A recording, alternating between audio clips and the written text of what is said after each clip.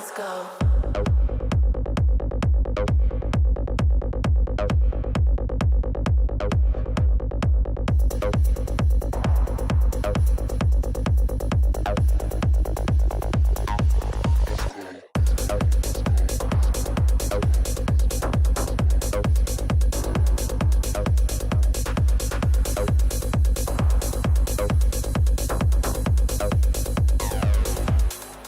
Let's go.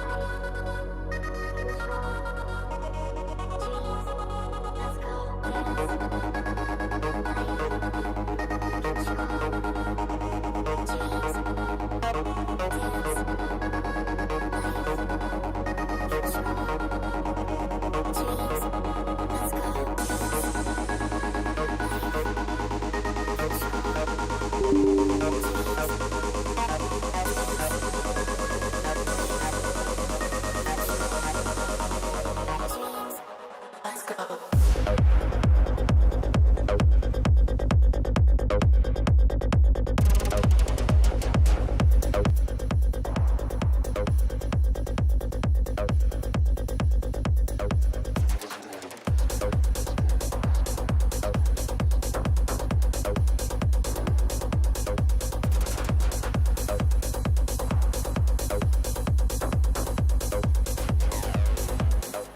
Let's go.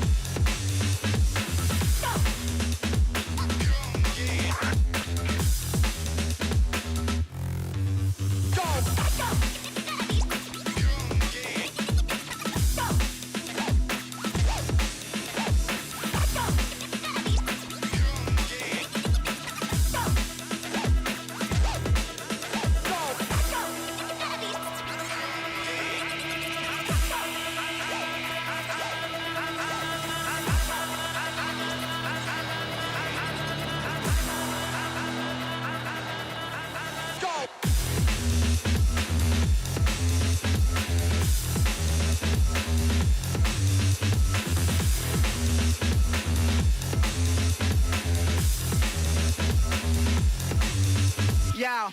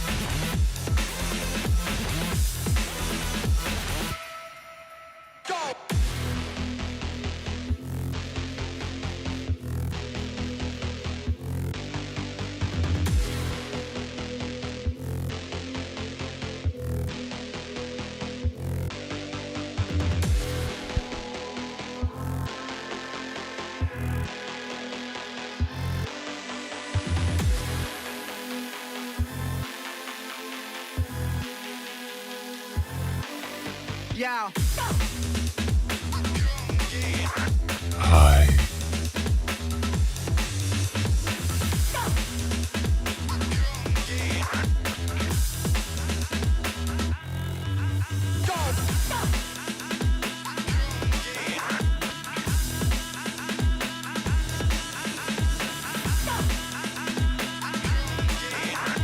There's a cat lady. How you been?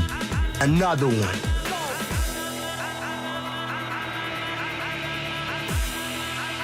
I thought no seat. A year? A year? 2 years? Oh. Wow. There's only one crazy cat lady out there. That's the original. I know. She is the craziest of the crazy cat ladies.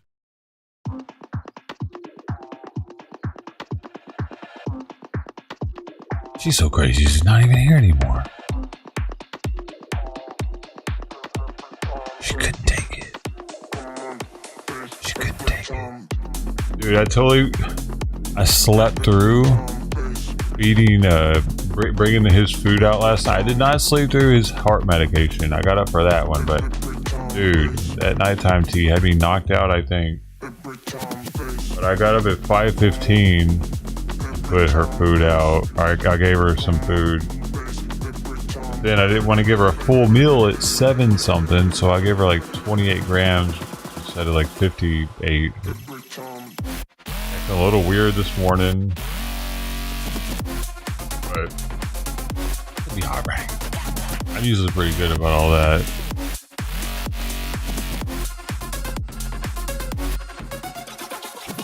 Actually, I've only messed up on it twice.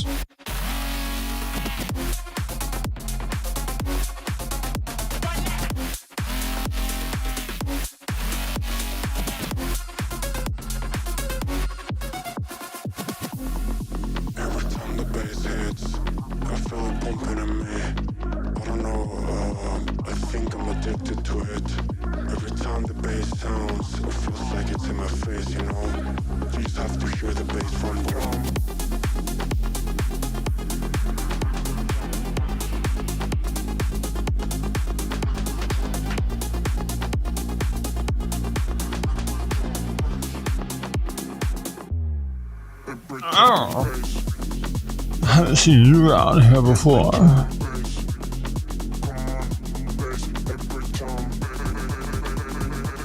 Oh, you gonna come back?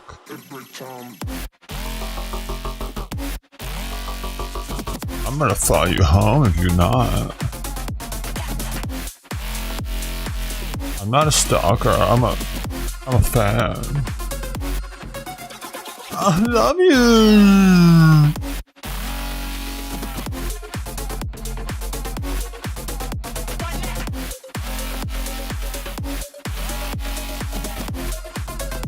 Seems acting weird again. I got just what it takes. There. Boom. You see how he's drinking her water? He only likes her water.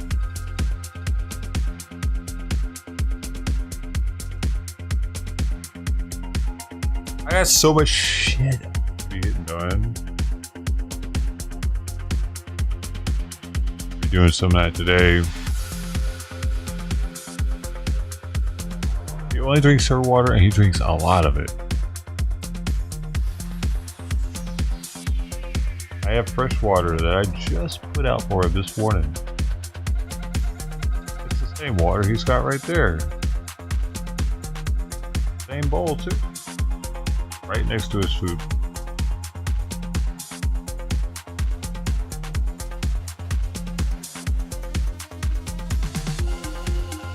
She's watching him drink it too down here.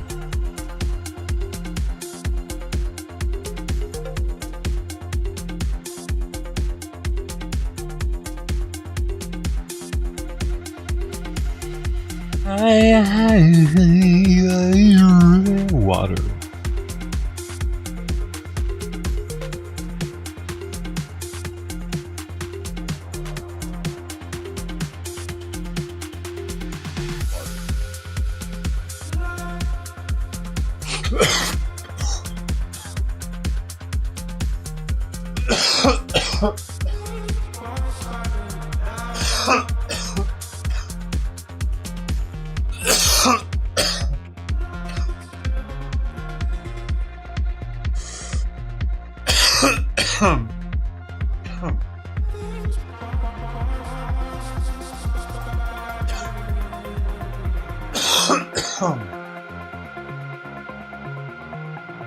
Oh, he's stalking her.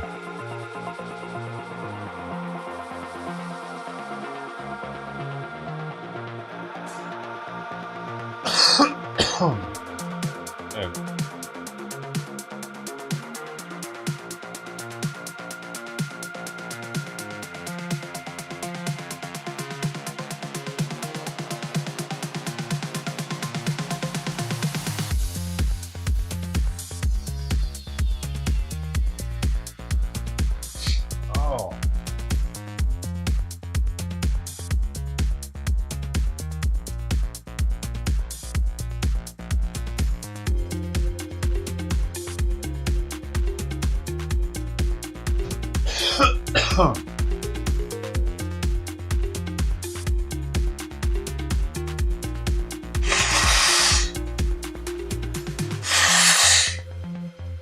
Oh wow. Hope you get better. Heating pad?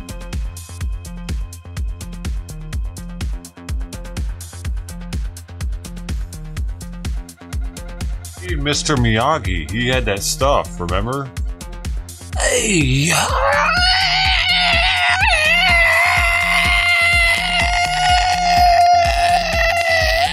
Daniel-san. Remember that scene?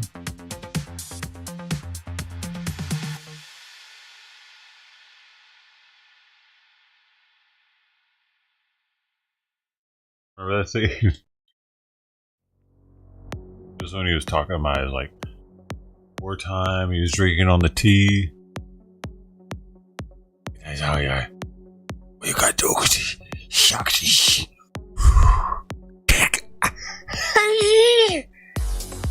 I might not be remembering that correctly.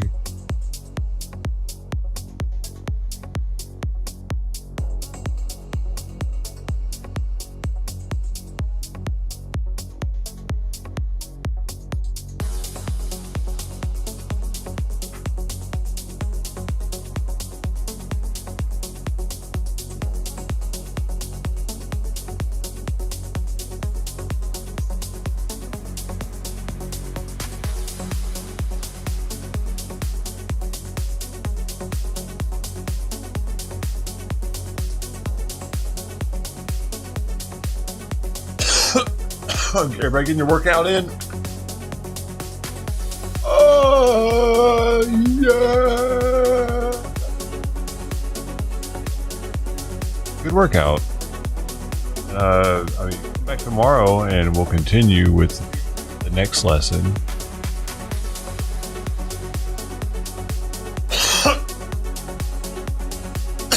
Cough to the east and cough to the western winds.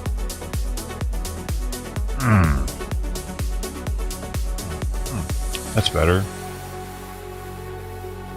That's the feng shui-ness of my tongue pow. I shall sing. That's how we were taught in the monastery.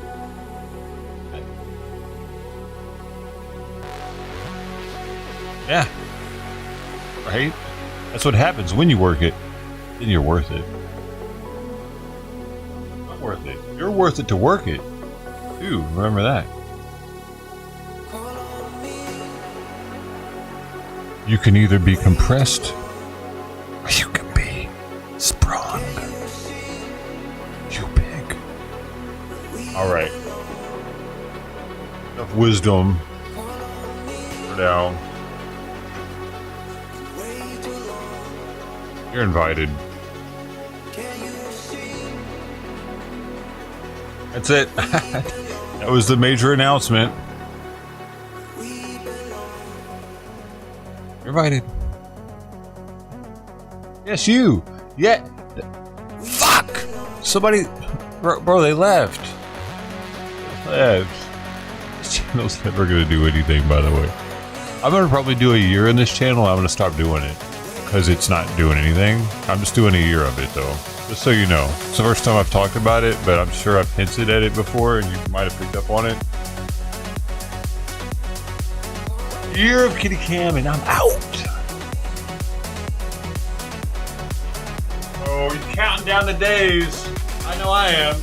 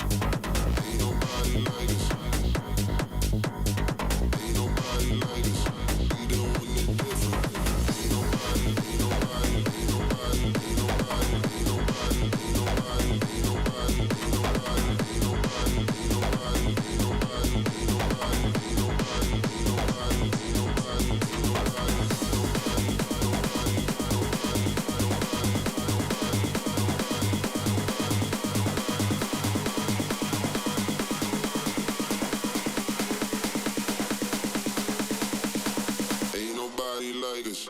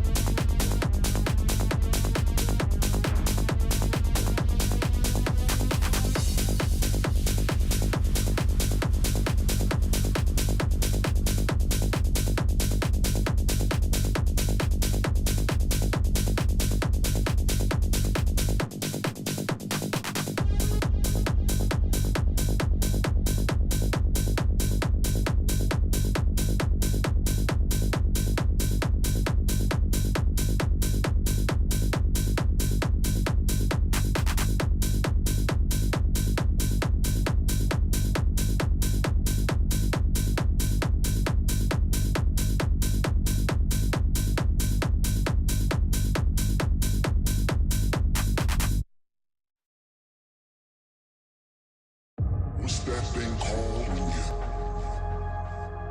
and you feel like you're walking on a cloud. And every step you made all your life, wrong or right, led you to this place right here, right now.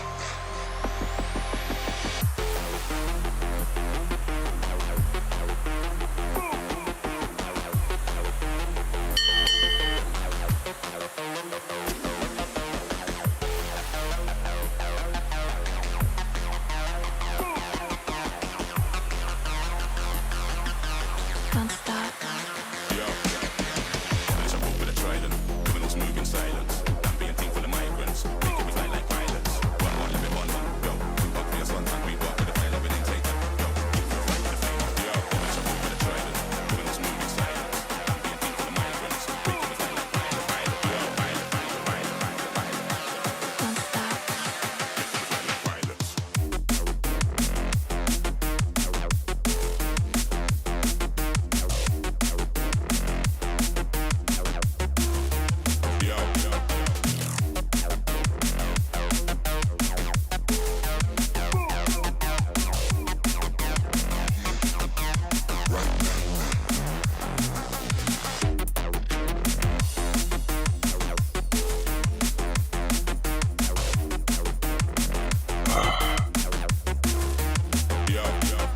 You're enlightened? What? With what?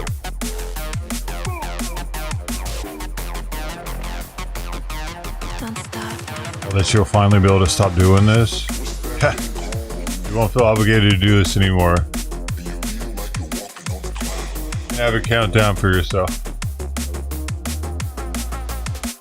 And every step you made all your life, wrong or right, led you to this place right here, right now.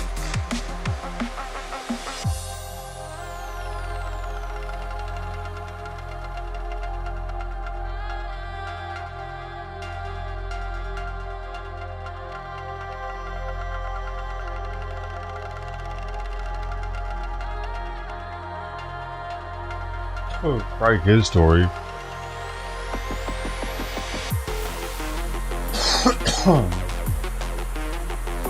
don't even fucking know, dude.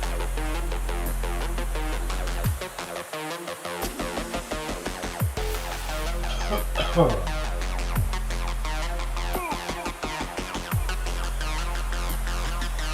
Don't stop. Don't stop.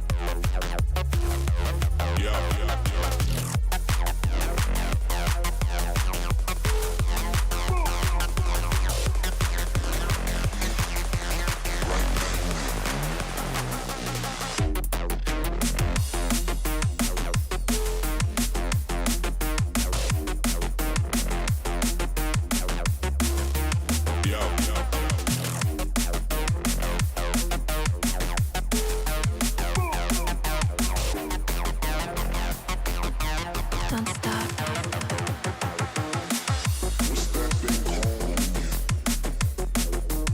And you feel like you're walking on a cloud.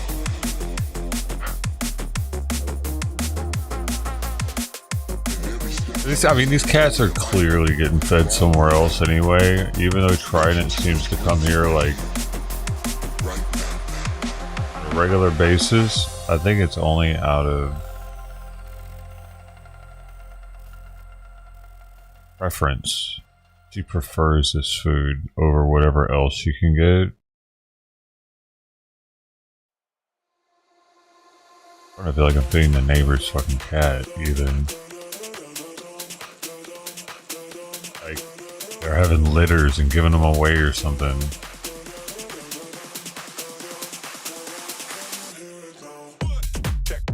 He's always so clean, man. You know, she's always clean. And with all the white that she has on her, pugs can't ever stay that clean. Fluffy's pretty clean too, though. But I don't know if she doesn't have as much white on her. So that's why it's like, damn, how is Trident staying so clean? Supposedly it's a litter somewhere outside.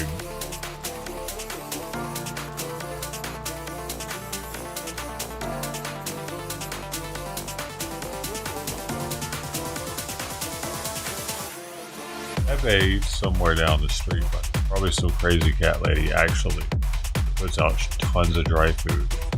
My neighbor told me, old time neighbor, one of the other old time neighbors who've been around here longer than me. There's some lady down there that feeds the cats.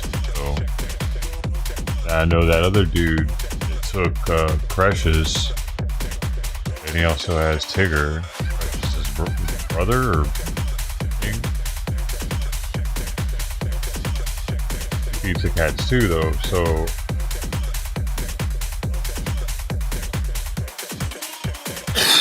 and Dom definitely comes to go somewhere back over here all the time, all the fucking time, daily. And Trident always goes somewhere over here daily. I never see Trident go back there. So Dom's eating somewhere back there. Trident's eating somewhere over here.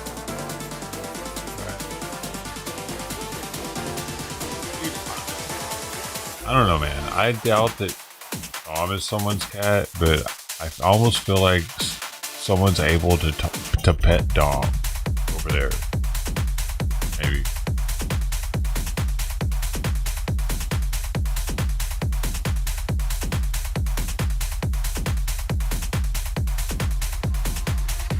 How he trots over there. I don't know, maybe not, but like he's not here this morning. Where's he at? He must have gotten out and went over there before I got the GPS on.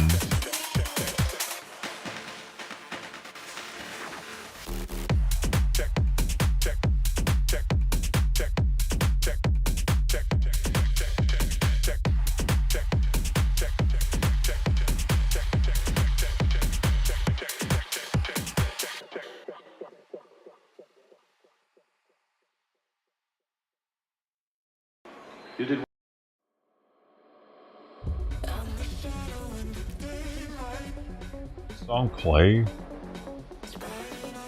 Hold on, I can do this one twice. Oh, you come around here often.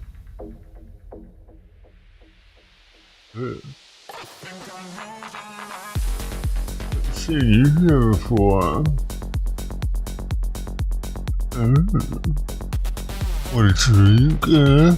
I got one already made if you can just have one. Yeah, drink it up. Baby, you trying to party, huh? Alright.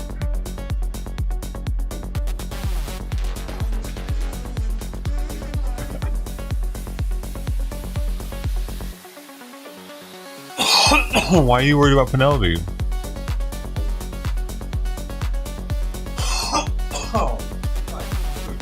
About those vape pens, they tear me up, bro.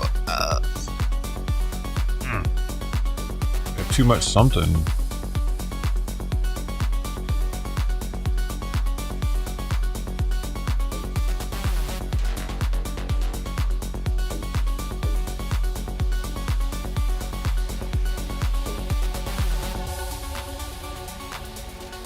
Gosh, Simon's itchy as ever. Oh, by the way, I have footage from yesterday if you want to see what happened. The stream went down on the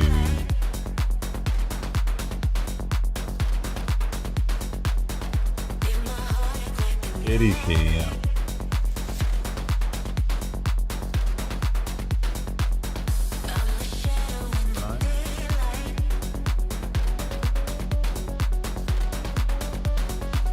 Was like I got Trident acting very weird.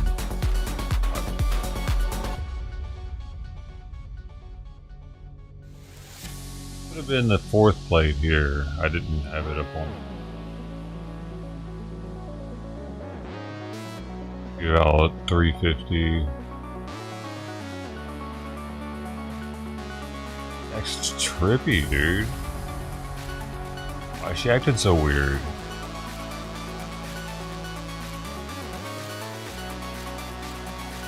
You know what? It might be because opening is different now. Because like I said, that plant fell and it doesn't have the same opening right there.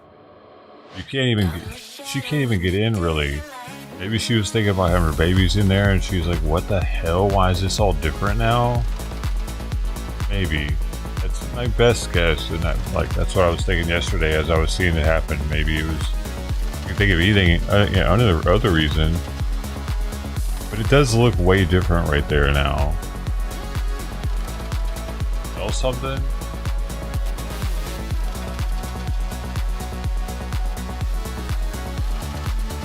I don't know. I mean, I haven't seen anything. Maybe something sprayed there, but I mean, during the night. Maybe there's another animal under the house that's not usually there, but it's weird that that would happen with the opening less accessible now. The plant fell. It was like, it seemed more like a path before. Now it's more hodgepodge and they're making a new path. So then she went on to eat, I believe that's Pepe's leftovers. Wasn't he the last one to eat yesterday on camera? If it's not his leftovers, it's hers from earlier. I'll go ahead and, well, I mean, I can go play this. It's empty right now. So even though like I turn the stream off, I don't ever turn this camera off actually. Like I might stop watching it, especially if it gets dark. But usually if I'm not watching it, I'm recording it. So I can always go back and see what the heck just happened. If anything crazy happens. Like this morning, how I got lucky and started it right as Tux was, or Pepe was at the stream. He had just ran in just that, like 2 seconds before that, and then I started the stream, and then he ran off the other way.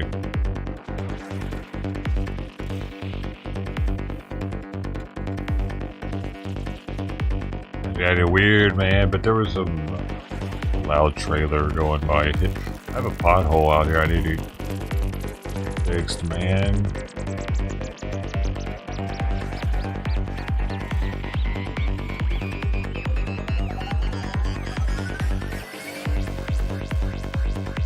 So it's like, see how she's always like pretty clean. Never really like she's getting in any fights or anything.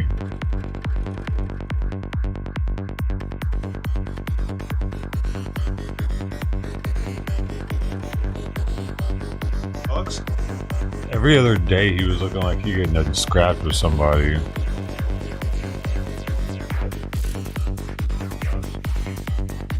He was a badass. Dude, I don't see any of these cats do this shit I used to see Tux do. He would climb up in the trees and shit. He would climb up my neighbor's tree over here. He climbed up in my tree after a fucking rat and caught it. After falling one time, he went back up for it and got it and chased it down the street. It came off my roof. It was in my backyard. I remember I went in the backyard and Tux is back there fucking acting a little crazy. I'm like, alright, he's acting a little crazier than normal. I was like, get back, sprayed him and shit. And then I noticed that there's a fucking rat that's like up on some piping, like looking down at the cat like, oh shit, what the fuck? And I don't know what happened to the rat. I think it was the same one though, that somehow it made it back onto the roof and to the front and down the tree. And that's when Tux got onto it. It was like, ah, there it is.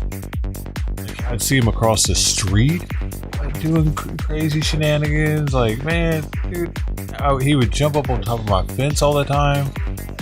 That cat was wild. Like, he was wild, but at the same time super domesticated, man. Like, it was special. Because he was so, like, his paw was even injured, and he was still, like, jumping up on top of the fence like that.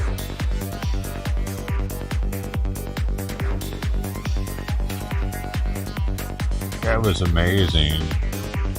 or like how unique he was. Dude, I just really hope he's getting taken care of by whoever. If he's still there, if he was somebody else's cat and they took him, like they took care of him, right? Because he needed a lot of help in the beginning.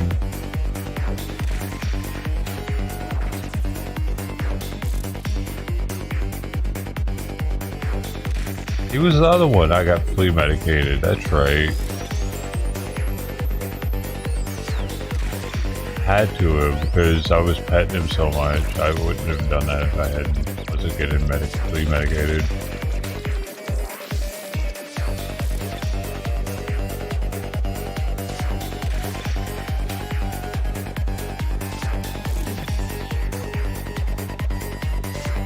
She sniffs around the old hole right there. The new area that they walk is to the left of that, or to the right of that. No. I go out, so I don't know if she can hear the kitchen from there, possibly. She might be able to hear me preparing the food as she's eating. Because like I do certain things, like I cut the water on. She might hear the water running through the pipes. She could also hear me throw the empty can into the recycling thing, possibly. She might know already that I'm getting another thing prepared if she's smart enough. That might be why she went over to wait. Because when I opened the back door, I could see her nose under the gate. Waiting, like looking in my direction.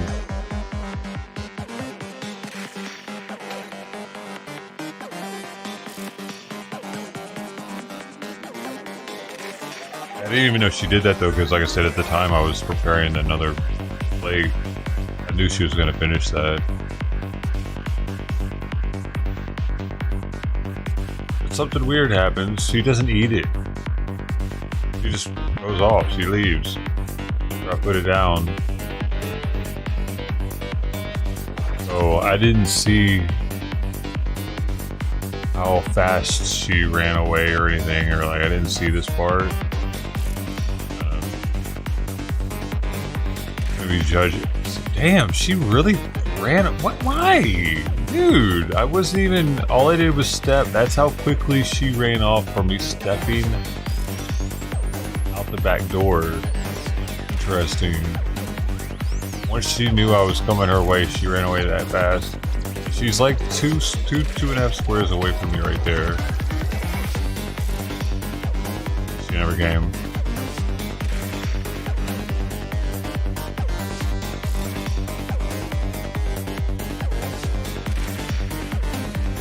Turned around and just went the other way. Very odd. She had to have been able to smell that. So, getting food somewhere else. She just likes to get some stuff over here every now and then. But when does something comes and eats eventually? There we go. Who is it? It's her. How does she come up?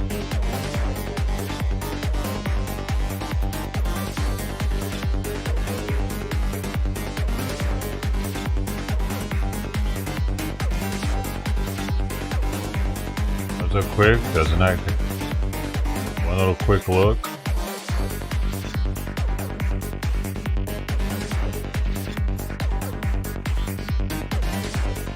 She comes back about towards that. That was a pretty long time later. An hour later.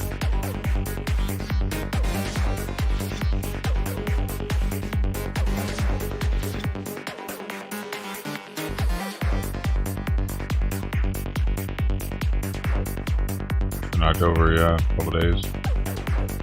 Crossback is gone, yeah. I just read that, probably.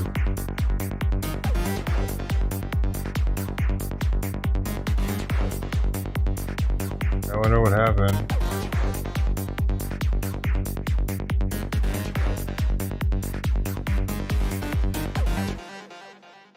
I have the crossback. The coyote got him.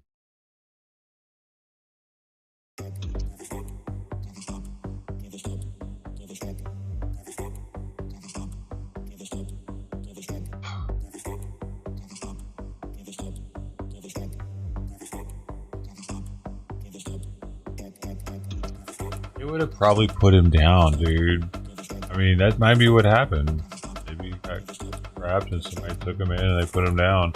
Because I doubt very seriously they would have amputated his paw and released him back into the wild like that. He would have really needed to get adopted, and they probably are overwhelmed with cats that need to get adopted. So I don't know. He would have had to have had somebody that wanted to instantly adopt him, maybe. And even then, I don't know if they'd have wanted to pay for the amputation that he would, and I want to deal with that.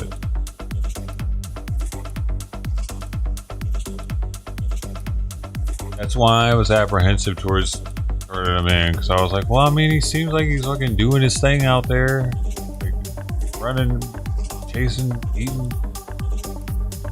living the best life he can.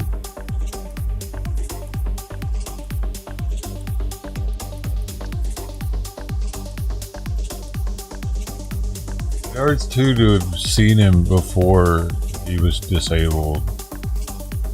Back when we thought he was her and she was him.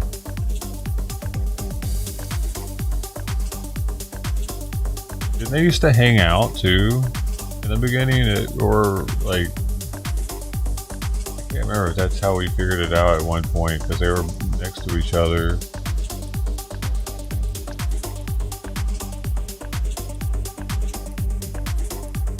Remember? They acted like siblings or not.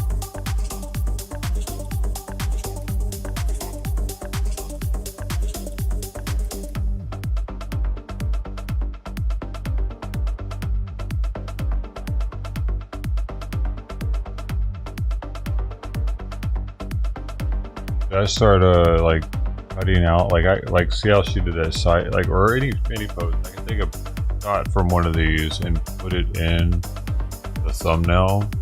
I could fill it full of different cats.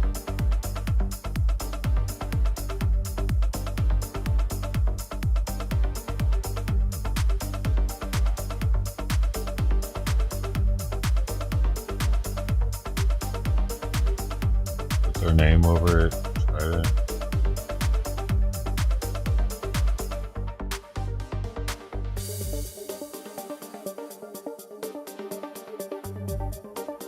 She only like half of it. Not even off with her. And then I think I ended up throwing that away or not.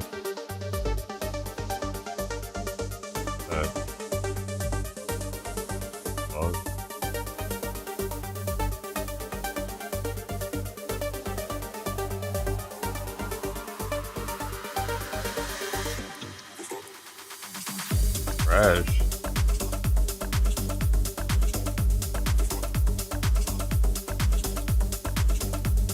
Looking good for old pilot. Oh, what was that? Something came. I didn't know that.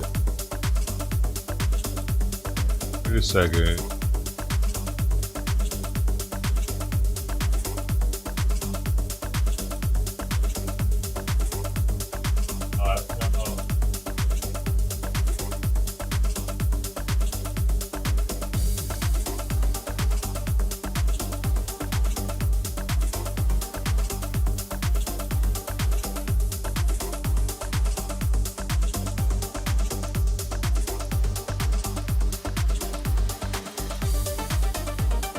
They came. You know what I mean? So I was kind of bummed out about that last night too. It's like, damn, man, she was right there. What the hell? And she could have got a full. Get that pregnant then, or if she is, she's getting a whole ton of food somewhere else. But she should. She actually needs twice the amount of calories of a normal cat. And she's not exhibiting that behavior at my plate. Yup. Someday she'll have a normal cat's amount of food, like 3 plates. She's getting some food somewhere else because she should be hungrier than that for being as far along as she is.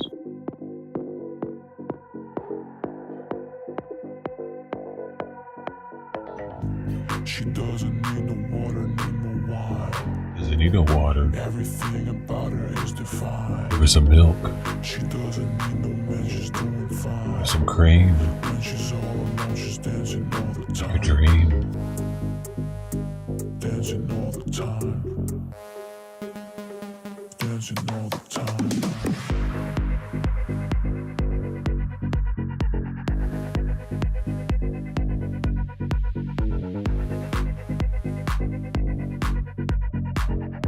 I need to do some Xbox and PS5 giveaways somehow, man. I still got these things. You know, I've had these things for like 4 years now.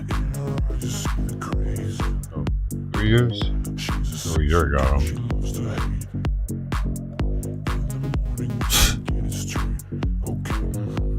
Found people that would actually play with me though. Angela Holt. I'm not doxing her, that was her screen name. Not anymore, but it was. I forget her new one, I'm sorry. I really do forget. Wicked Angela. My bad. That's I remembered it all of a sudden. A lot of people change their name. They used to use their name and then they change it.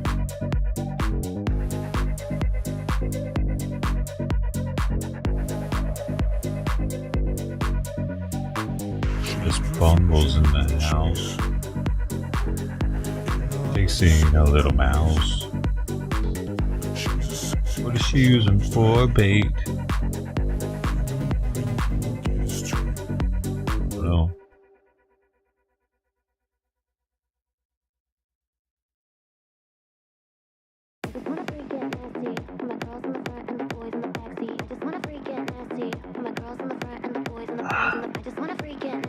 Body, do your legs stretch?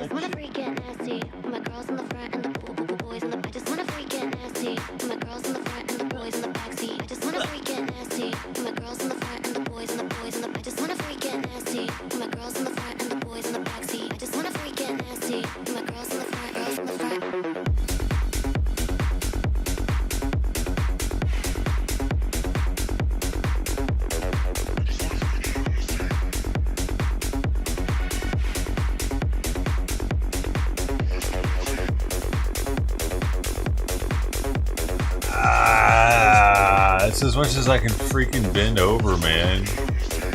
Oh, dude, if I go to prison, I don't think I'm gonna be one of the ones that they're gonna want to take from behind. I don't have very good bend over ability.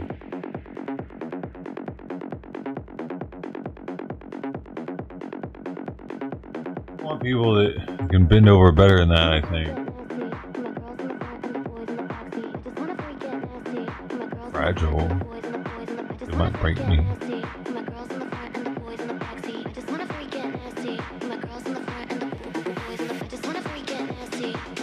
No homo, dude. No homo prison gay shit, okay? Not over here. That shit you do over there. Not over here.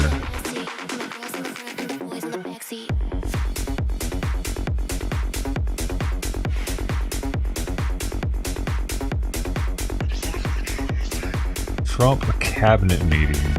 There's a cabinet. What the hell was he doing? Talking to a bunch of cabinets? Word. Do you have like Disney animation type things like is it like Pee-wee's Playhouse? You talked to the drawers, move with it like it's a mouse. Hello, Mr. Trump.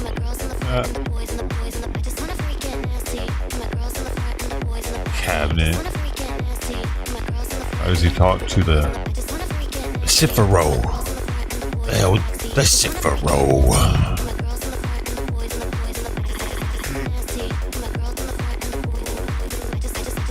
To Kill a Mockingbird. The Cifero.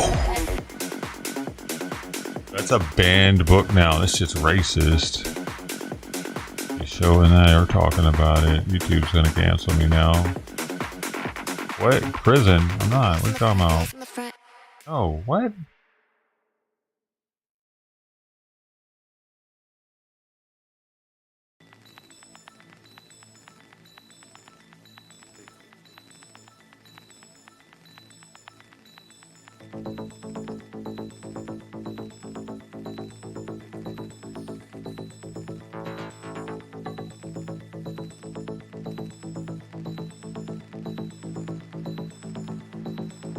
How you meditate the Himalayas.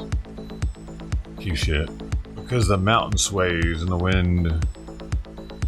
We don't know that. Up top, you get top. What do you think it does?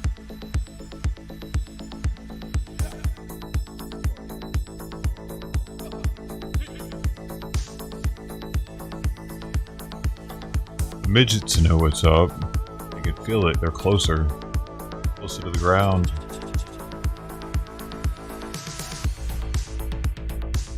Kitties feel it.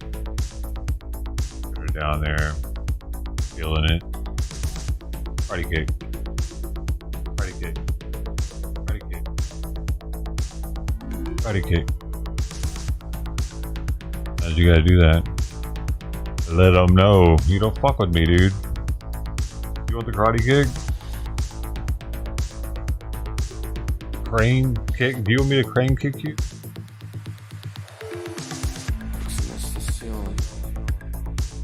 You in the balls, bro. I've been practicing this shit since 1986. Don't fuck with me. I warned you.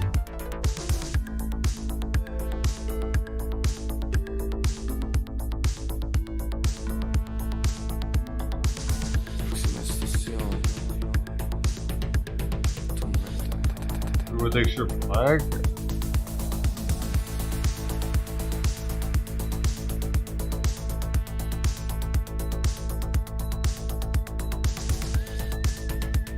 Embrace it. Just put an avatar of Aunt Jemima.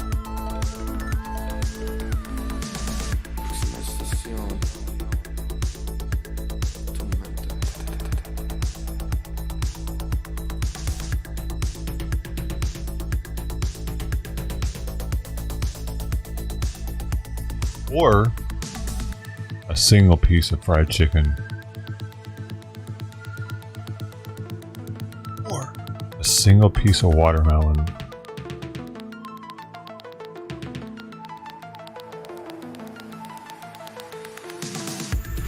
Like watermelon? Like chicken? People wouldn't even know. I can make that happen for you, Sister Steve.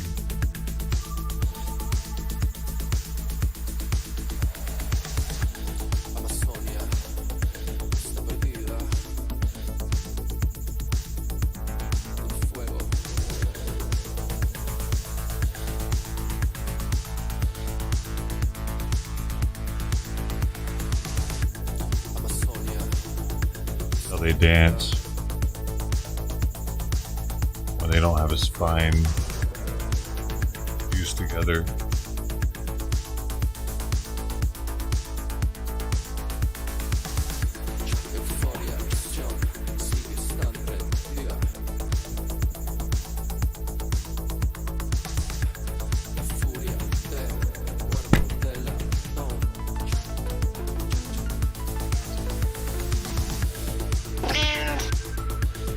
Fucking workout. It's like a core workout to keep the body that stiff upper body while everything's moving. I think I just heard something. Oh, I gotta sit down.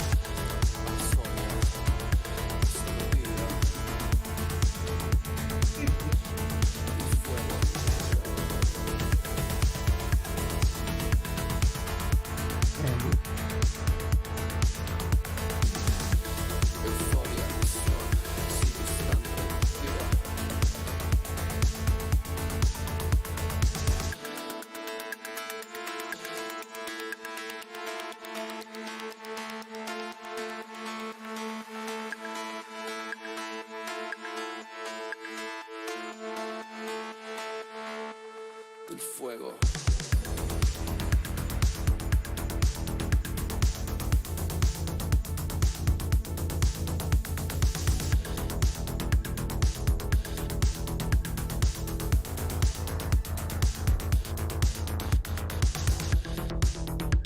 Aw, it's supposed to be warmer today.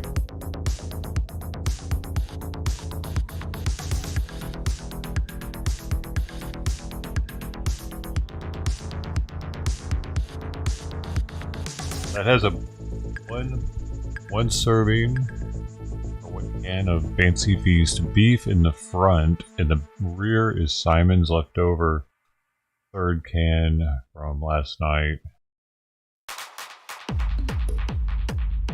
Purina Pro sensitive skin and stomach duck. This piece is the pate, just the regular pate beef. The most healthy beef. I don't even have the heater on in here today. I want to keep it cool.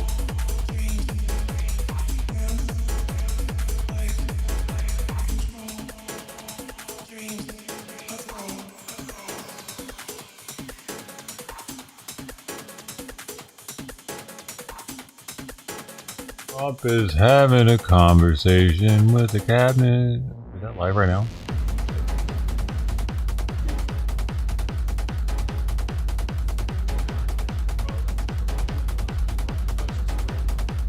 They're moving around in there. They're starting to move around in there. The secret reason everyone keeps getting naked at the airport. I didn't know people were getting naked at the airport, y'all. Did you?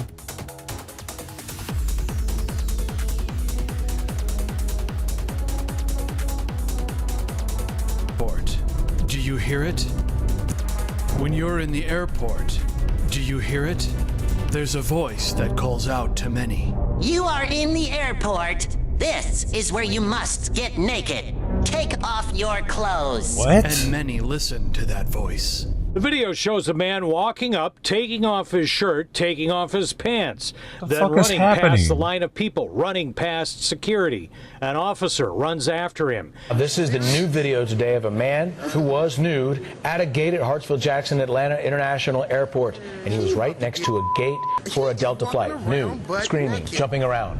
If ever there was a place to get naked, this What is the it. fuck? A man stripped down to the buff right in front of everybody, including children.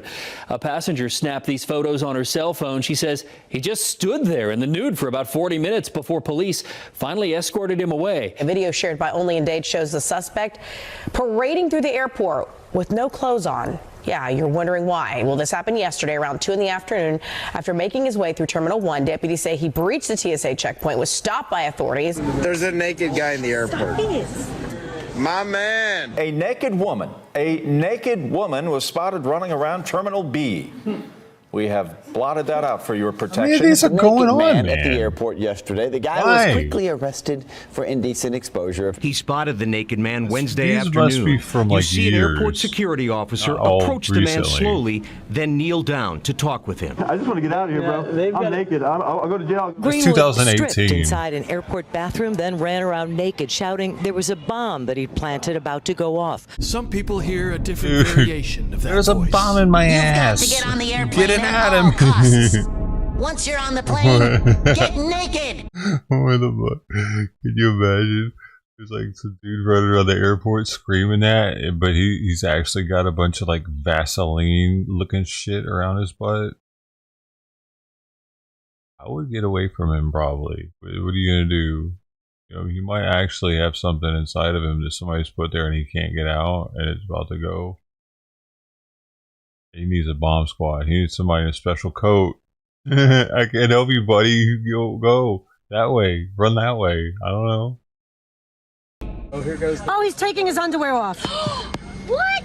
Unsure if Jones was a passenger or not, several people on board recorded videos of him pacing around the aircraft. This woman managed to pull it off. A woman on the plane stripping completely naked. Wait. Walking up and down the aisle. She started like jumping up and down, screaming at the top of her lungs. What the fuck? The woman took off all of her clothes and continued to yell. Yes, he got buck naked at the airport. I have no problems with my body and decided that this was the most effective way to get through security. Yes, it's the most effective way to get through security. So the next time you're at the airport waiting for your flight, try to ignore that voice that screams at you. Let the wind flow through your body. Go ahead and get naked at the airport. Oh, Isn't there somewhere you'd like to go for vacation? You probably need to book a flight to get there. This is a good time. Go ahead. Book that flight. Go to the airport. Naked, gotta get naked. Sir? Well, I think the markets have always gone up and down. I think you're going to see a historic. Oh, they're move dumping this now? year as we start tightening down. Now, I'm one that Dow has said Jones and just went called down for, 2,000 a now? recession, or at least something close to that. So it was completely That means temporary. required.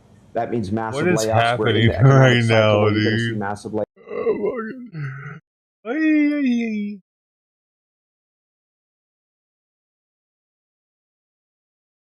Back to 220? Oh shit, it did go back down to 240 though. Don't sell. See, that's why I didn't buy this morning. I was looking at it and I was like, that's a big pump, dude. I bet a lot of people bought this morning though, or like right at market opening. Shoot, it might go back. It might go lower than it went before, actually, because we still have the tariffs on China so high. Every other city I go, I could have made something. I should have sold my one stock I had. GameStop. Probably while it was up, but it went down to. Oh, went down. Yep, it was 26, now it's 24.60. $1.40 a share. I don't know how many I have. 12, I'll say that's like 15 bucks, man.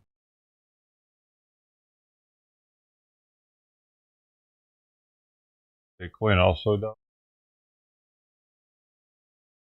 Damn, why is Bitcoin dumping when the stock exchange dumps? This is so uncorrelated. Like, it's supposed to be separate. Dude, what just happened? Did something get announced? Like, look at this. Oh. Everything dumped this morning. 82 to 79, dumped 3K. That's a pretty significant dump. 5% almost.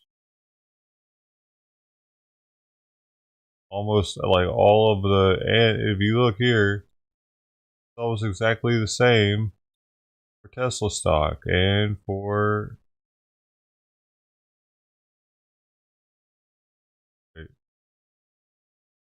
another one for GameStop.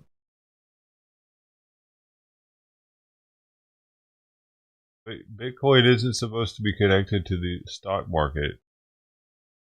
It's supposed to be the opposite. Like, people are usually hedging the stock market with Bitcoin. They'll go out of the stock market into.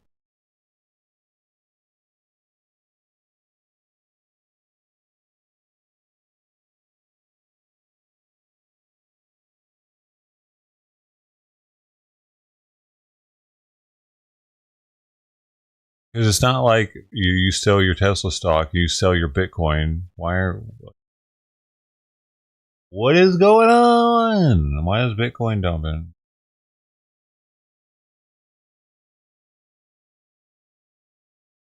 Here we go. 12 minutes ago. Why is Bitcoin price lower on Thursday? CoinDesk. This is that news source I was watching yesterday.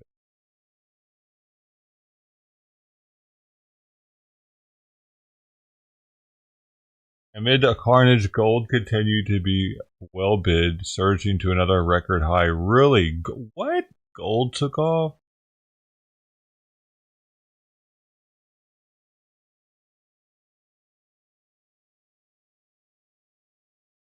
That shit. Everybody's putting their money in gold. That's where it's going. They're going from stocks and Bitcoin into gold. That was another one that people would do, though. Still doing it. So the word on the street is go into gold right now. But it's at an all-time high now. People that were in the know are probably starting to get in around there. April 8th.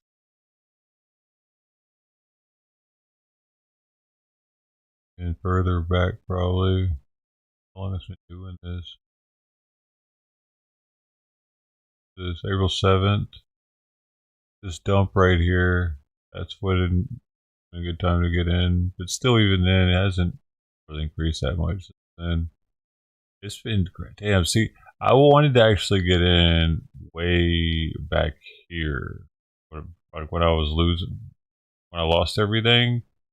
Back in July or was it 21? That back here. Oh, even further back.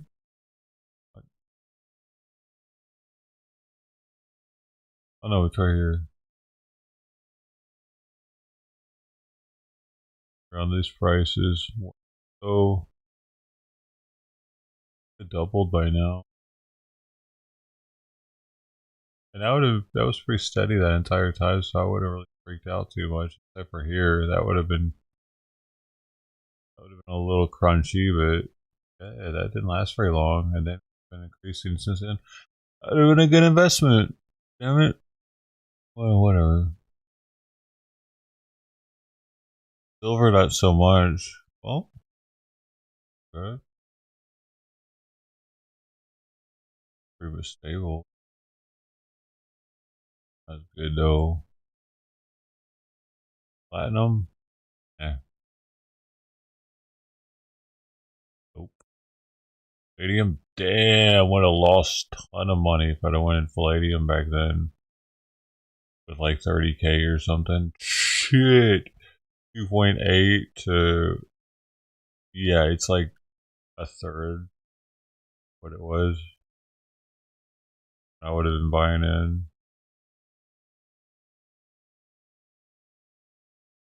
Gold and silver. In either one of those, it would have been. I don't know. Silver would have been hard to go through this. I'm going for 19 though. That would have been a pretty big dip to handle. But gold would have felt pretty sturdy the whole time. What is this? November 2022.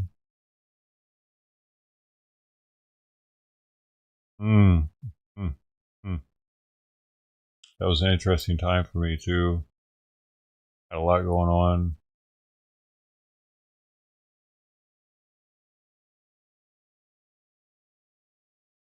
So Bitcoin and tech stocks toppled Thursday. Thought twice about the historic rally. A late morning White House clarification raised the effective China tariff rate to 145% from 125%, helping push the Nasdaq from 4% loss to 5.5%. Bitcoin followed suit, sliding to 79,000. Gold surged to a record high. The dollar sank as traders shifted focus from inflation to geopolitical risk. After U.S. markets enjoyed a brief gasp of relief on Wednesday, charts got ugly again on Thursday as focus shifted to a potential bigger conflict between U.S. and China. Bitcoin, which rose more than 8% the day prior, dipped about 4% below 80,000 again Thursday. The decline in Bitcoin came alongside a renewed plunge in the Nasdaq, which has lowered by 5.5% following yesterday's 12% rally, as traders are assuming U.S. President Donald Trump's next step is his tariff policy. Crypto stocks also took a hit. MicroStrategy was down 11.2. Coinbase and Marathon Digital fell 8.1 to 9.3 respectively. Already sharply lower on the session. Stock sell-off escalated after a tweet circulated saying that a White House official confirmed that the total tariff rate on China now stands at 145%, not 125%, as President Trump stated yesterday. The executive order detailed that the reciprocal tariff rate surged from 84% to 125% overnight. When combined with the existing 20% tariff on fentanyl-related goods, the total rate reaches 145%. China, in a bid to strike at Trump's initial tariff, said it would reduce imports of American movies, intensifying the trade war between the two countries. What are they going to watch? Their shitty movies? Well, I mean, fair. I don't fucking blame them. All our movies suck now, and they probably have all the good ones anyway. You know what I mean? They have all the good ones already. Doing here, the fuck? What the fuck is it? Put in the way. How to get rid of it? All right. You know what I mean? Hollywood's not coming out with anything good anymore. So China's like, yeah, fuck you then.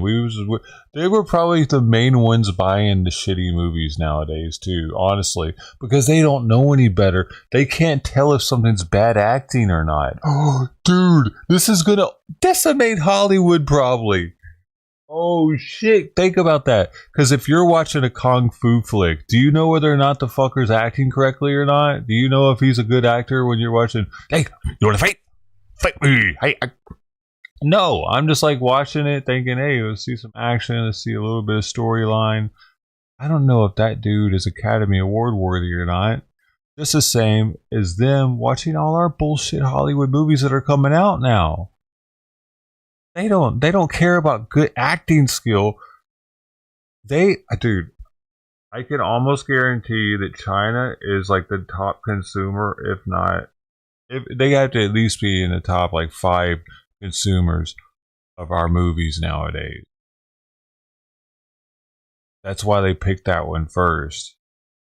But Trump doesn't give a shit about Hollywood. That's the thing.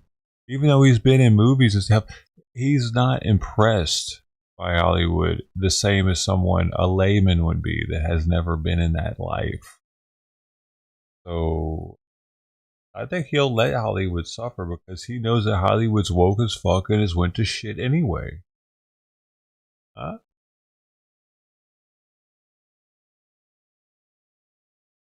I'm gonna see.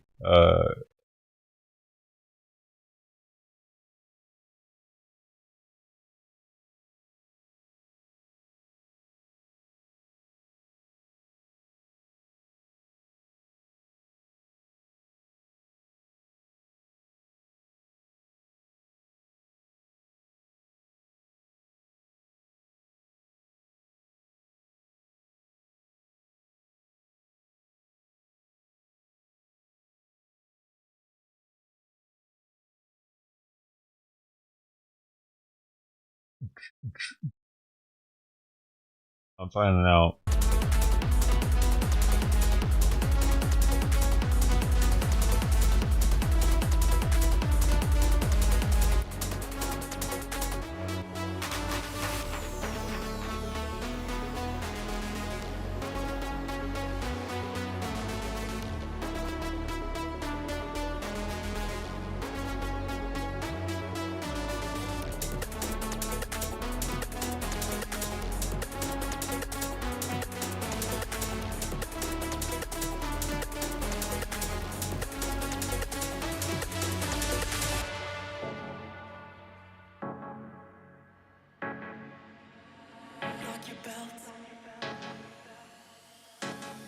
In this moment, we're into the unknown.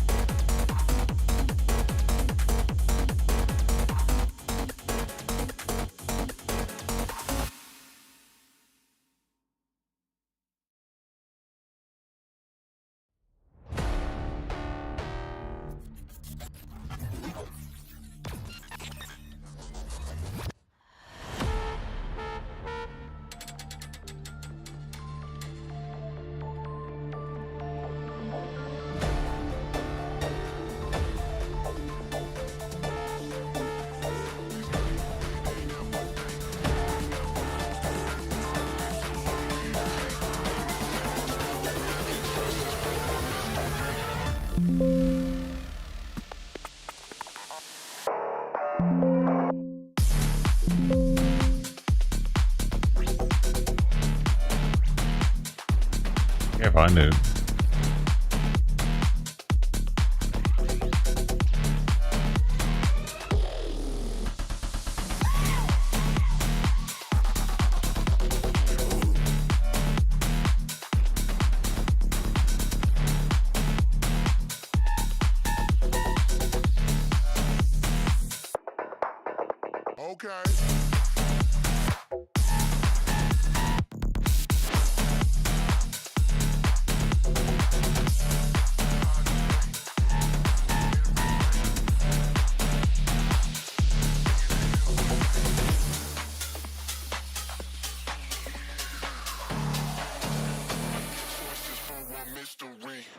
Oh, interesting. This right here is something. This is a statistic from 2024 of June. From Statistico, and it says right here,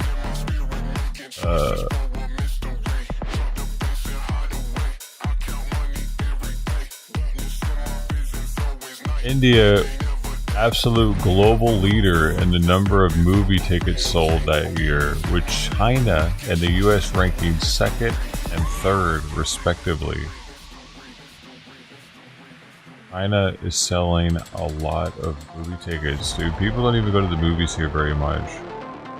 So if they're going more there, that means that they are actually contributing to our income.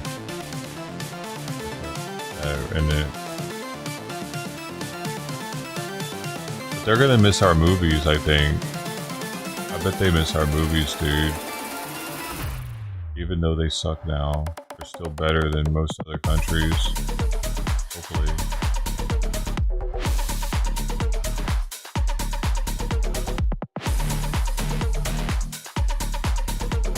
We have the most expensive film productions in history.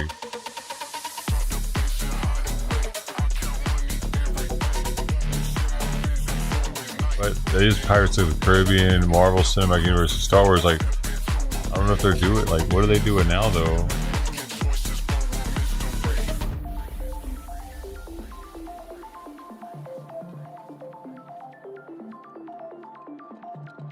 Did he say he was going to be off today? You calling sick?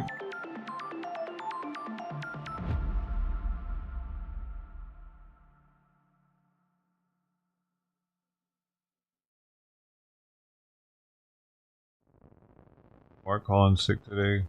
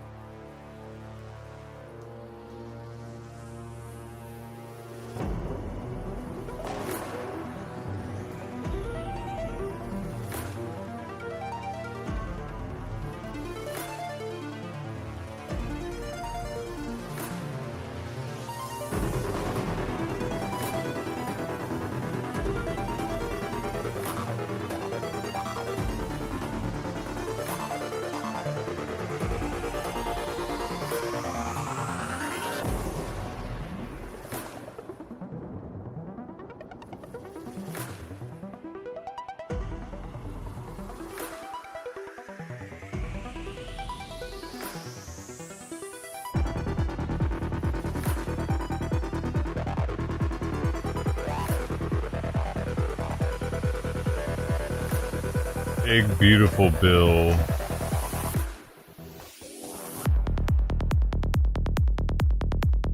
Bill got passed. Budget advances budget resolution. Win for Trump as House advances budget resolution. Up.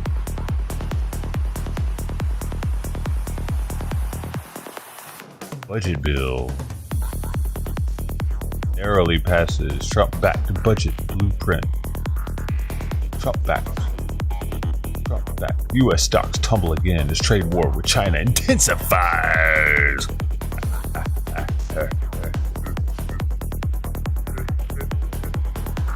Better Business Bureau.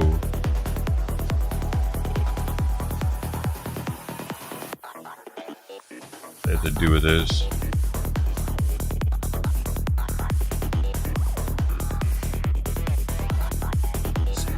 sounds like infected mushroom.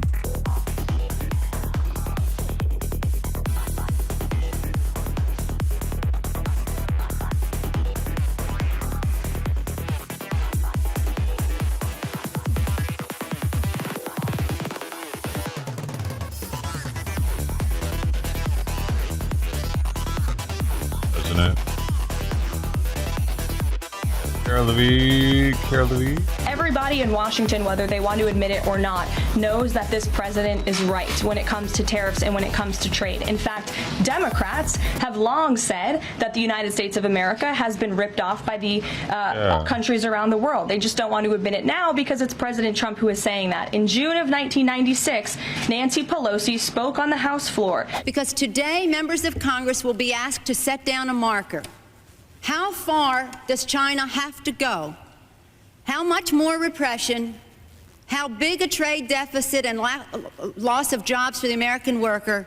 And how much more dangerous proliferation has to exist before members of this House of Representatives will say, I will not endorse the status quo? Well, President Trump is finally answering her call 27 years later. Nancy Pelosi can thank President Trump today for the 104% retaliatory tariff that will be going into effect on China. In 2007, Chuck Schumer spoke of our nation's crippling trade deficit. They're bringing this the Chinese have enjoyed a huge trade surplus with the United States. What does this mean for America? It means a huge job loss. We have suffered dramatically in manufacturing jobs and now service jobs and other jobs. It means we have a huge trade deficit. It means the dollar sinks to abysmally low levels. All this happened, and now... And it creates chaos in the whole world trading system. They were right. The time for action is now. We're giving them credit for being right. If not now, when? If not us, who? Millions of American workers, thousands of American businesses look to us to try and set things right. Finally, in 2025, President Trump is taking action. Recently defeated Democrat Sherrod Brown set on deficits in 2012. In 2000 to January 2010, we lost, some estimates were as high as 1/3 of our manufacturing jobs. We know it was at least 5 million jobs and some 60,000 plant closings in that 10-year period from 2000 to 2010. It's certain to be able to ascribe that, at least in part, is trade policy and tax policy. We know what PNTR with China did, where we went from about a not much more than $10 billion trade deficit in 2000 to trade deficits that were 15, 20 billion, I believe $10 to $15 billion a month with China later in the decade. These are the words of Democrats years ago. It is about time America finally has a president who is taking action to restore those millions of jobs back to the United States of America, to boost our manufacturing industry. He's doing what's right for the American people. It will take a lot of labor. It will take a lot of effort. But that's exactly what the American people elected this president to do. How can they argue against that? They got their leading Chuck Schumer up there and shit. And Pelosi, how can they argue against them?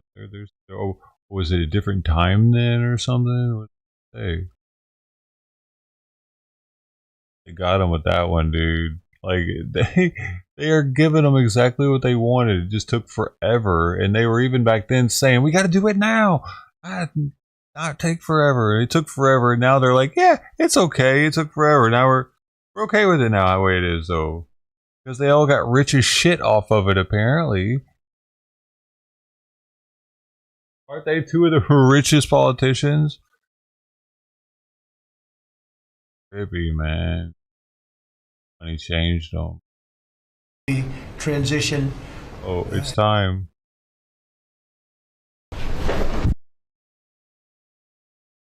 Do you really want to be a tranny? Over here if you want.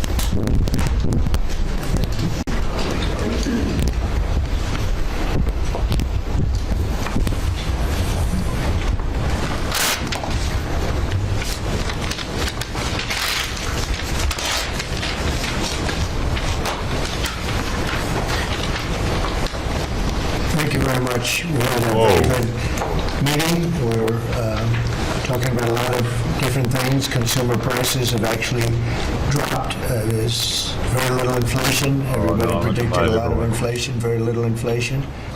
Energy costs are down. They fixed it. Interest rates are probably down. They scatter, but they're probably down. Prescription drug prices are even to down.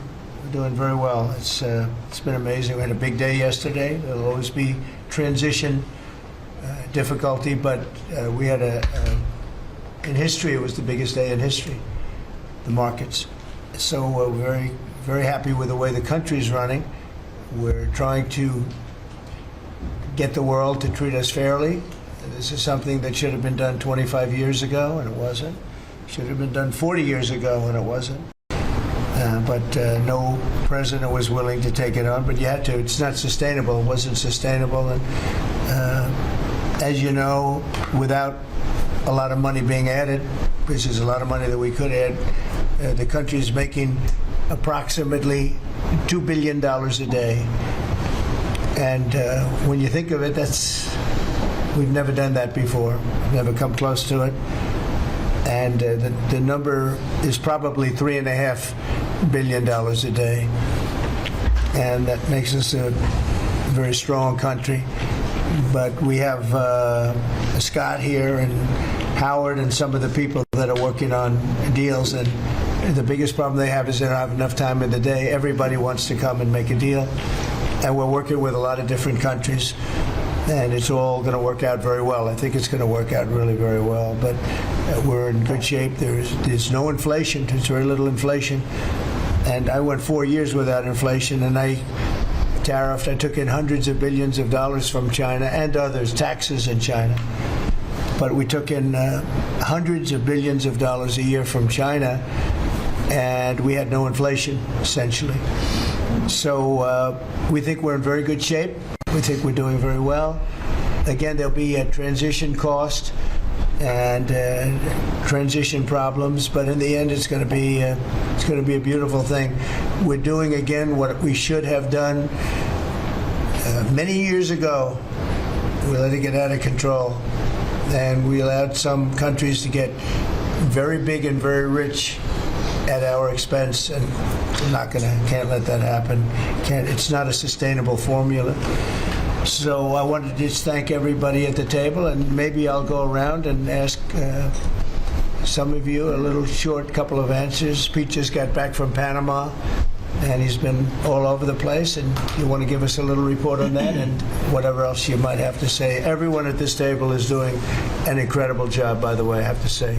Incredible. And the relationships are, it's like they're friends. They're really, the relationships are very strong, really good and really strong.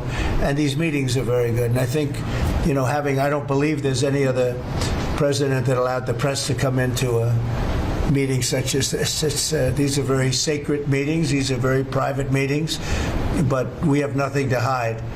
And I think it's good. I think it's a good, we want to be, a word you like to use, Jeff, is transparent. So we want to be transparent, and we'll do that by starting with Pete. Go ahead, Pete. Yes, Mr. President, we just got back from Panama last night. We were at the Panama Canal with their Southcom commander ships, F-18s, troops, and signed a couple of historic deals. One which is with the Panama Canal Authority, a framework for U.S. vessels, first and free through the Panama Canal. Right. And then also a memorandum of understanding with their security minister for the presence of U.S. troops. Fort Sherman is an old U.S. base there, as well as a naval station and air station jointly with Panama to secure the Panama Canal from Chinese influence. That's something you said, we're taking back the canal. China's had too much influence. Obama and others let them creep in. We, along with Panama, are pushing them out, sir. And so we had a very successful trip there. President Molino sends his regards, very complimentary of the U.S. as he's a great ally, and I think they want the Communist Chinese out. And with our troops there partnering with their forces, we've got a chance to push them all the way out, sir. We've moved a lot of troops to Panama and filled up some areas that we used to have, and we didn't have any longer, but we have them now. and I think it's in very good control, right? Yes, sir. Okay, thank you, Pete. Very good. Howard? So, so we've have so many countries to talk to. It is, it's incredible. I think Scott and I, I'm not sure we could ever have enough time in the day to talk to all these countries because they want to talk and they want to talk now, and they have come with offers that they never, ever would have come with, but for the moves that the president has made, demanding that people treat the United States with respect. We're getting the respect we deserve now, and I think you're going to see historic deals, one after the other. And then I'm very excited that within a week and a half, we're going to start with the gold card, and the Trump card is coming out, and we're very excited about that, and that's coming soon. So very excited. Good. Thank you very much. Good job. Linda? Well, on a couple of fronts, we have been addressing the issue of anti-Semitism on campuses. There's been some grant funding and contract funding that we've reviewed, and some canceled, and some we've put on hold, waiting for that, while we do an investigation. On the other side of what my responsibilities are, and having education go back to the states, we're meeting and talking with governors. I was with, this week, all 50 commissioners of education around the country, and because we also want to provide them with tools and best practices as education does move back to the states. Making great progress, great response from the states, and very positive. And what about colleges? You're holding back $400 million from Columbia, $8 billion from Harvard. Can you imagine the money we pay Harvard? They have a $60 billion fund, and we're giving them $8 billion, and we're trying to figure that out. And then they hire de Blasio, the worst mayor in the history of New York, and they hire the woman from Chicago who was a disaster, total disaster, and they pay them massive salaries, and they're supposed to be teaching you government. That's not Harvard. That's not Harvard the way it used to be. So, do you have anything to say about that? The dollars you're holding back from quite a few universities that were not behaving. Yeah, and the other, there's some Princeton, Cornell, others that are coming in, and actually getting calls now from the presidents of the universities who really do want to come in and sit down and have discussions. And so we're investigating them, but in the meantime, we're holding back the grant and the fund money. Okay, great job. Thank you. Very thankful for the House voting for the President's budget resolution along with the Senate bill. Made a ton of progress this week in working with members to ensure that a desire for flexibility in the Senate was not misconstrued as a desire not to slow and do spending reforms. And so we're very thankful for that. And now we can get after writing that bill, getting the President as big a package of his agenda to his desk. So very good week. Good. Sure, we just got the House vote, and now we're well on our way to getting, as we call it, the great big beautiful bill. It's a beauty. There's never been a bill like this one. We're trying to get it all into one beautiful bill. It's tax cuts, regulation cuts, and many other things. The border, a lot of money for the border. Well, you're doing a fantastic job. So, but we just got a report that we, as you know, you knew before us. Were you surprised we got the vote? Got the vote, and we're happy to get the vote. So I think we're going to be in very good shape. Okay, please.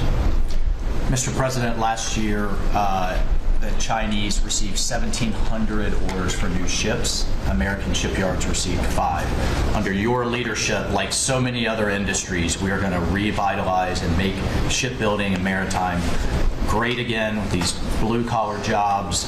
These are the cranes, the ports, opportunity zones, and drive that investment back in. We have, under that executive order, and also one to streamline foreign military sales for people that want to buy our equipment, and of course acquisition reform, all just this week under your leadership, Mr. President.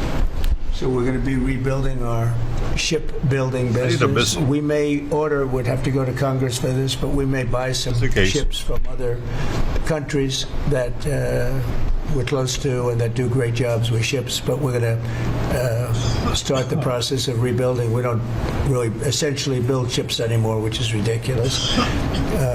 It's going to be a very big business for us in the not too distant future, but in the meantime, we have We have countries that do very well at building ships, and we'll be dealing with those countries, and we may be ordering top-of-the-line ships from those countries. And within a fairly short period of time, we'll be building our own ships. So we'll probably have to go to Congress for that, but we're not going to have a problem. Susie, thank you very much for the job you've done. Go ahead, please. I just wanted to make sure you know that this cabinet, I think, pretty uniquely collaborates and cooperates and works together to accomplish all that you've asked them to do, and I think they deserve a lot of credit for that. It's true. You're doing a great job. The chief of staff, doing a great job. Lee, go ahead. Mr. President, the Biden EPA was strangulating the economy. The Trump EPA understands it's not a binary choice. We can protect the environment and grow the economy. Working with Doge and Elon Musk, we've now canceled $22 billion worth of grants, and we have launched what is the largest deregulatory action in the history of the country, just in one agency. That's how much of a mess the Biden EPA left us. It is going to end up reducing the cost of living. It's going to create jobs. It's going to make it easier to purchase a car. It will be easier to heat your home. We're proud of this effort. The effort that we have is fulfilling the mandate that you earned from the American public. Clean air, land, and water for all Americans, unleashing energy dominance, permitting reform, advancing cooperative federalism, making America the AI capital of the world, and bringing back American auto jobs.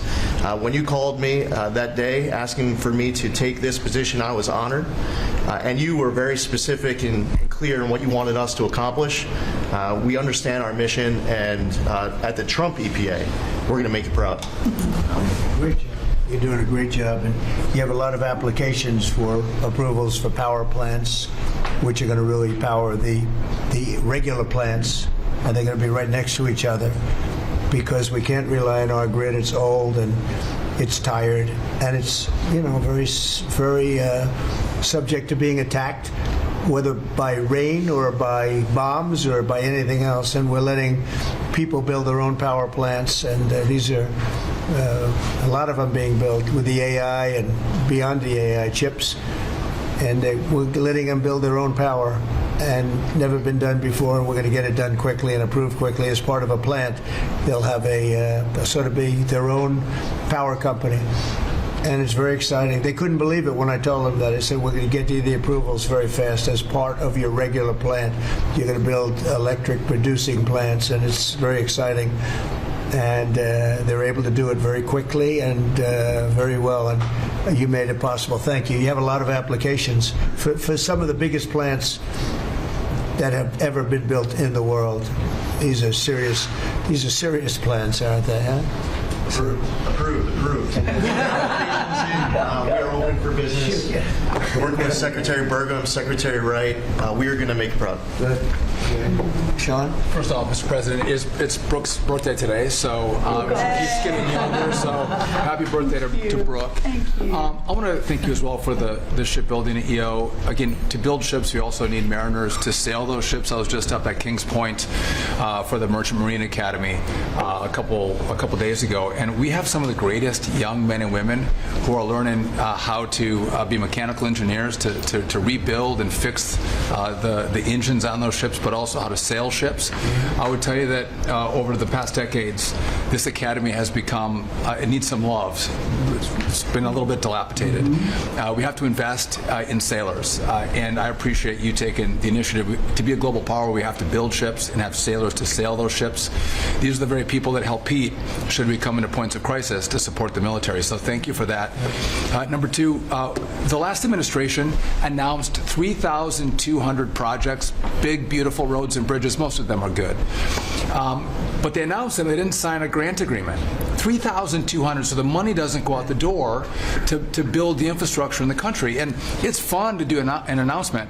It's actually the harder work to put together these grant agreements. So we're doing the work right now at DOT to get these grant agreements done and build the projects. Most of them are good. And they also put in all of this green and social justice requirements on roads and bridges. We're pulling all that out and putting the money toward the infrastructure, not the social movement from the last administration. Good steel, right, as opposed to green paper mache. Okay, thanks. Great job. Sir, first, we are, I would say, more than friends. We've all become family, and I think that what you have assembled in your vision is a turning point and an inflection point in American history. And so just being a part of that is the greatest honor. So thank you for that. And again, just the relationships here and the honor and respect we have for each other is a reflection of you. There he is. So I just want to is. say that first. Dude, the second Ted, thing I want to you say didn't is call him that sick on today, behalf of the so I farmers was and a little ranchers, worried. food security is national security. We have to be able to feed ourselves. And your idea of using tariffs along with deregulation and tax cuts, but your idea of using tariffs to ensure that we are putting forward and putting America first, no one understands that better than our farmers and our ranchers. But having said that, emerging from 4 years of Biden with a 30% increase in inputs for our farmers and ranchers, with an almost $50 billion trade deficit. When we left the first time, it was zero, meaning that they are hurting. So the period of uncertainty we're in, they know that your vision will move us into an age of prosperity for all Americans, but for my people, for the farmers and ranchers, unlike any they have seen before. And I think they are really, really excited and so grateful for your leadership. But also, you have never failed to say that you have the backs of our farmers and our ranchers. It was the first phone call that I had after I was voted with the Senate, and that message just resonates with an almost 85% support of you in the last election. They're with you. Interestingly, the biggest budget driver at the United States Department of Agriculture is not farming and ranching or agriculture, it's food stamps. And so as we emerge and embark, Secretary Kennedy and I, on your vision of making America healthy again, a massive part of that is realigning and reworking our food stamp program so that it better serves those who need it. And to the point of getting the transgender, DEI, Green New Deal out of the USDA and realigning is really important. So it's out of the military, right? Yes, sir. Is it 100% out, would you say? 99.9, sir. I'm going to get that last point. Get the rest of it. But thank you, sir. We've got a much different military, I will tell you. Thanks very much. Good job. And eggs are down. Eggs are big, down. right? Yes. Big. Yes, sir. Wholesale prices. Retail will come. Easter is the Super Bowl for eggs. So, there may be a little fluctuation, but no, we feel really good about it. Thank you. That's what I hear. Thank you. Thank you. Good. I'd echo what Howard said on the trade queue, that we've got over 75 countries that want to come in. So it'll be Treasury, Commerce, Jameson at USTR, and we're putting a process in place. And as you said, you're going to be part of the negotiations too, because I've had these countries call me up and Secretary Bessent, we're happy you're going to be negotiating. I said, well, President Trump's going to be involved too. So bring your best deal on the budget. It's moving quickly in the House and the Senate thanks to your leadership. We're also going to have debt ceiling in there, so we're going to get an increase in the debt ceiling. And that will be the done and dusted for part of the bill that we just got to vote on today. Part of the bill. It'll be done and dusted for 2 years. We won't have to worry about that. And then why do we need a debt ceiling to go up if it's going down? Small and community bankers, and they were so happy to hear from your administration. And I told them Wall Street's done great for the past 4 years, 10 years, 20 years. It can continue doing great, but it's Main Street's turn now, and it's those small bankers through deregulation, through emphasis on Main Street, your Main Street agenda, bringing back jobs, that is going to power the smaller communities. And then finally, the bond auction went very well yesterday. We had a lot of foreigners show up as the support, showing that the U.S. is still the best place to invest. The inflation report, as you said, was quite good, and energy prices are down more than 20% since January 20th. Amazing. That's great. Good numbers. Great number. Thank you. Yeah. President, we've had some great wins in the last few days. That you were overwhelmingly elected by the biggest majority. The U.S. Americans want you to be president because of your agenda, and the courts are ruling that you have the authority to determine how the money of this country will be spent. That's what the American citizens wanted, and that's what they're getting. An example of that Friday was the Department of Education, that you can determine how the money will be spent. No more DEI, and that impacts every agency across the board. On the civil side again, NLRB, we had a big win in the Supreme Court there. OPM, a big win there, but also 16,000 workers there. But also on the criminal side, the Alien Enemies Act, we are winning there. And your directive to me was to keep America safe, and that's what we're doing. Whether it's the alien enemies, all of these gangs, and they are enemies of our country. They are terrorists, they are organized crime, they have come here, they are extremely organized, they are spread throughout our country, and they are creating terror. And no more under your directive.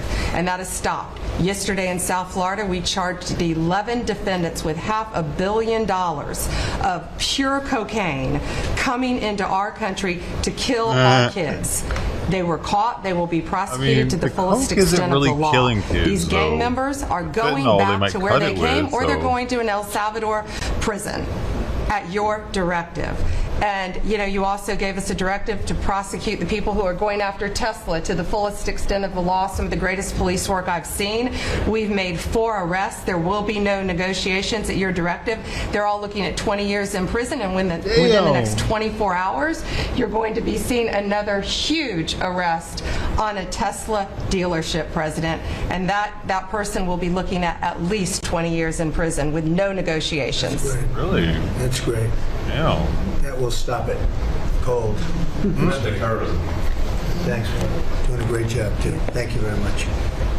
Gloria, please. Mr. President, accountability matters. That's what we're recognizing. With our partners at the Department of Labor for Government Efficiency, just a few weeks ago, I wonder if they'll really we get to realized 20 there's about years, though. $4.4 billion in COVID funds that They'll were get not used, pardoned that by the the state next coffers were Democrat. just holding on to.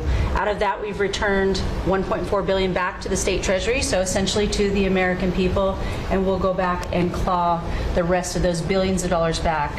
And on the heels of that, late last night, we're understanding unemployment insurance fraud. That trust needs to be whole for the American people. When we need it for who deserves it. That's not what we're seeing in the numbers that we saw last night, again, exposed by our partners at DOJ at the Department of Labor.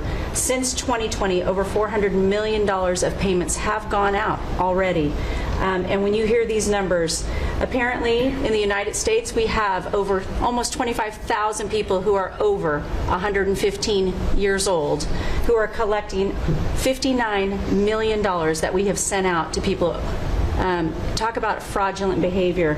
Mr. President, 28,000 people between 1 and 5 years old have collected fraudulent payments at the tune of $254 million has gone out. And lastly, 10,000 people who have not been born yet, 15 years into the future, $69 million, and they haven't even been born yet. In one case, they will be born 129 years from now. The United States government sent them $41,000, and they're not born yet. So, under the Department of Labor, those are the things that we're uncovering. I couldn't be more honored to tell the American people that we're bringing back their dollars and we're saving them and returning them to the United States Treasury.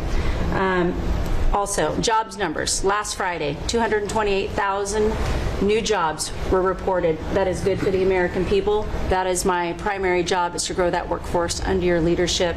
So we've kicked off the America at Work tour, and we'll be visiting all 50 states, and I'll be working with my colleagues here to do just that. So thank you, Mr. President. We're going to grow this economy.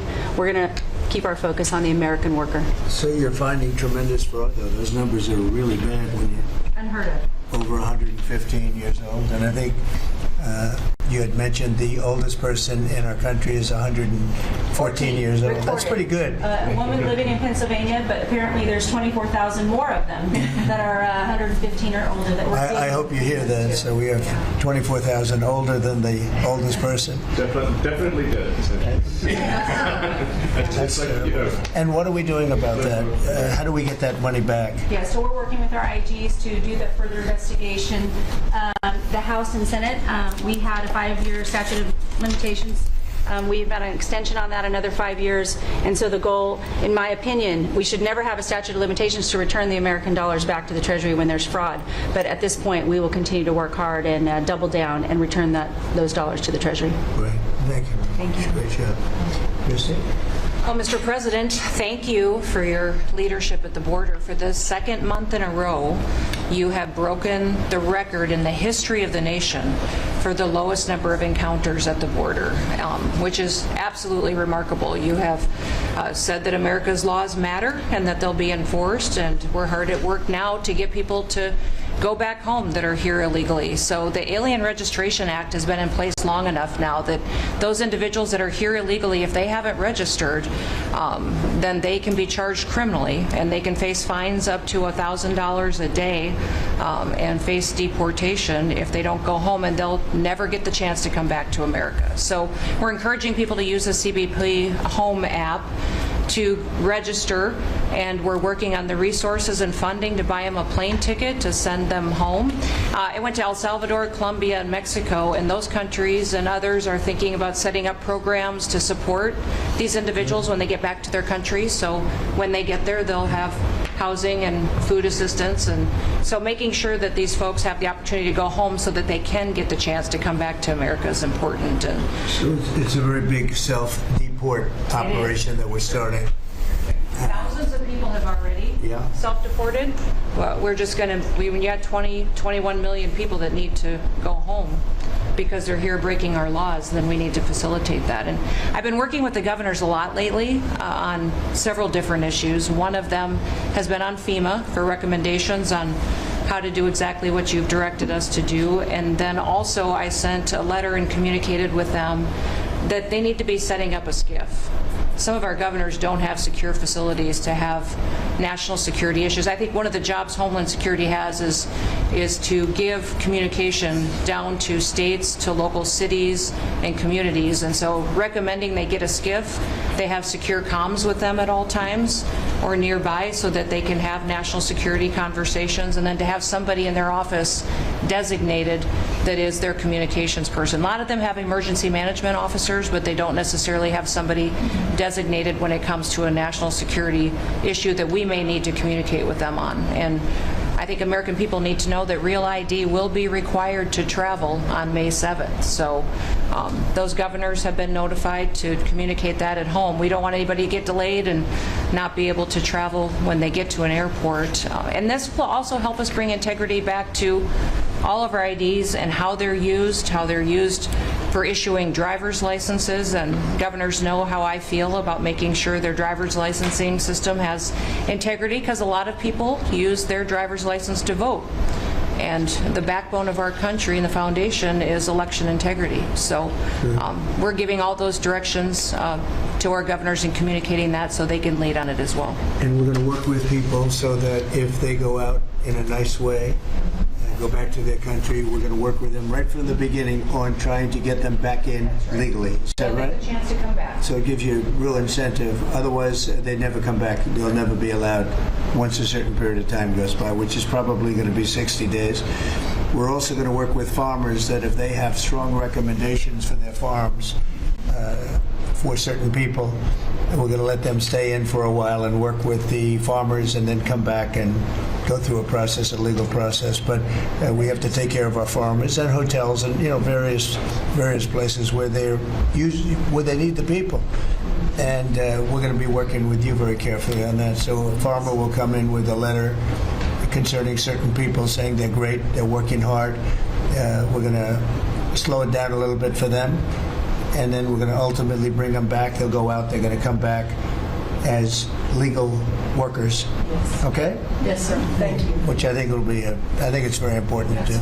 Okay. Thank you very much. Great job, Jameson. I watched you testify for the last he did. couple of days. You're on every night at 3:00 in the morning. And you did great. You were fantastic. Thank you very much. It's just what I like to do for fun, sir.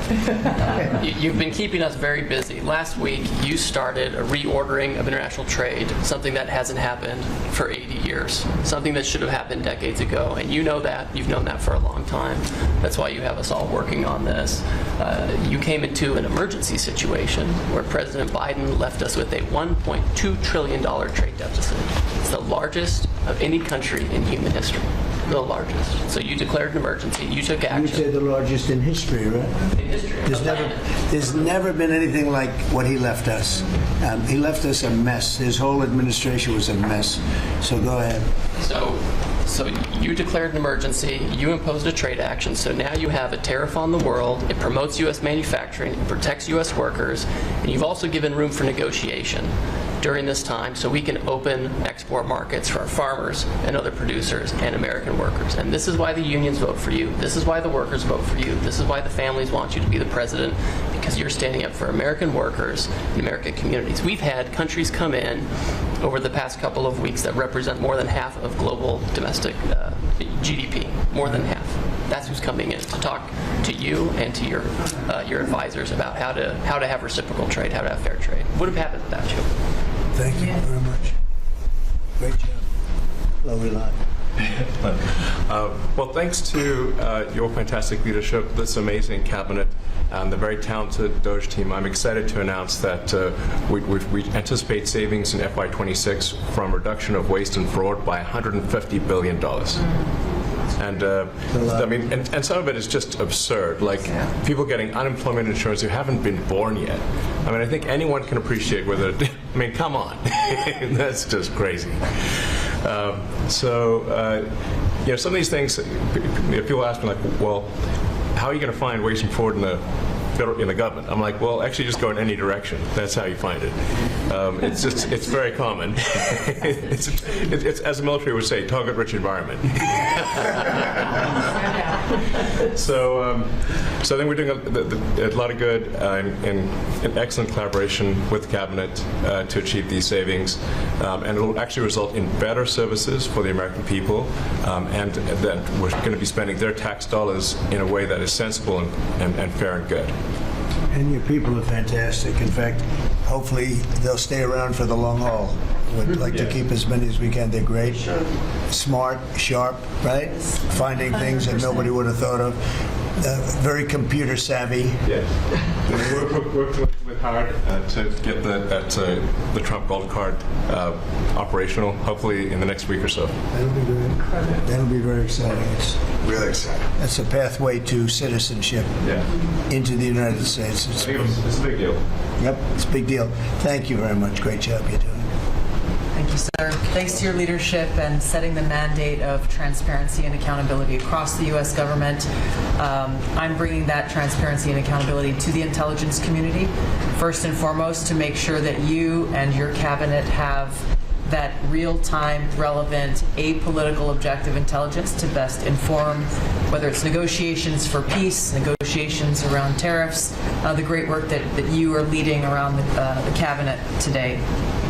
Secondly, working with Department of Homeland Security and the FBI to increase our information sharing to achieve your goal of countering the narcotic trafficking and our ability to go after cartels now designated as foreign terrorists.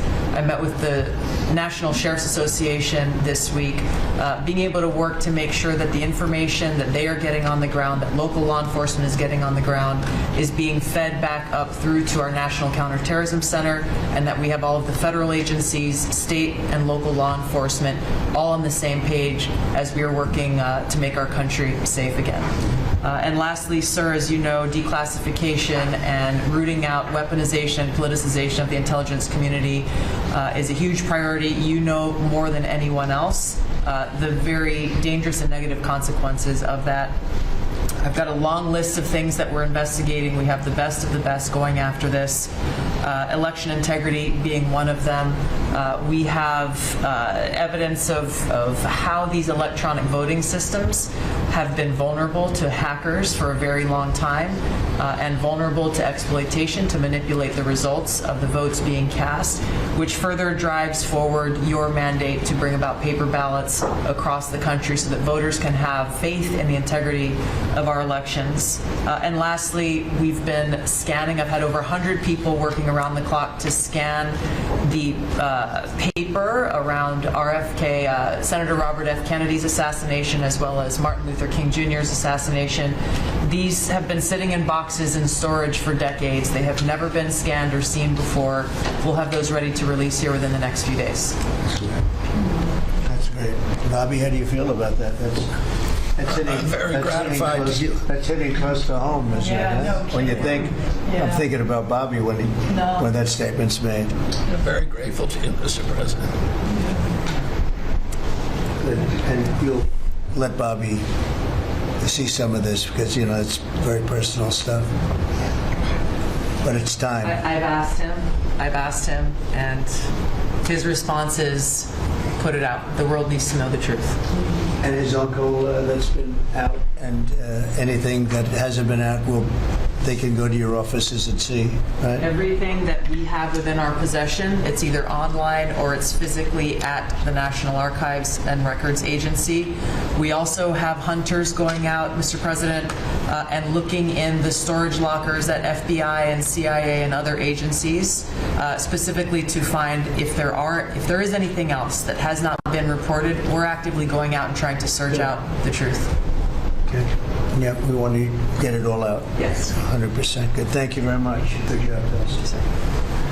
Mr. President, on behalf of America's manufacturers, I want to thank you for standing up to the Chinese Communist Party and fighting for our main streets, for our workers, and for those that make things in America. I'm out on a Made in America manufacturing tour, and as I go across the country, people are grateful to have a president who's not just fighting on the tariffs fronts, but to get inflation down, to create jobs. After Biden destroyed 110,000 manufacturing jobs in just his last year, you've already brought back thousands and thousands of manufacturing jobs. So the American worker is grateful. Main Street is grateful for you.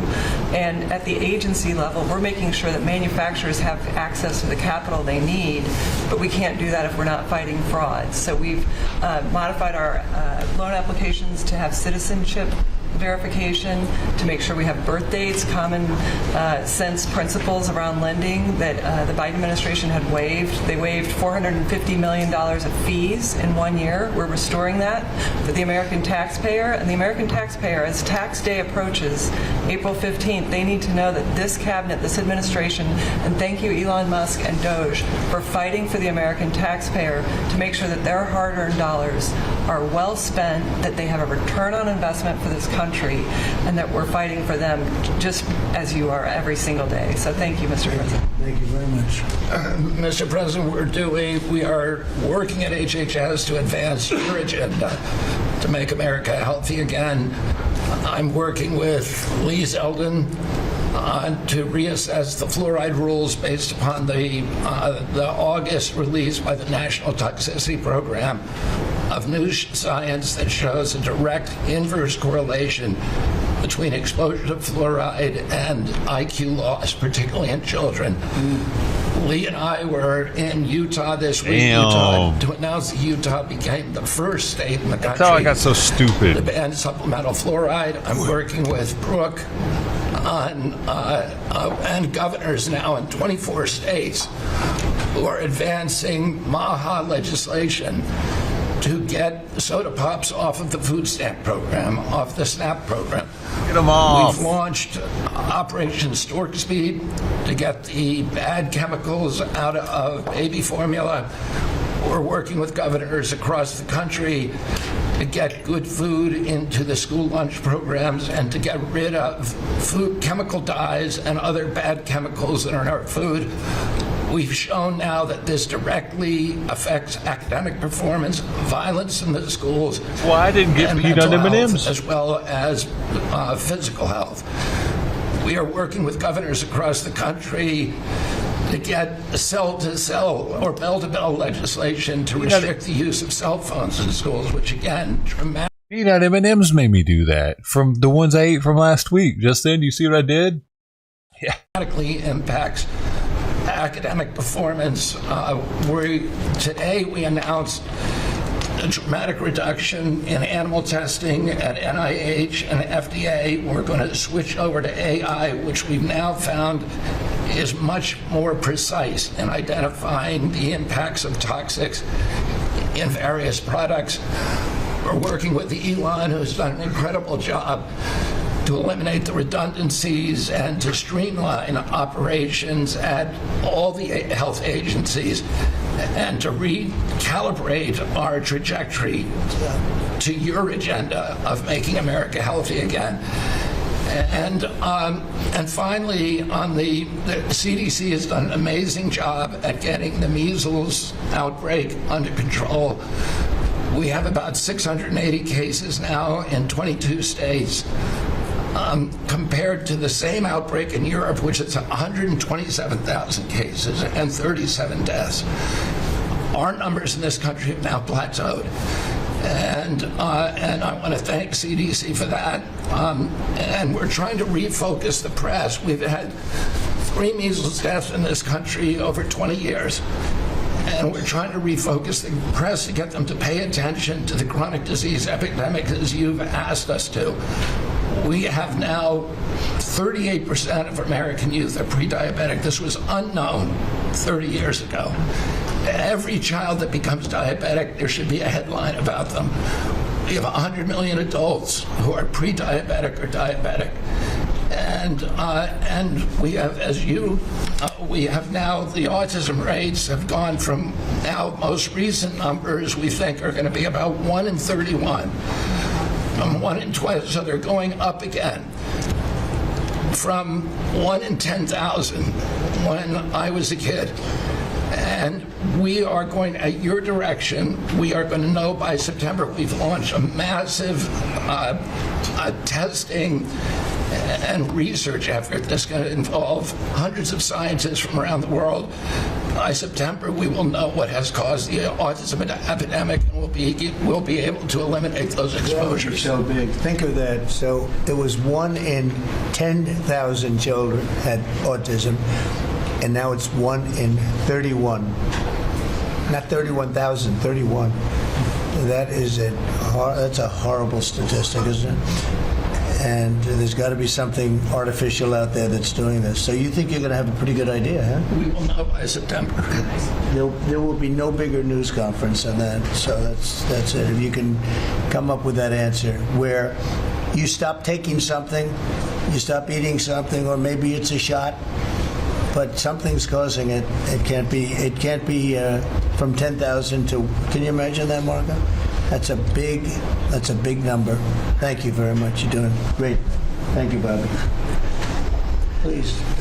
Well, Mr. President, one of your primary administration goals is to make sure that we unleash American energy, and of course the strategy behind that is when we do that, it helps make it more affordable for all Americans. Energy isn't just industry, it is the foundation of every other industry, whether it's food, manufacturing, clothing, transportation.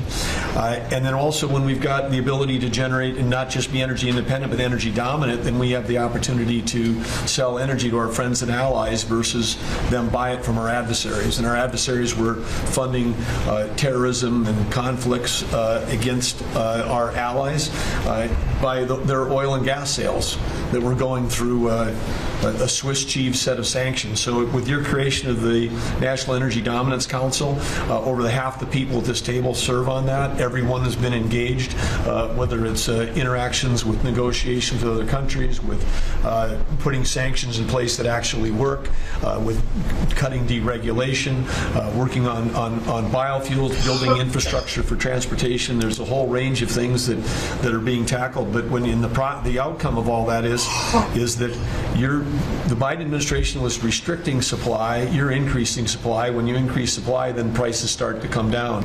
And we have a huge opportunity to do this. Just in interior alone, there's 500 million acres of surface, 700 million acres of subsurface, and 2.5 billion acres of offshore.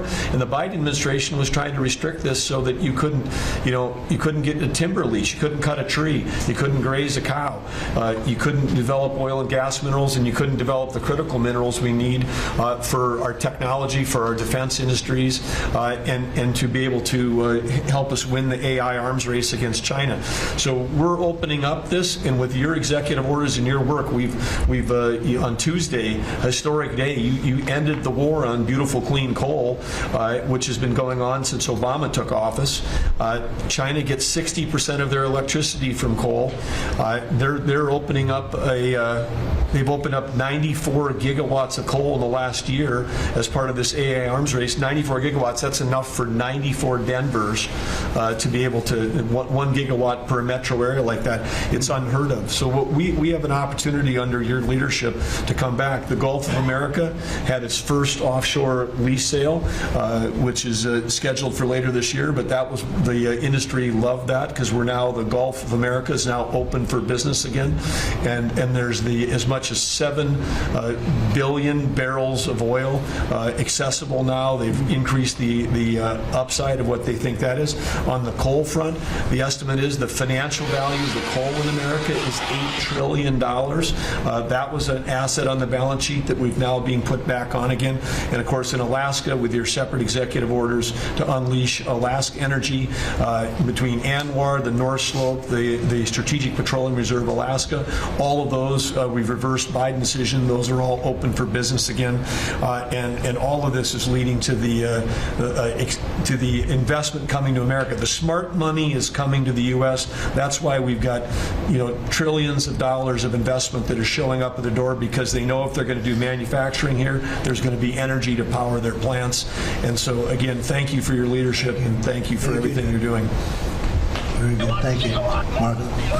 Well, Mr. President, one of the most important things I believe you'll achieve in your presidency is reordering the world in a proper way. For 31 years, more than 31 years now, multiple administrations have allowed the Chinese to deindustrialize this country, to take away jobs and factories and the pillars of our national strength. And what you're doing now, I think, is a great service to our country, but ultimately to the world.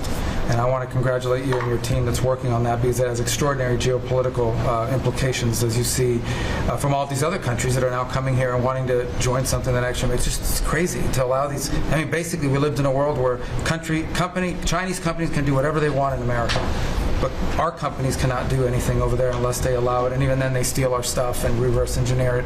So just reordering all of that has dramatic implications on peace and security of the world. So we thank you.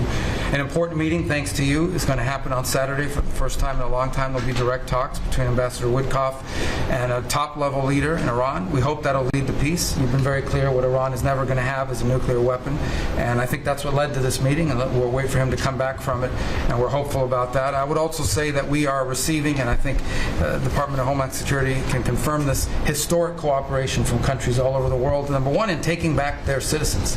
Every country in the world has to take back people that are illegally in another country. And we have countries that refuse to do it, or will kind of ignore our calls. All of them are doing it. The ones that are not are paying a price. And we've also found cooperation in other countries that are willing to take some of these people, some very dangerous criminals. I know the President of El Salvador will be here next week, has really been a good friend to the United States in that regard. These are some of the worst people you'll ever encounter. And Pam knows this, and Christy knows this from the work they're doing. And one last point I want to make, Mr. President, and again, it's under your leadership, it's actually under your executive order. If you come to this country as a student, we expect you to go to class and study and get a degree. If you come here to vandalize a library, take over a campus, and do all kinds of crazy things, we're going to get rid of these people, and we're going to continue to do it. So when we identify lunatics like these, we take away their student visa. No one's entitled to a student visa. The press covers student visas like there's some sort of birthright. No, a student visa is like me inviting you into my home. If you come into into my home and put all kinds of crap on my couch, I'm going to kick you out of my house. And so, that's what we're doing with our country, thanks to the president. And last but not least, very important development this week, but both Pam and I were very excited. The finest higher education institution in the United States, University of Florida, is also now the national champions in basketball, and we hope you'll host them here soon, Mr. President. Go Gators. They're coming.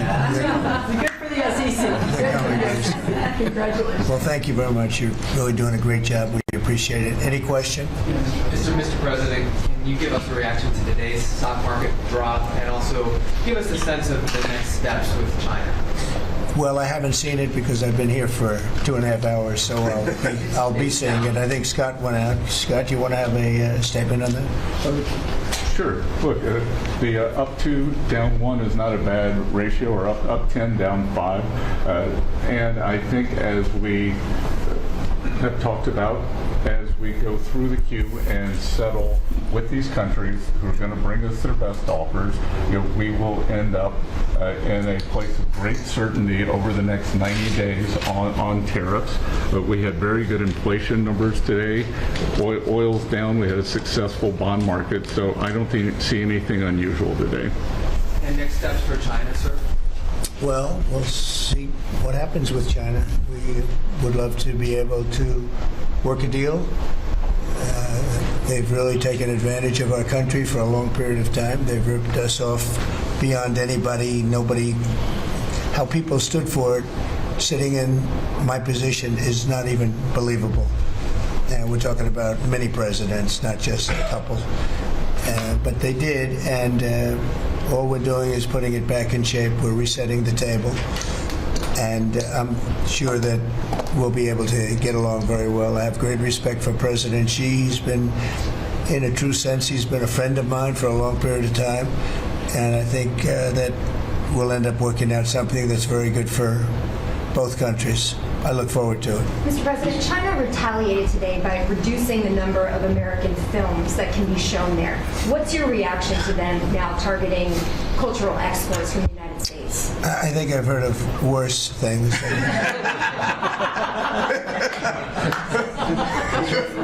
Yes, please.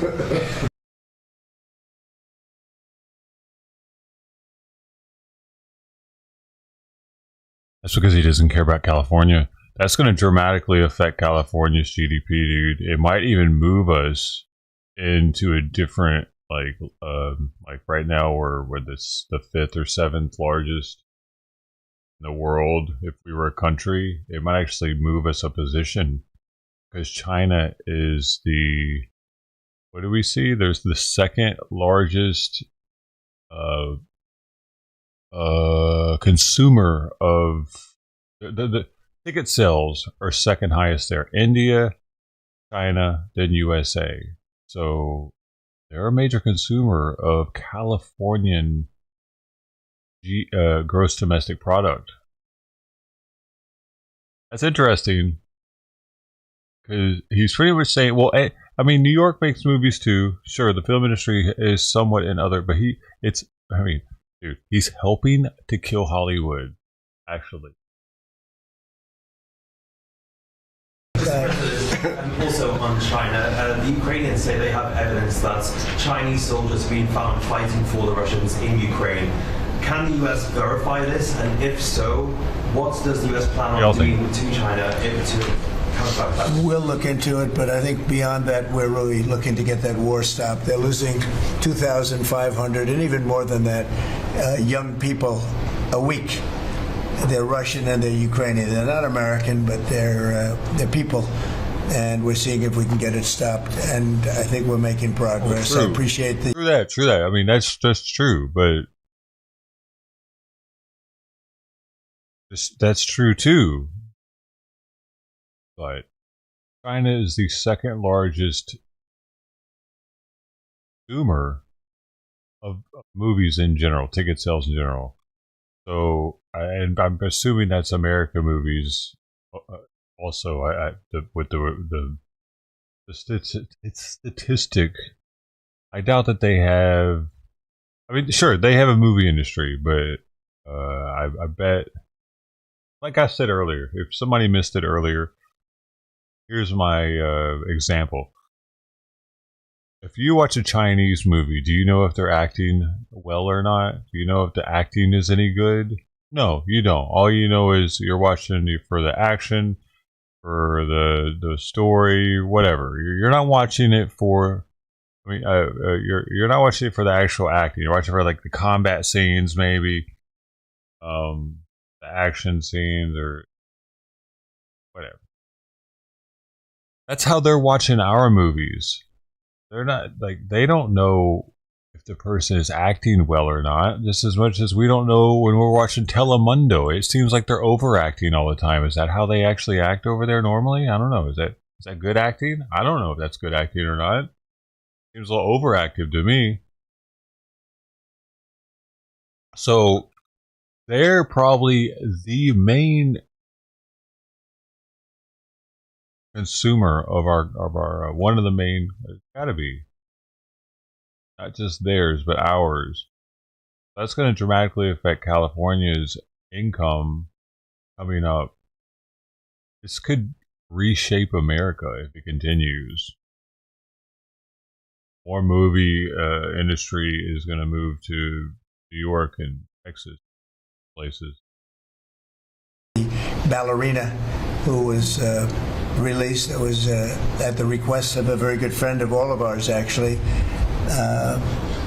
Dana White called me and he said it's the friend or the relationship of one of the fighters for UFC or one of the fighters. And Dana's an incredible guy, and we spoke to President Putin about it, and they made a deal. They released the young ballerina, and she is now out, and that was good, so we appreciate that. We hope that we're going to be able to make a deal relatively soon with Russia and Ukraine to stop the fighting. It's so senseless. It's such a horrible thing. It would have never happened if I were president, but it did happen, and we were given that card. And I think we're going to get it. I think we're going to get it stopped. Got to get going. We got to get it. We have to move it faster. Likewise with the hostages, we're making progress. We, there's 59 hostages, but only 24 of them are living, and that's the way it's been presented to me by the mothers of some of the dead, mothers and fathers of some of the dead hostages, and they want the bodies of their baby, as they say, their baby, their young boys. They want them back as much as if they were alive. It's amazing because when I met the hostages 2 weeks ago here, I couldn't believe what they had to go through, by the way. But when I met them, they said, yeah, there's 59, but 24 are living. Oh, and you actually consider, I guess, if you're a parent, you do. What do you mean, Ted? The movie, since America isn't really going to the movies the way it used to, possibly Hollywood is catering to China? Is that what you're saying? Consider it this way, that the remainder who are dead, the 24 that are alive, the remainder that are dead, they want them back just as much as they would want them back if they were alive. It's really pretty amazing and pretty sad. So we're getting close to getting them back. We have a lot came back. A lot of people are very grateful. Some came back in pretty bad shape. Some came back, they're okay. I think they're going to be scarred mentally for a long time, because if you sit down and talk to them as I have, what they went through is incredible. But we're making progress. We're dealing with Israel. We're dealing with Hamas, and it's a nasty group. So how close are we to the first country coming to actually make a deal with the United States over tariffs? Is it days, months? Well, I think it's very close, but we have to have a deal that we like. We don't want a deal that's going to be a bad deal, or I could make every deal in one day if I wanted to. I could do this all in one day. I could just say, here's what we'll do. And I was saying to the people before, to Scott, mostly to Scott and Howard, and some of the other people that work with us on the negotiations. We have a lot of law firms that have paid me a lot of money in the form of legal fees. We're going to probably use those firms to, if we can, I think we can. I'll make a contribution to the country, but the great firms are the best firms, the biggest, and really the most prestigious. And we may be using them to help you guys out, because you need a lot of lawyers. And I'm not sure Pam's going to be happy if I say, can you send over about 200 lawyers that work on trade? She's working on criminals. Dude, I need an accordion so I can do that whenever he does that kind of thing. Full accordion. Just it goes. And I think that's going to be her focus more than anything else. So we'll find out if we can do that. But we have a lot of lawyers that you've been reading about where they paid $100 million a firm on average. Now we have the final 4 or 5 are at $125 million. So I have a lot of legal fees I can give to you people, and we might as well use them. Hopefully I won't need that many legal fees or that much. I may. Who knows? After it ends, after we leave, maybe I'll need it. But if I do, it's not going to be very pleasant. So I think we're going to try to use these very prestigious firms to help us out with the trade, because we have a lot of countries. But we want to make deals that are proper for the United States. Not just we can make deals easily. We want to make them proper. Mr. President, if you aren't able to reach the deals that you want to see at the end of the 90 days, will you put those higher tariffs in place, or will you extend? Well, that's what would happen. I mean, if we can't make the deal that we want to make, or we have to make, or that's good for both parties, it's got to be good for both parties. And then we go back to where we were. Go back to the numbers that you announced last week. I think so. Wouldn't extend the pause? Yeah. We'll have to see what happens at that time. Mr. President, you said yesterday you were considering some exceptions for companies. Can you talk about what you're considering, and also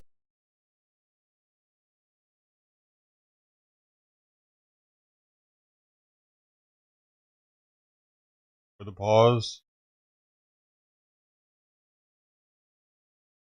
No. But I mean, if we can't make the deal that we want to make, or we have to make, or that's good for both parties. It's got to be good for both parties. You wouldn't. And then we go back to where we were. Go back to the numbers that you announced last week. I think so. You wouldn't extend the pause? Yeah. We'll have to see what happens at that time. Thank you, Mr. President. You said yesterday you were considering some exceptions for companies. Can you talk about what you're considering? And then also on the reciprocal tariffs, so that you substantially lower, is the same math formula going to be used, or is that tossed out? I'm not considering now for any country or company, but it's possible that I would. But I'm not. We don't have that situation right now. People understand where we are, what we're going to do. But it could happen. You know, it's called flexibility. You have to have certain flexibility. Mr. President, what are you planning on using the money that you're gaining from revenue through the tariffs on? Paying down national debt, reducing taxes, creating good budgets, helping Christie with the border and all of the other things. I built hundreds of miles of wall, as people now understand, 571 miles of border wall in the first administration. But we're going to beef it up, and we're going to add more. And you know, the numbers are incredible. Really, the numbers are what's taken place. We had great numbers, but these numbers are topping my last administration. And Christie and Tom Homan have done an amazing job. But you know, it's an expensive process. This weekend, where they used to have hundreds of thousands of people standing there pouring through the border in Tijuana, Mexico, this weekend they had nobody. You had a man sweeping this massive piece of concrete, which is, you know, the area where they stood, massive. And I've looked at that during the Biden administration. You couldn't see a piece of that concrete. There were so many people on it. You couldn't, if you had helicopter shots, you couldn't see concrete. Now, this weekend, you had nobody there but a man with a broom sweeping it and cleaning it up. Pretty amazing. It's really an amazing job. But it will be used for that. It'll be used for a lot of things. It'll be used by the Department of Justice for doing a great job. Pam is doing a fantastic job. So it's going to be used for a lot of different things. Mr. President, on the 10% tariff, is that a basement? Is that the? It's a baseline. Can countries negotiate that to bring that down? It depends on what they're adding. You know, some countries we have massive deficits with, or they have big surpluses with us. And others, it's not that way, so it depends. That's why it's really they're all different. Every country is different. Some have certain advantages that others don't have, and certain things. We have some. China has a surplus of $1 trillion. I mean, the numbers are crazy, and others have basically no surpluses. You know, we have some that are pretty even, but they hurt us in other ways, and we just want to get that taken care of. So everyone is a little bit different. So are you negotiating with the EU as one bloc or individual nations for the tariffs? We're looking at it as one bloc. They've been very tough, but they were very smart. They were ready to announce retaliation, and then they heard about what we did with respect to China and others, but China. And they said, you know, we're going to hold back a little bit. They decided to hold back. I thought they were very smart. Look, the EU is very smart, but they really have taken advantage of the United States. They were formed for the purpose of taking advantage of the United States. And I don't blame them, and I don't blame China. I don't blame anybody. I blame the people that were sitting at that desk in that other beautiful Oval Office for allowing it to happen. Many presidents I blame. They should have never allowed it to happen. And I'm doing something that a lot of them wouldn't want to do. But I'm here, I do those things, and we're going to make this country great again. We were taken advantage of by almost everybody. I sat back in the last administration. I would actually read them. I don't have to read them now. I know them so well. I would read some of these documents that were signed, deals, and I said, who would do a deal like this? Who would do it? You've seen it, Elon. Yeah. I'd look at deals where it's so one-sided. Even we have a deal with Japan, and we get along great with Japan, and we had the Prime Minister here. He was fantastic. As you know, Abe was great. Shinzo was great. He was a good friend of mine, unfortunately no longer with us. But we defend them, but they don't have to defend us. I said, that doesn't sound too good. But we have a deal, a defense deal. We pay hundreds of billions of dollars to defend them. But if for any reason, in other words, we pay all the money. They don't pay anything. But if we're ever attacked, they don't have to do a thing to protect us. I said, well, that sounds like a wonderful deal. So that's just one out of thousands. And I just wonder who did this. And it's people that either hate our country or didn't care, an expression that you use. I think it's really a lot of them didn't care. It's just hard to believe how bad they are. Now that's a little bit of a defensive deal, but I'm talking about trade deals, the same thing. They're so bad, you would say, how come? And even when I'd renegotiate, like I'd go to a country, they'd give me everything I asked for. I said, why didn't somebody ask for it like originally? They give me everything. I think when they were negotiating, they didn't care, or they didn't ask, or they were shy, or they were very stupid, or they hate our country. Yeah, go ahead, Jim. You were speaking about Japan. Can you clarify what your vision is for U.S. Steel? You referenced it yesterday. Yeah. There's some questions about what you actually want to see. Sure. Look, U.S. Steel is going to do very well now because of tariffs, and I don't know why they even need a deal. But the only thing is U.S. Steel, if you go back 80 or 90 years, that was a behemoth in this. That was our biggest, most... if we were around, we would have been very proud of it. Today we have different types of companies that are big. Google, it's not the same as U.S. Steel. And I love Google, and I got to like the people that run it. They're very capable people. They didn't like me so much in the first administration, but they like me a lot now. I don't know what happened, but I like them. But, I think they would be the first to admit, when I envisioned, you look at some of those steel factories from 90 years ago, it was a different kind of a country. But they were miles long. Today you see just empty hulks. Those hulks are going to be filled up very soon because of what I'm doing with tariffs. It was a different kind of a thing. But if I didn't do that in the first term, my first term, if I didn't put tariffs on, we would have, because China and others were dumping steel, billions of dollars of steel. Our steel companies were all closing, every we wouldn't have one steel plant open. And now we have a steel industry that's doing very well, but soon it's going to be thriving, really thriving, and those factories are going to be filled up, but more importantly, they're going to build brand new ones. Nucor and so many other companies call me, Nucor being a big steel company.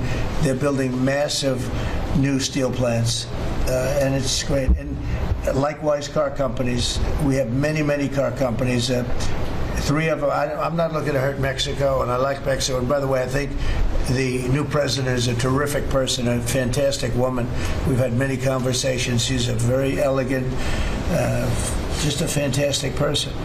And she's been very nice, very, very nice. But I'm not looking to hurt them, but we have 3 car plants that were under construction in Mexico. They stopped constructing, and now they're going to build in the United States because of tariffs. See, we should have never let this happen, because whoever it was that was president at the time, we lost 90,000 plants and factories since NAFTA. 90,000. It's not believable. How about that, Laura? You're in that sort of world of factories and build back plants. Manufacturing, construction jobs, and bringing those workers back home. That's right. We're going to bring them all back. But think of it, from that period of time, which isn't so long ago, we lost. I said the other day, if you had a map on a big wall like this, and if you had pins, 90,000, I don't know if you'd have enough. I don't think you'd have enough room on the map to put the pins. 90,000 factories that we've lost since NAFTA. And it's not even, and about 6 million jobs, but really, I think probably a lot more than that, but they say 6 million jobs. We're going to bring many of that back. I think we're going to bring more than all of it back. We're going to be better and stronger than ever before. But if a president, when they were leaving, said, look, you can leave, but if you're going to build a factory someplace else, and you think you're going to come and sell your steel or your car or any product that you make, your pharmaceuticals, which we're going to do, we're going to get them all back. But if you think you're going to all they had to do is say this, and they wouldn't have left. I said it the other day. I said it with respect to, I made a speech a year ago, and I told them if I win, we're going to charge a big tariff at the border. And people were thinking about building in Mexico a car plant, and I said we're going to have a big tariff. So if you want to build a car, you're going to have to pay 25% more than the cost of that car. You're going to have to pay 25% tariff at the border. They would have never left. They could have kept everybody. If a president said, if you leave this country, you leave Michigan, you leave Detroit, you leave any of our states, because to me they're all the same. I love them all. I love them all, and I probably won them all, but they say I won most of them, but I think I won them all, but that's okay. But all you had to say if you were the president is, if you leave and you think you're going to now fire all those workers, leave all that, everything behind, and you're going to build in another country and sell it no, you're not going to. You're going to pay 50% or 100% tariff. They would have never left. And all you had to say, Marco, all you had to say very simply is, you don't have to write it down. All you have to do is say it verbally. If you leave, you're going to pay 100% tariff, therefore don't leave. They would have never left. But they left 90,000 plants. I mean, it's hard to believe that many. It's not, you can't envision it. So just getting back to your, because I'm the great weaver of all time. To weave, you have to be a genius. To go on tangents, anybody can do that. But we'll get back to your original U.S. Steel. U.S. Steel is a big name in this country.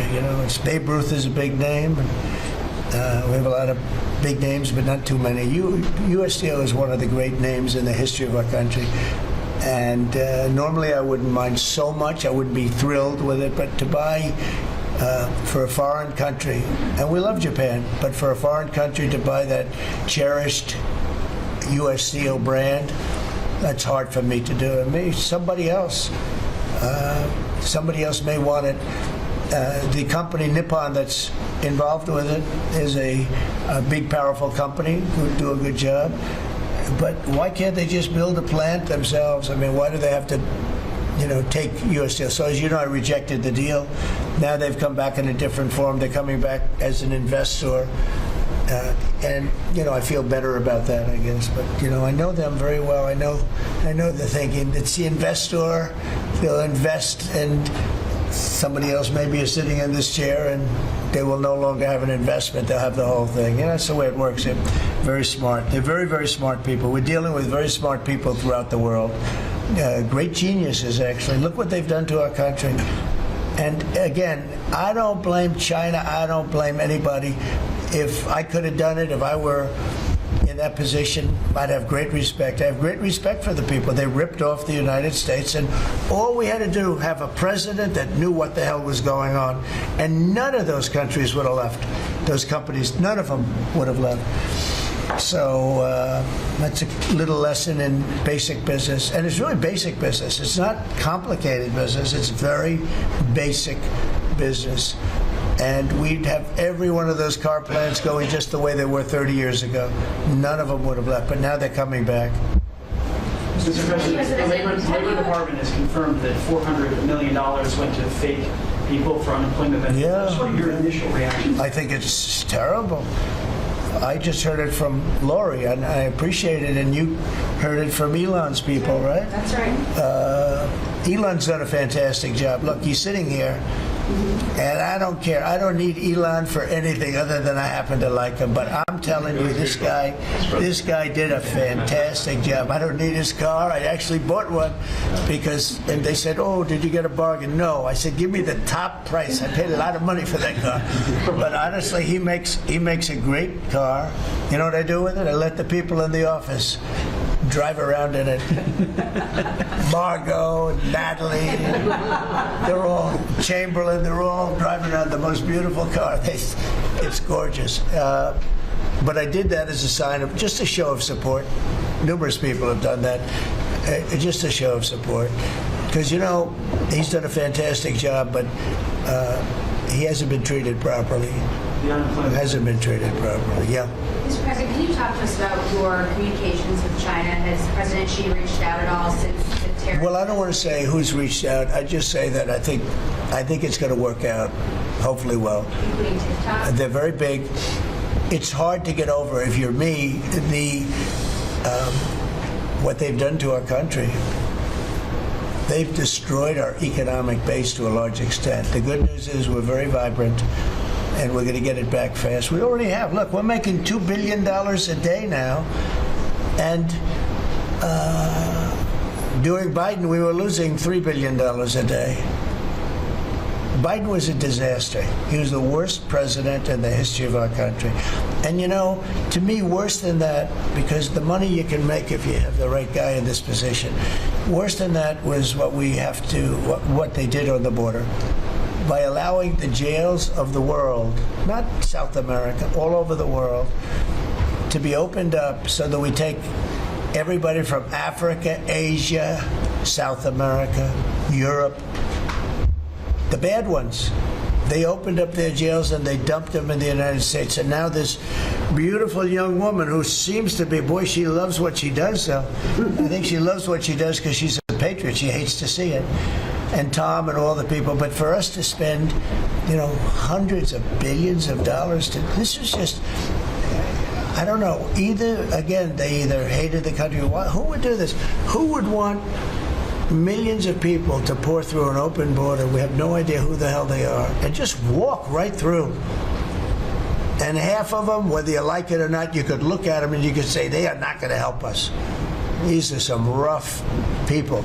But they'd empty out their jails, and they'd empty out their mental institutions, insane asylums, and they'd let them into the United States of America. And inflation we can fix, and all of the other things we can fix. We'll get it going. But this is something, it's such a horrible thing, and it's really hard. We have to do deportations. Now we're doing self-deportation. We're coming up with all sorts of ideas. And they must have known it's not going to work out well. And, we want people to come into our country, by the way. We need them badly for the jobs. But we want them to come in legally. They have to come in legally. They have to show that they can love our country. Thank you very much, everybody. Thank you. Thank you very much. The Democrats are making allegations about market manipulation yesterday. Thank you.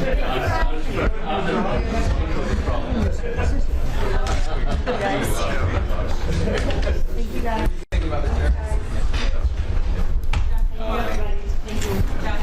Thank you very much.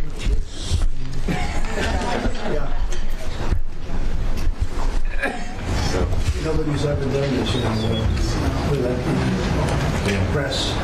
They have the cameras. We just had a 3 hour No, they have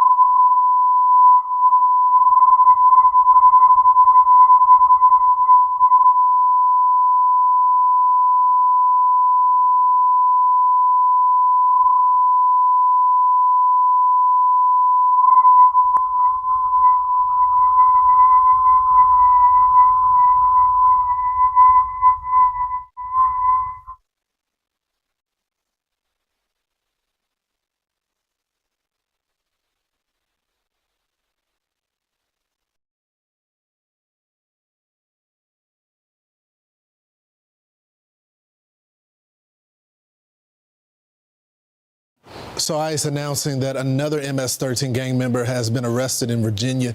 Meanwhile, the DOJ dismissing charges against an alleged MS-13 leader who was arrested in the Commonwealth 2 weeks ago. Attorney General Pam Bondi suggested now that the alleged leader can now face deportation proceedings, saying, quote, as a terrorist, he will now face the removal process. Fox and Friends co-host Brian Kilmeade joins us now with the Commonwealth of Virginia Governor Glenn Youngkin. Over to you, Brian. So, Governor Youngkin, last week when we saw you, there was an arrest of MS-13 in a suburban neighborhood in Virginia. We were stunned by it. We got to see the takedown. First off, can you define what's happening? Now I understand you're maybe dropping the charges in order to deport this guy? Yeah, so let me just begin with the collaboration that we have had with the federal government. So over the course of the last 6 weeks, we have had an intensive sweep going on through Northern Virginia and other areas in Virginia to pick up violent, illegal aliens. And this has been a great collaboration between state police, our Department of Corrections, FBI, ICE, and Homeland Security. And how many numbers are you talking about? Over 425 illegal immigrants, violent illegal immigrants have been swept up. They've had ICE detainer orders on them that candidly the previous administration would never help us pick up. And now, as soon as President Trump came in, we negotiated a 287G memorandum. It took 20 hours. And next thing you know, we are sweeping up the bad guys. And yes, we are finding violent criminals, particularly gang members. Did you know they were out there when Joe Biden was president? We knew that there was an extensive effort to hide, to stay away from us, and we got no collaboration from the Biden administration. Zero. And of course, we have local law enforcement with local areas like in Fairfax County that are declared sanctuary cities. Virginia is not a sanctuary state, and we are working like crazy to sweep up these illegal immigrants who are literally committing violent crimes. And yes, we were able to pick up one of the top 3 members of MS-13. And as you saw yesterday, the charges from the Department of Justice under General Bondi were dropped so that person can be deported. That's why you dropped him. And get out of this country and go back to El Salvador. So he's going to go. Prison in El Salvador. All right, so let's talk about what happened with the economy. You got this international business experience, one of the most successful business executives in the country when you decided to go into politics. What do you think was the reason behind President Trump deciding to stop the tariff push and start dealing, just go 10% across the board and leave them on China? What do you think was the reason why? Well, I think what he's heard over this course of this last weekend was the clarity from over 75 countries. They're ready to negotiate. And so now there's a 90-day pause to go cut deals. And the reality is that free and fair trade means that we can't have countries that have tariffs on our goods going to them, and yet they have free access to our country. It's been like this for too long. The president is resetting those relationships, but still identifying the fact that China is an adversary, and we cannot play footsie with China. We have to actually treat them like an adversary, and that's exactly what he's doing. You also, Lieutenant Governor Winsome Sears is going to be with you today. What should people know about the Lieutenant Governor as she tries to take your spot? Well, first of all, Virginia is soaring. We have had the most record investment from companies coming to Virginia, $100 billion. We have record employment. We've run surplus after surplus. We've seen a huge decline in murders, and our school systems are now getting it together, and our kids are now extending to excellence as opposed to what they had before, which was equity. And we're fixing this. And now Winsome has got to keep it going. And I'm going to tell you, if she doesn't keep it going, Virginia will move backwards. It's winsomeforgovernor.com. All right. Go to this lady's website, get her elected. All right, Governor, thanks so much, Lieutenant Governor.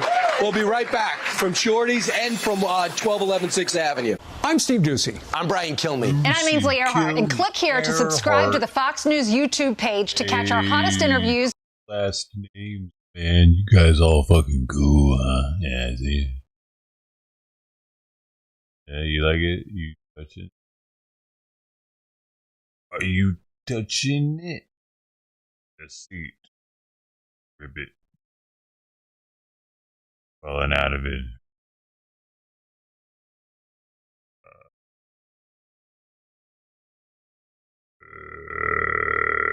The Department of Homeland Security will begin screening visa applicants' social media content for anti-Semitic activity. The agency announced on Wednesday. Planes have collided at the DCA Reagan Airport Picture doesn't show anything though.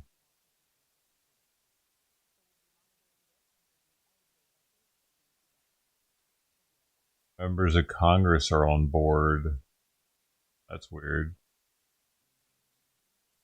Roxanne, put out the red light.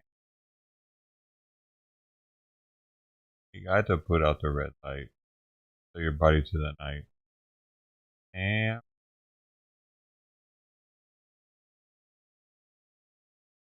oh, we got a U.S. ballerina back. Why did she fucking go over there, dude? The United States, you dumb little bitch.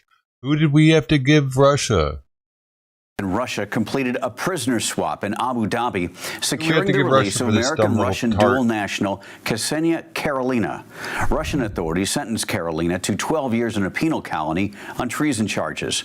Russian officials accused Karelina of donating about $50 to a U.S.-based group that supports Ukrainians. In return, U.S. authorities released Arthur Petrov, a dual German-Russian citizen, accused of sending restricted American microelectronics to a Russian defense contractor. Intelligence officials from both countries coordinated the swap with the help from the United Arab Emirates. This is the second exchange under the Trump administration. In February, U.S. officials arranged a similar deal that brought home teacher Mark Fogel. Karelina, who lived in Los Angeles and worked as an esthetician, had traveled to Russia in early 2024 to visit family. U.S. officials say Russian authorities detained her shortly after she arrived in Yekaterinburg. The U.S. designated her case as a wrongful detention in October. The White House says the administration will continue efforts to bring home other Americans held in Russia. For more unbiased updates, download the Straight Arrow News app. People's passports off for their to not give them the ability to go to Russia. What the fuck, man? You got idiots like her. And now they got that dude back.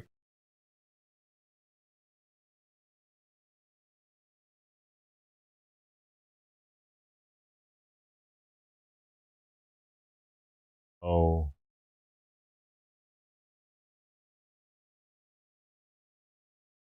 Hey, man.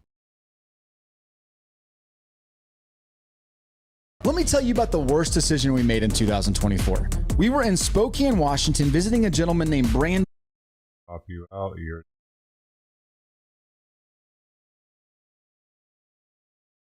Sleepy this morning. Both of these cats are knocked out all morning. Down there, right here. It's like days are the same, but not the same. Oh, she's probably hungry though, because I didn't feed her at midnight last night. I did feed her at 5:15, and I fed her like, she's only short like 20 grams of food, I think, or 25 grams of, no, 35 grams of food. She's only short 35 grams of food for the past 11 hours. I don't know. Should be alright. Thousands of migrants have self-deported.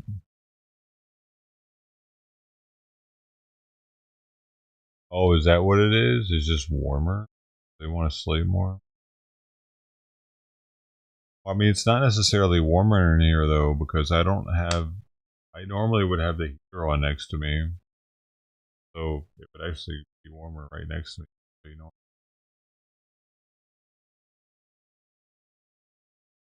But it is 25 Celsius right now. That is.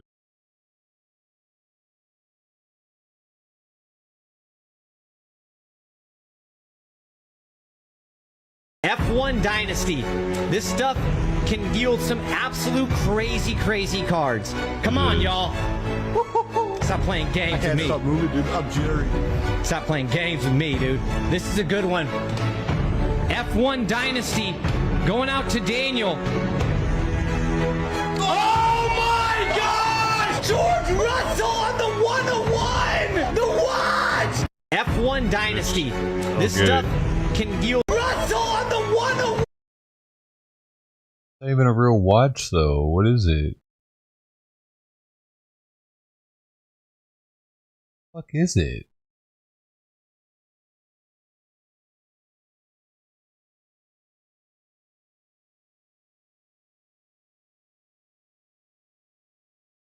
I had a watch inside of it, actually, and I was like, damn, that's a crazy card. That's why I clicked on it. But it's like a... What? The fuck is that? These breakers have become a different level of annoying. And somebody else says, I'm pretty sure that's just a picture of a watch. That fucking... That's got 98 upvotes. I'm only 99. Notice the hands are on 10 and 2. Its proper hand position turned into a gear flex. Solid 101 creativity, even if it's not real. What? 10 and 2.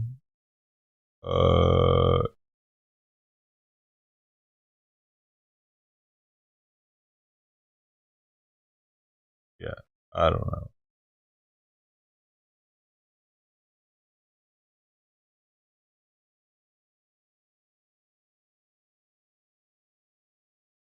It's his glove. What? It's part of his glove?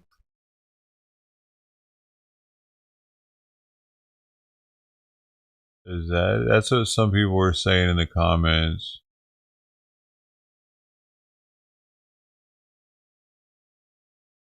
It must be. I wish he was showing the backside of it. See, the title is, though, an entire watch inside of the card. Massive Formula One pool. And it's actually posted? Wait. It's actually posted by Tops Studios. Is that official? Tops.com. It's gotta be official. Straight to their website, and pretty official. 2008. Weird. It must be F1 Dynasty. This stuff can yield. Must be the glove.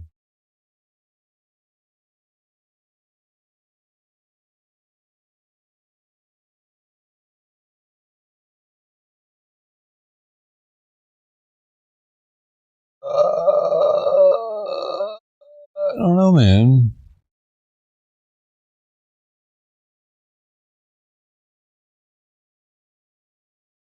It's a patch from his shirt, somebody else says. Just a badass patch with the entire watch in it. Somebody else says it's a glove.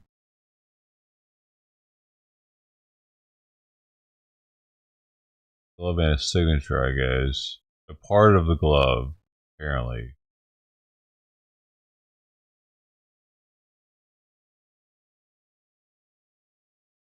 The watch on his glove, people are saying.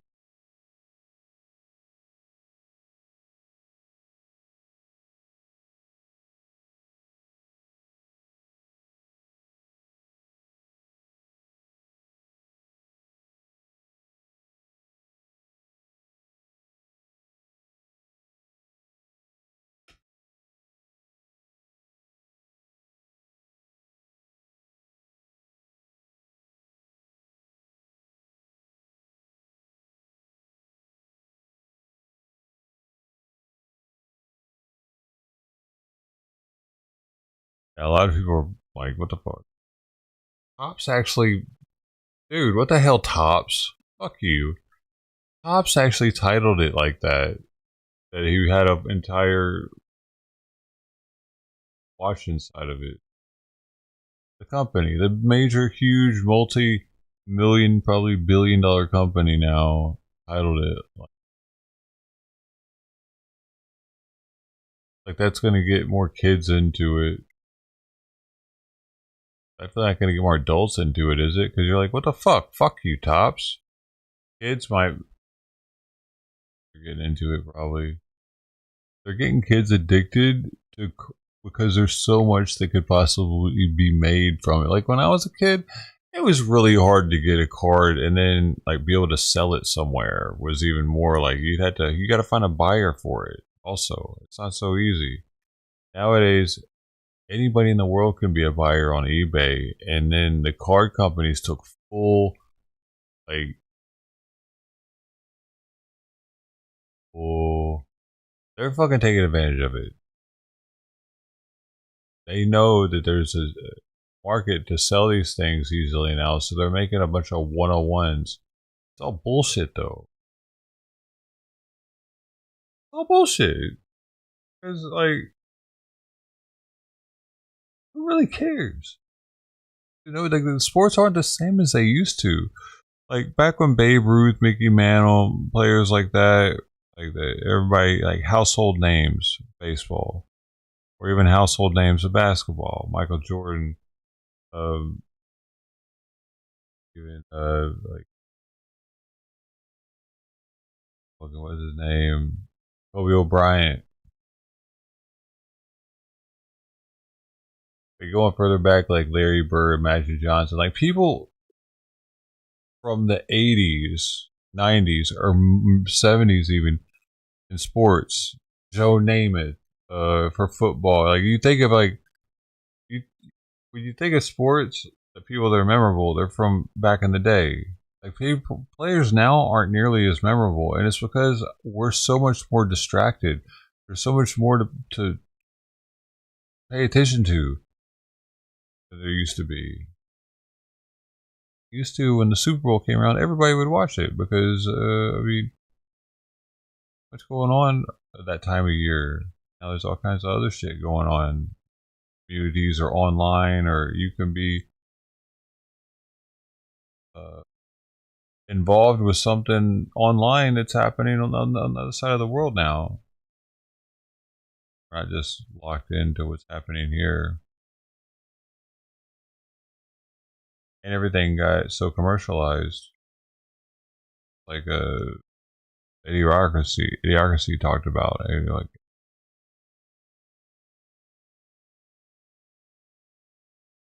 patched up. All the different promoting patches on everything, like NASCAR. That's how didn't they have like the government officials had patches like they were being funded by different. Oh, it should be our politicians. Like if they're getting kickbacks from companies, they should have to wear a patch from that company. So be a law. If they wear those stupid little pins all the time, they need to be like Frank. They'd be like Frank, actually. They'd have a shit ton of little pins. You'd have to look really closely to see who they're getting paid by. What's that pin? Oh, that's a new one. Huh. Oh, they got another kickback. 50,000 or more. And like we could have like stars or something to signify like the amounts that they have been given from these companies. And if their pins aren't correct, then they get impeached. We need to somehow fix it so these politicians aren't allowed to just take money and stock and shit. Anything. They'll take anything.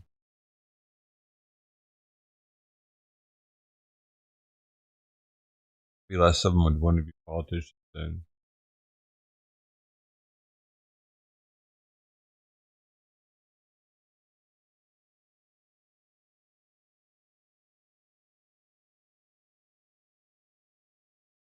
The camera hasn't went off one time since I rebooted the modem.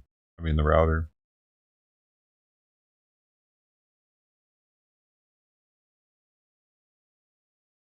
Channel. Due date.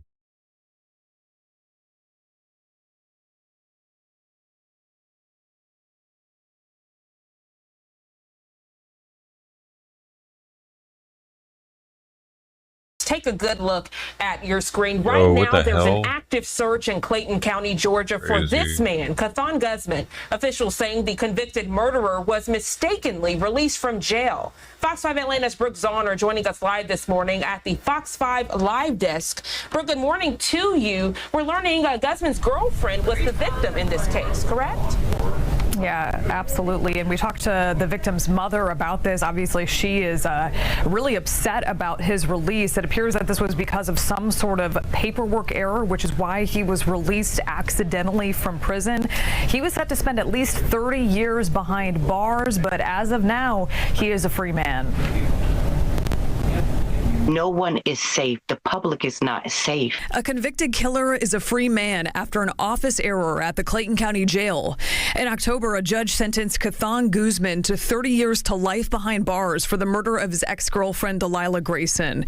She was strangled to death in her apartment and found dead in a bathtub. The DA promised me that he would never get out. They looked me in my face and they promised me that he would never get out. I had nothing to worry about, and he's out free. Grayson's mother says she was not notified about that release until more than a week later. District Attorney Tasha Mosley told Fox 5 on the phone, "We hope the sheriff's office catches him soon," adding, "We are sad and upset about this incident." It's scary to know that someone could just be released because of a mistake. And then we wait for 2 weeks. We don't alert anyone. Grayson says she's losing sleep knowing a killer is on the loose. She believes he's a danger to the community and could hurt someone else. We're talking about somebody that is trained in MMA. He is a trained killer with his hands. Now, at this point, the Clayton County Sheriff's Office did not respond to our request for comment about this release. However, we did reach out to Guzman's attorney, who was listed on the jail records, and she did not comment about whether or not she knows where he is or if he has any plans to surrender. So certainly a developing story, and hopefully we'll have an update that he is back in custody. But for now, that is the latest here at the Fox 5 Live Desk in Atlanta. I'm Brooke Zahner reporting for Live Now from Fox.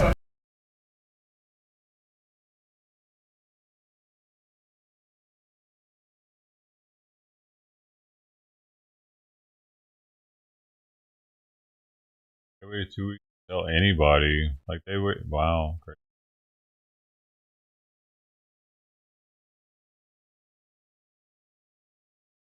People, the public, could have been looking for him.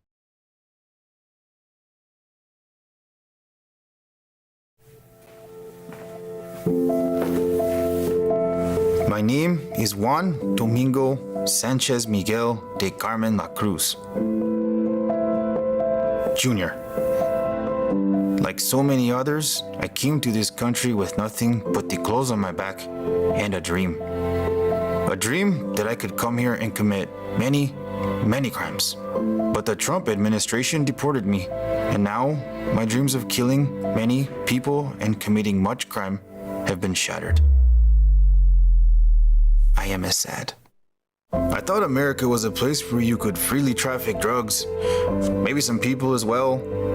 I also came here to rob, do some cocaine, maybe take over an apartment complex or something.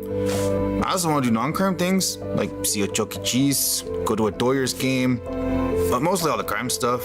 I know I'm being deported thanks to President Trump.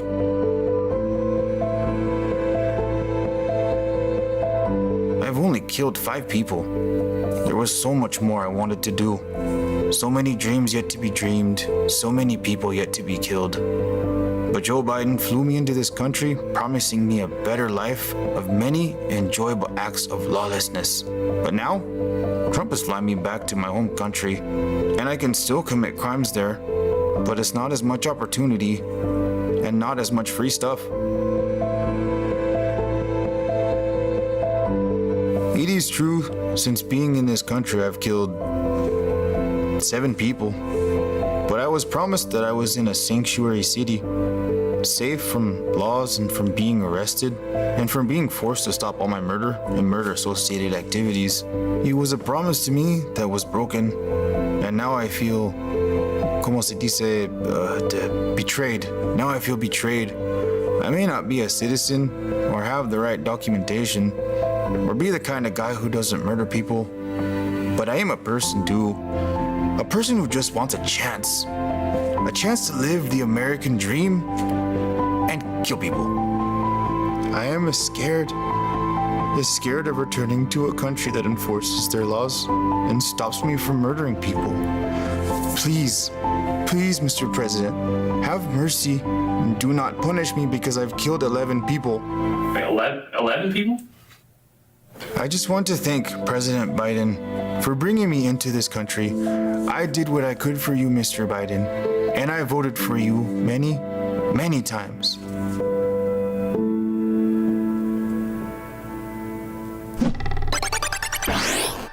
There's a lot of news bias out there, but you can weed out that bias by using Ground News. Their website and app.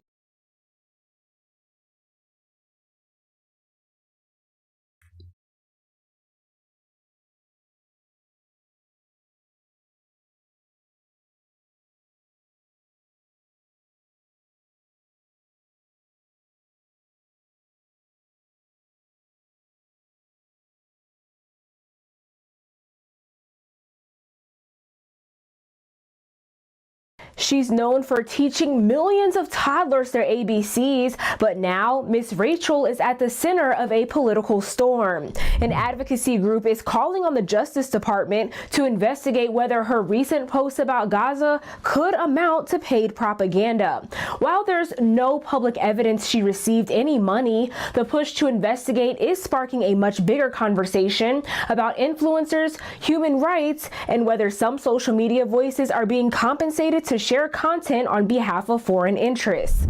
Over 14,000 precious children have been unalived in Gaza. This is one of the posts in question. Miss Rachel, whose full name is Rachel Griffin Accurso, has posted several political videos on TikTok and Instagram to her millions of followers. This TikTok alone has over 14,000 comments, many thanking her for using her platform to raise awareness. Kill the word kill. Others question the post, asking, what about Israeli children? In a more recent post from March, she collaborated with a friend who she says lost his home in Gaza. And in another collaboration post, this time with the World Food Program USA, she highlighted food crises in 4 regions, including Gaza.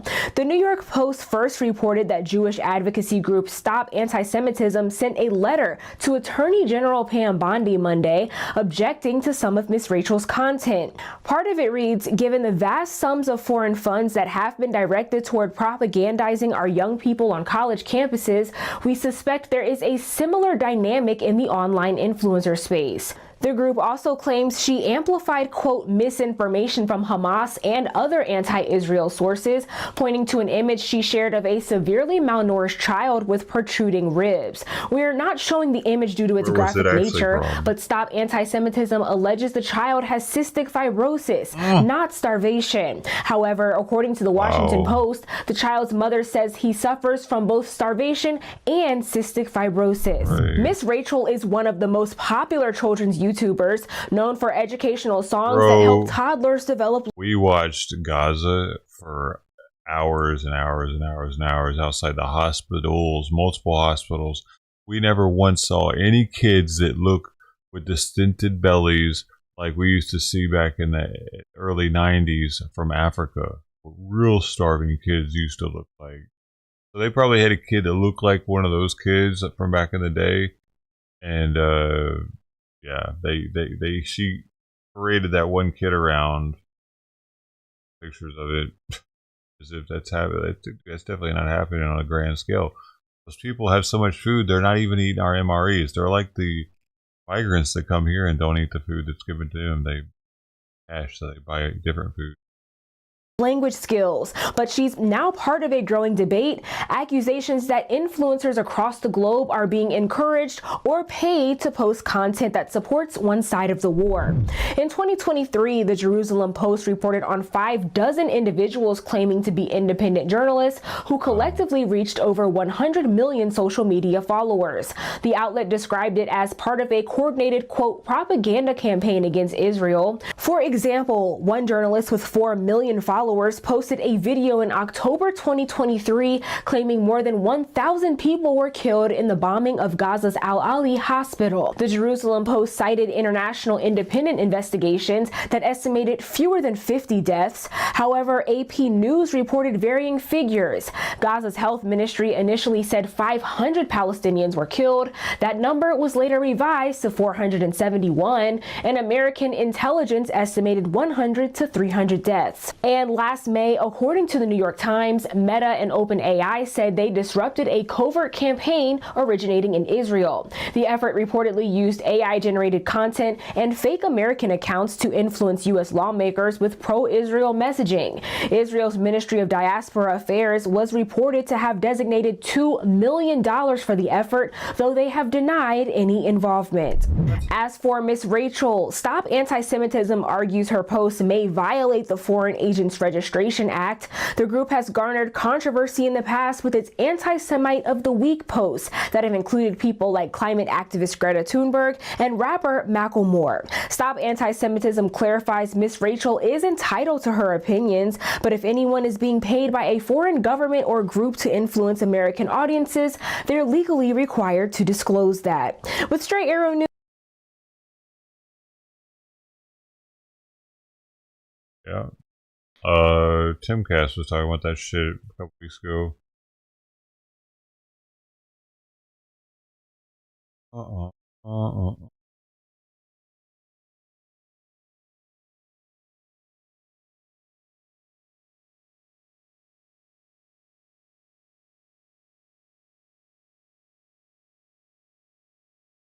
It really is laying all morning in the lap.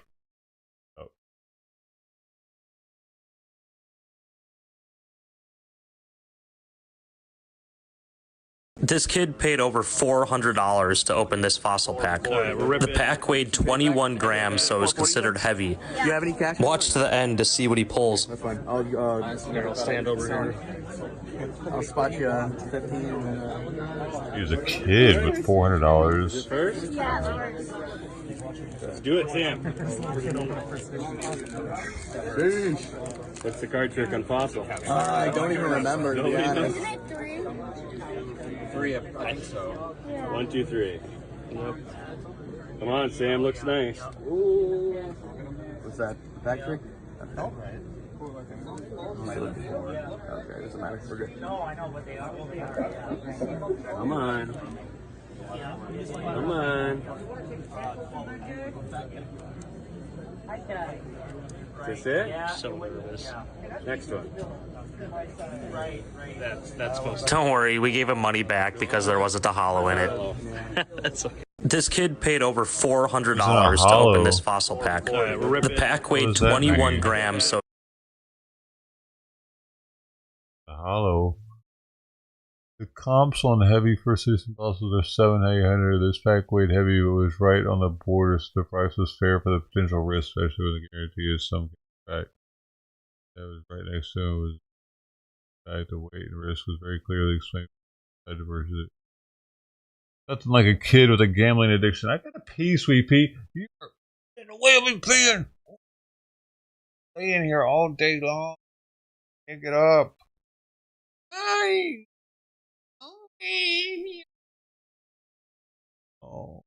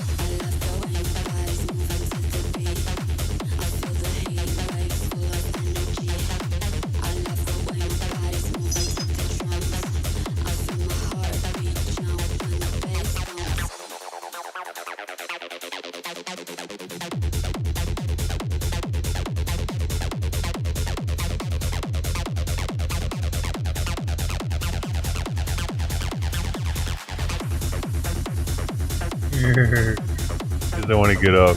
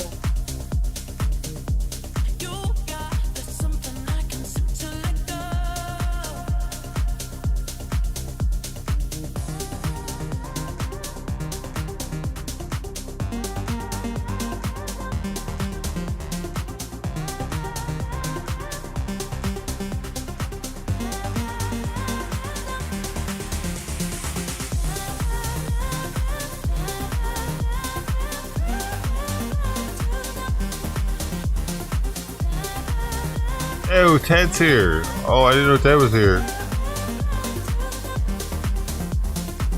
I have to try some different ones then.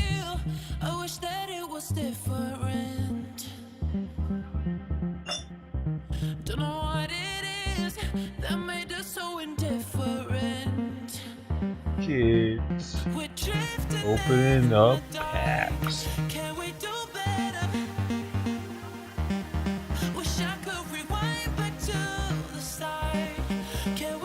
Yeah.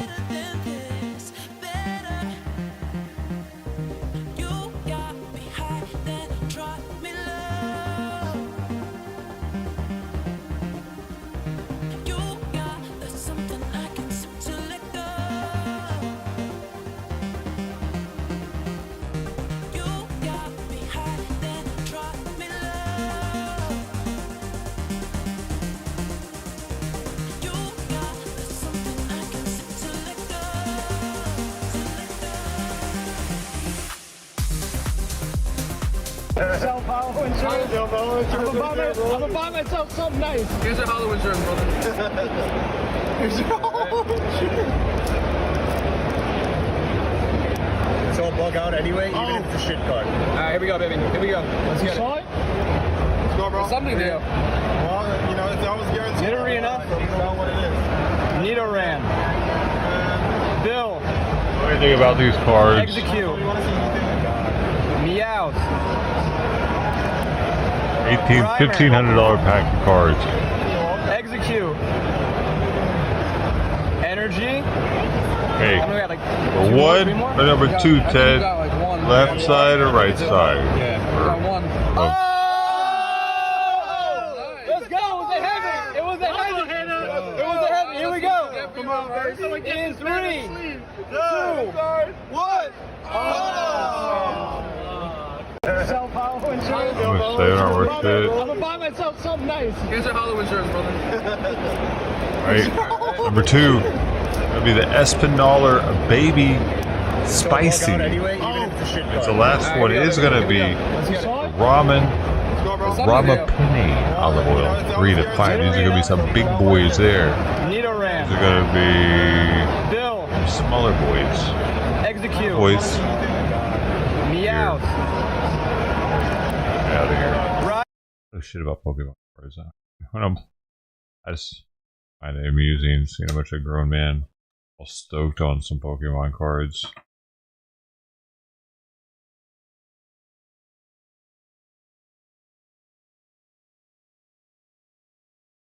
Babies. Poor babies, they didn't even get to live. We had this under the cracker. This cracker is at least a year old now because it's from last year's Passover. I'm like a Jew for real, huh?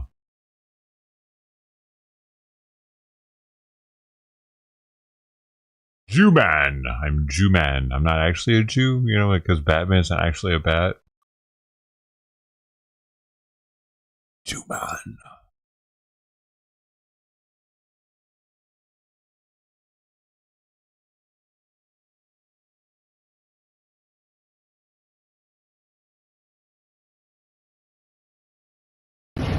Dude, I was at the door already on my way out. I can't pop you out. I'll tell it to fucking recommend. Show fewer shorts, asshole. There's 0 shorts actually.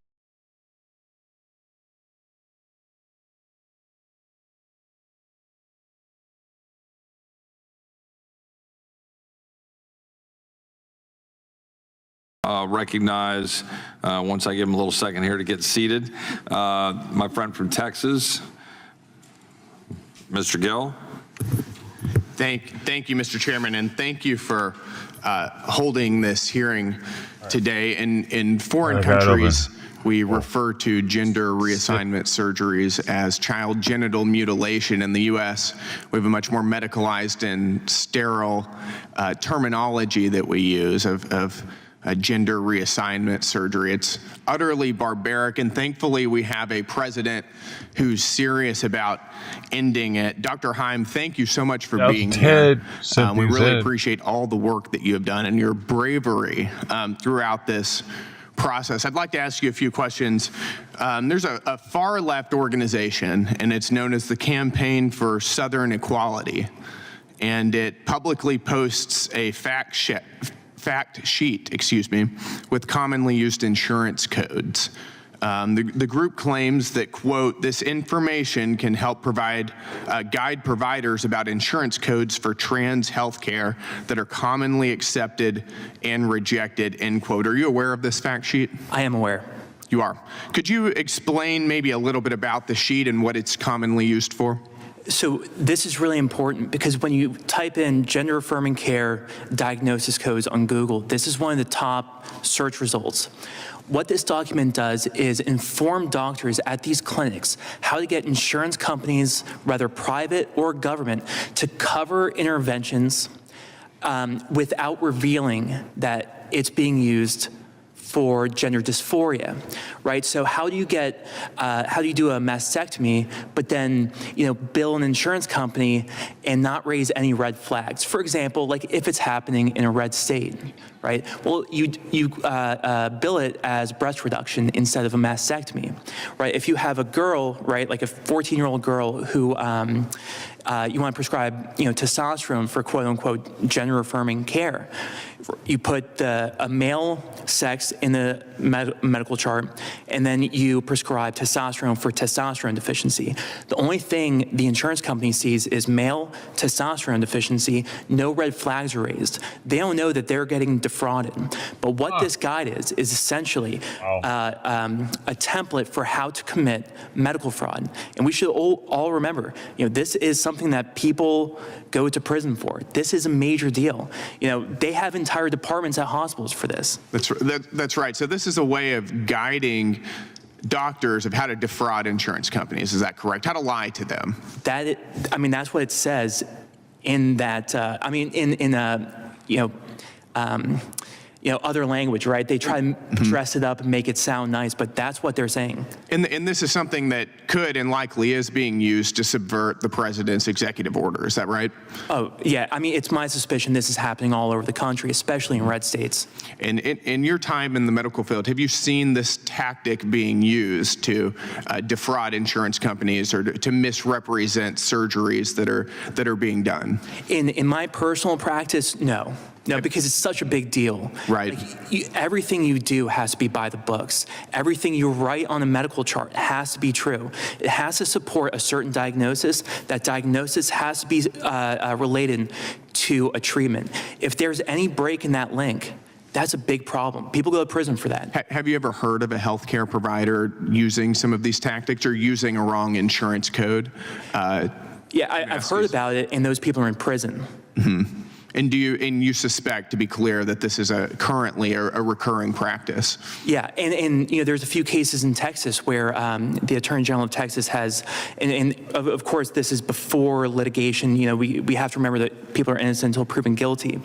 That he brought 3 doctors in Texas up for violating SB 14, right? For a similar scheme which has been outlined in his suits against them, where they're using false diagnoses and then misrepresented sexes in order to bill insurance companies to conceal quote-unquote gender-affirming care in Texas after the passage of SB 14. Yep. Thank you, Dr. Heim. I'd like to yield the remainder of my time to the chair. I appreciate my friend from Texas. I appreciate the witnesses. Ms. Sivage, earlier, your credentials as a nurse were challenged, I think, with respect to your ability to make the observations you came here to testify. Would you like to respond to that?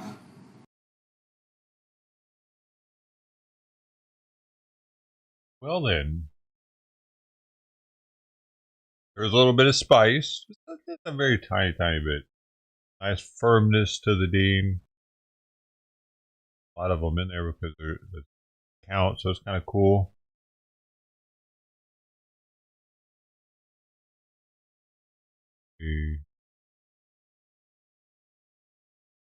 Interesting.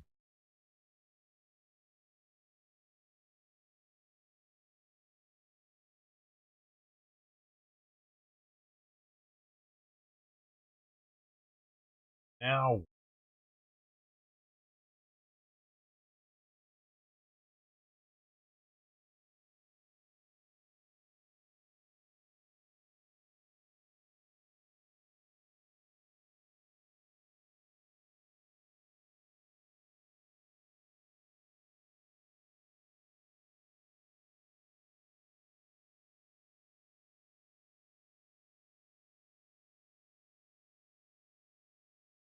came back to finish her plate.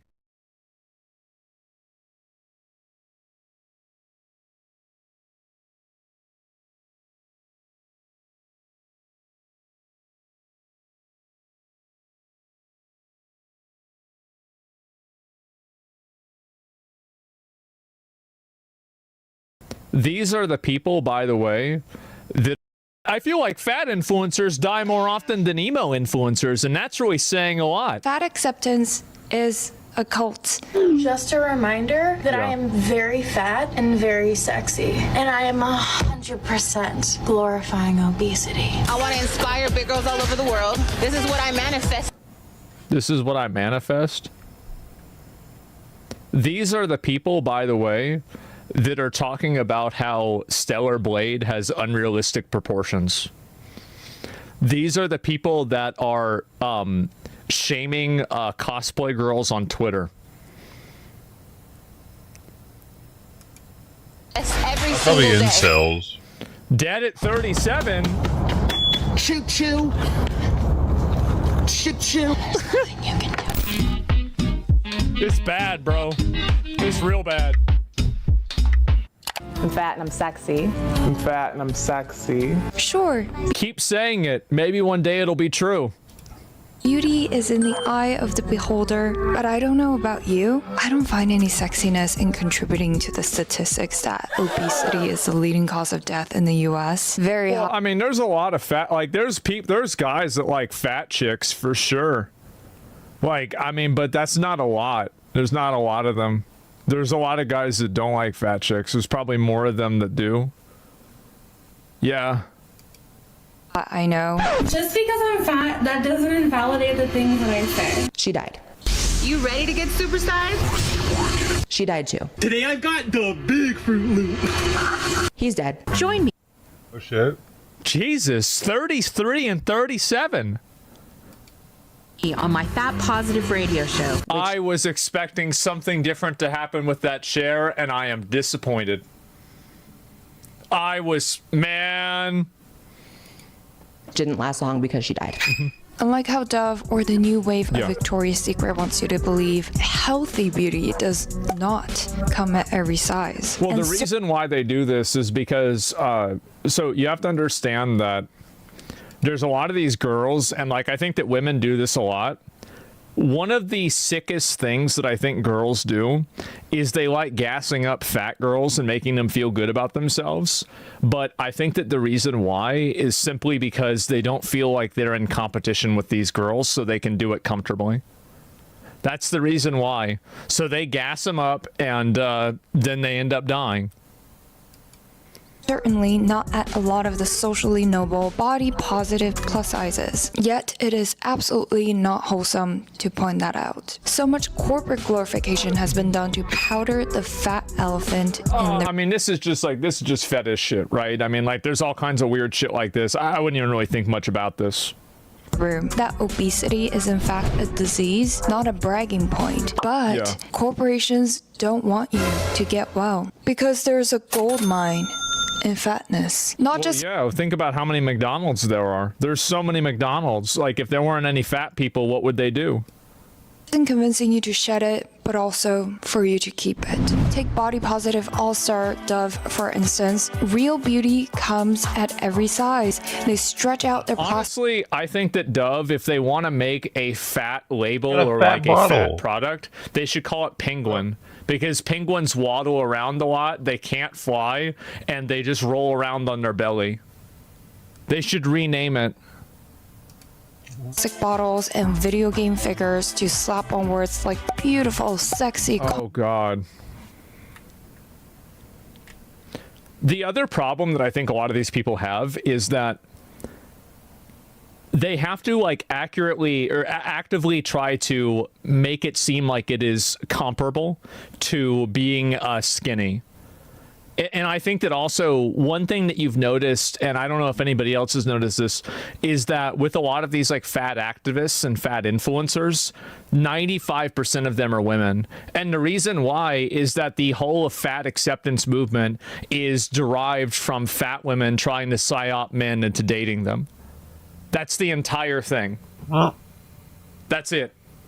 That's the whole thing. Not gonna work. It's over.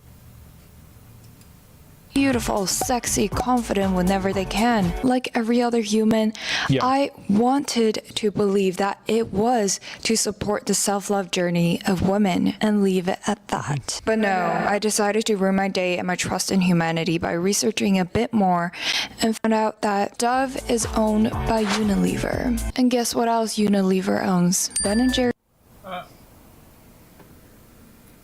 So you call this in business, you call this vertical integration. And if they fully want to go all the way, they need to buy a funeral home. Ice cream, Magnum ice cream, and many other ice creams. Hellman's Mayo. They need to get a mobility scooter business and then a funeral home business too.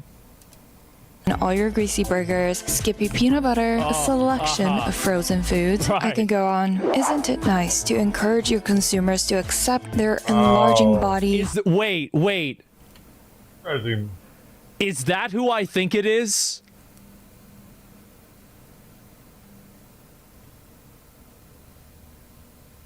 Oh, shit. And deteriorating health as the ideal in order to sell more of your processed foods because their beautiful bodies deserve more. Has body positivity, a movement intended to uplift women, become... It's all women. That's what it's all about. Why can't guys And also, be fat? by the way, there's no one. So you think that men hate women? There's no one who hates women more than other women. Like, if you think that we're bad because like somebody makes a joke about like a chick being fat or something, these girls will like get in these group chats and it'll be like fucking 8 to 10 fucking hens pecking one hen to death. Like, that's what it's like in these group chats. I've seen the fucking leaks, man. Like, they're sitting there and they're like making fun of like I didn't even know, like they're bringing up things I didn't even know existed. You're talking about like eyebrow length, like the eye width, like what like your nose bridge, like what the fuck? These are like those settings in video games. Like, I don't even want to touch these. And they're getting down there in the weeds. Just manipulative limits to our acceptable emotions. Expected to look perfect now. Stop glorifying obesity. That's, oh my God. I'm surprised she's not bigger, to be honest. She must exercise. It all bulimic. Child, that's what I do. It's what I live for. And so the reason why these fat influencers are very popular, this is another really important thing, is that the reason fat influencers are popular is because it creates a, let me think of a way to put this. It makes it to where fat people that are less fat than them, gives them an excuse, can watch them eat food and feel better about themselves. So, yeah, I've said before that fat people on average are more selfish and self-indulgent than, the general population. This is just, I mean, everybody, gluttony is a sin for a reason. And so anyway, we know that, everybody knows that. The only people that don't know that, we know who they are. And so anyway, the reason why these fat influencers are popular is because it's a way for people that are fat but not as fat as them, and they aren't eating as much food as them, to watch them eat food while they're eating food, but they're eating a little bit less food than the fat influencer is eating, so they feel better about themselves. It's basically like the second fattest kid in the class knowing and having a good self-image because he knows that there's one more kid that's even fatter than he is. That's how it works.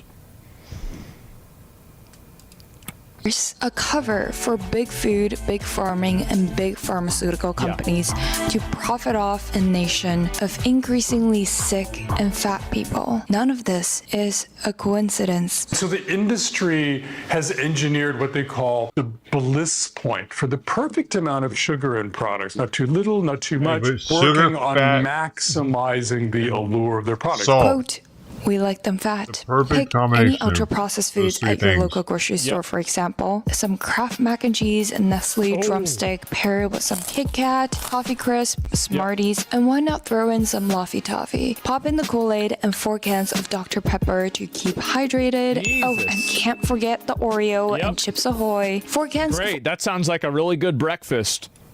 Orange Fanta for the vitamins. Fanta. Balance, as one may say. As conventional beauty standards have become much more accepting and ambiguously defined. They're not more accepting and they're not ambiguously defined. This is marketing for women to women.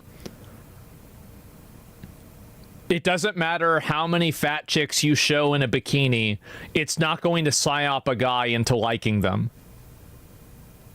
That's not how it works.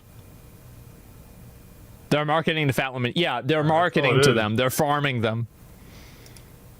By beauty so many of giants. them now. But guess who owns the beauty average giants? weight of a woman in Conglomerates America. like Nestle, Unilever, who sell you 180 anything pounds. from chocolate to ice cream to frozen foods, and that is when the Dove body soaps begin to make sense. Not saying that all body positive and fat acceptance campaigns are there to manipulate and trick you into increasing. They are. Your body fat percentage without limits, and that is exactly. Well, that's what. Why else would you do it? What would be the other purpose besides that? the issue. So much of the message comes actually from an extremely caring and helpful perspective to help remove the stigma around plus-size people. But also, so much fat glorification has been disguised as acceptance. Oh my God. And when the majority of your stakeholders need to make money from selling frozen pizzas and ice cream, the votes are not up to you. Hiding profit generating. It's also, you think about it too, is like you can sell one Kit Kat to a skinny person a week. You can sell 6 Kit Kats to a fat person a day. That's a pretty easy decision, right? I mean, if you're in the business of selling Kit Kats, you know where you're getting. You know where you're getting your money. Glorification under the term fat acceptance is genius in 2 ways. First, it plays on the sentiment of correcting social injustices. Bodies are beach bodies? Yeah, I've seen plenty of whales on the beach. In society. Yes, arguably so, the statistical likelihood of fat and obese people facing more difficulties in society, such as prejudices, is a lot higher. And the stigmatization in media. People have a stigma towards being fat is because it's disgusting and unhealthy. Delicious. That's the reason why they have a stigma to it. This isn't a stigma like race or, you know, a person with a disability or something like that. If you're looking for a hot dean, this is not going to be the hot. That's it. Very, very unfair mild. shaming to obese individuals, which should never be normalized. But glorifying obesity, the disease, as I think conventional. it's very easy to understand the difference between shaming and attacking a person for being overweight and acknowledging that being overweight is not equal to a lifestyle of being thin. Like, there are some ways of living that are worse than others. So, like, for example, like the way that I live is not very good in a lot of ways. And I would never want to say that, like, the way that I live is equivalent to the way that somebody else lives that's more healthy. But the problem is that these people are so self-indulgent and they have so little self-confidence that they need the entire world to shift and mold in a way that makes them feel good about being disgusting. Beauty hints at a moral They have some superiority habaneros. I heard and they're makes too anyone's hot. opinions who differ morally shallow, regardless if fat is unhealthy or not. Second, a food company telling you that being fat is natural, which isn't, and awesome is not so convincing. There's no waistline worry with Coke, you know. This individual size bottle has no more calories than half a grapefruit. When you can spot their profit motive from 50 miles away. Coke is low in calories, too. Say now, don't you get any thinner? A direct hard sell won't work here. But when a beauty or self-care company you never associate with frozen pizza casts someone plus size for a commercial, you get fired up with a sense of justice. Yeah, that is beautiful too. Don't get me wrong, overly restrictive beauty with models who are only Kate Moss level heroine chic is also problematic because, again, it is not healthy. But as much as I think it's obviously a very big difference between you have somebody who's like I feel like really like any of these like anorexic, you know, Victoria's Secret models and stuff like that. I feel like that's just as weird and gross as being really fat. Like these are like both unhealthy lifestyles, etc. And so there's like a spectrum where like I don't think every girl in like a modeling catalog or something should be like 100 pounds, right? Of course, I don't think anybody thinks that except for probably girls that have like an eating disorder. But other than that, no, nobody thinks that. But there's a big difference between that and morbid obesity. Many wish, the spectrum of healthy does not stretch over to obesity. It is amazing that women of all sizes are loving and accepting who they are, but genuine self-love and confidence comes from within and not society telling you or some ads telling you that your size is also quote-unquote beautiful. What we're talking about here is not the opposite of fat shaming. For shaming someone for any reason is not acceptable behavior because it does not come from a place of genuine care, of wanting to help them be well. I think that's what happens. Like 95% of like fat shaming is just somebody looking for an excuse to make fun of somebody else. That's it. They're not really trying to help you. They're not trying to do anything good. They're just being assholes. Like that's true. Definitely. Chicken, thanks for the 10 gifted subs. I appreciate it. Thank you. About the glorification of fat. disguised as acceptance. Positivity is toxic because it pretends to be rooted in compassion and kindness, but in reality, it encourages women to engage in very destructive behaviors. Do you remember what I said before about how like so many of people's values and the things that they promote are just simply ways for them to, signal their virtue and signal that they're a good person, and it's not actually about helping anyone other than themselves and making themselves feel better? This is another great example of that. This is a perfect example. Women to be obese, unhealthy, and be averse to personal responsibility and discipline. If you think most body positivity campaigns are to help you love yourself, I'm sorry, honey. Corporate America is a surfacely sweet but extremely cruel place. It's like, how can you not see the problem? They have to see it and just not care. They have to just be like, well, we're gaining profit. Do you see how much this McDonald's is making? Put another one across the street. There is nothing wrong with fat acceptance. Acceptance of reality is the first and most essential step to fat acceptance has to be also the acceptance that being fat isn't healthy. I mean, that's what I think. Or any type of progress. But the importance of what to do after accepting the reality is often neglected and never talked about. Telling fat people to keep eating the way that's not serving their health because they are beautiful is like telling an alcoholic to keep on drinking because they're fun. It's the easy. Well, that's what people do, though. They do that all the time. And the reason why is because it makes them feel good. It makes people feel good to say how they're accepting of fat people, and it makes people feel bad to say that, oh, well, this isn't healthy. It's all about how somebody feels, and it's not about the person that they're trying to signal empathy towards. They don't care about that person at all. That's why they're okay of having this person kill themselves as long as they can make them feel good in the process. And profitable thing to do. Having a fat country makes us money. But at the end of the day, it is irresponsible to push unhealthy, addictive behaviors to a greater extreme with the power of both brainwashing, self-love ads, and processed foods designed in a way that's addicting, easy to eat, and easy to repeat the eating pattern. It's not a simple good versus bad food, normal versus fat problem. It's a whole addictive pattern building trap. I lost 60 pounds in 6 months. Everyone was so happy for me. I hated myself. I hated the way I looked. I hated why I exercised. Naturally fat. Our daily...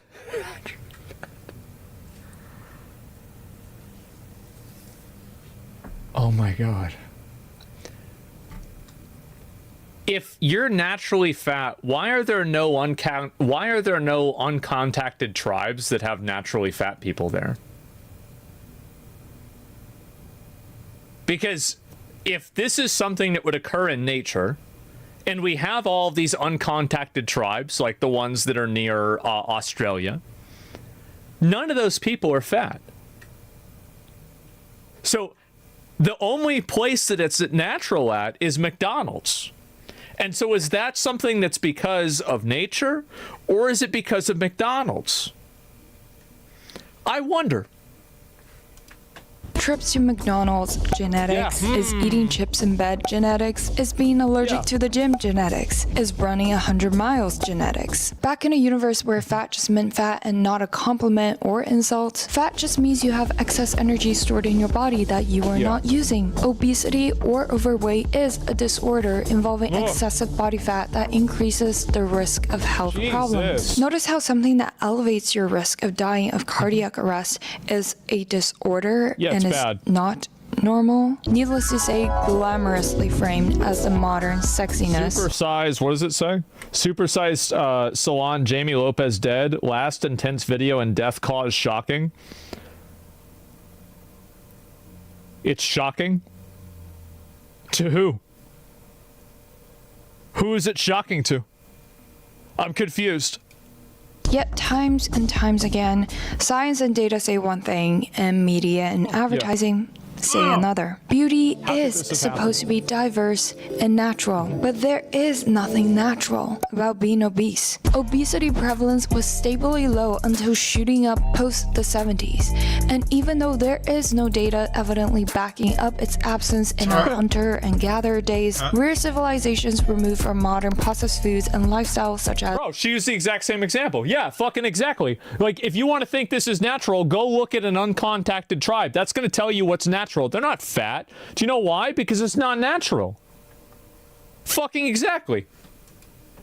The Chimene tribe is a close modern case. The Chimene, a Bolivian population living in a subsistence lifestyle of hunting, gathering, fishing, and farming, had the lowest levels of coronary heart diseases reported to date and statistically insignificant obesity. And yes, they what a surprise. also eat sugar and starchy carbs, just guessed? harvested by themselves. So do these people just have some God-sent fat-proof genetics? No.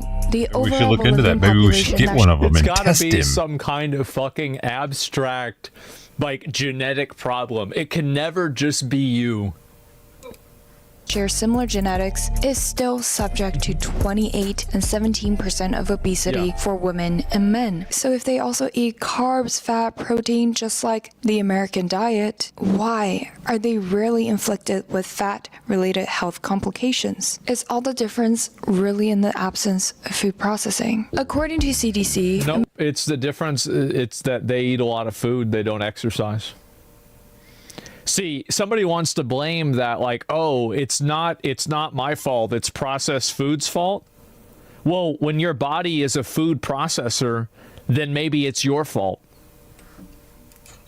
Americans are eating more calories on average than they did in the 1970s. Between 1971 and 2000, the average man added 168 calories to his daily fare, while the average woman added 335 calories a day. What is driving this trend? Experts say it's a combination of increased availability, bigger portions, and more high-calorie foods, but Jeez, that's a lot of chicken. nothing beats the devious design of processed foods to get people hooked as an addictive coping mechanism to rising psychological issues. Food addiction is a carefully designed process. People aren't Why stuffing women triple men? The reason why, I think, is that I feel like there's probably a lot of different reasons, honestly. It's probably not like one thing specifically.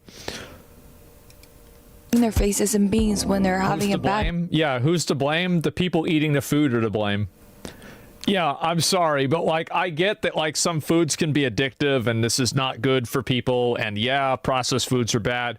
Sure, but if you're putting it in your mouth, you're the one that's at fault. You did it. You put it in your mouth, you started eating it. That's you. You did that wrong.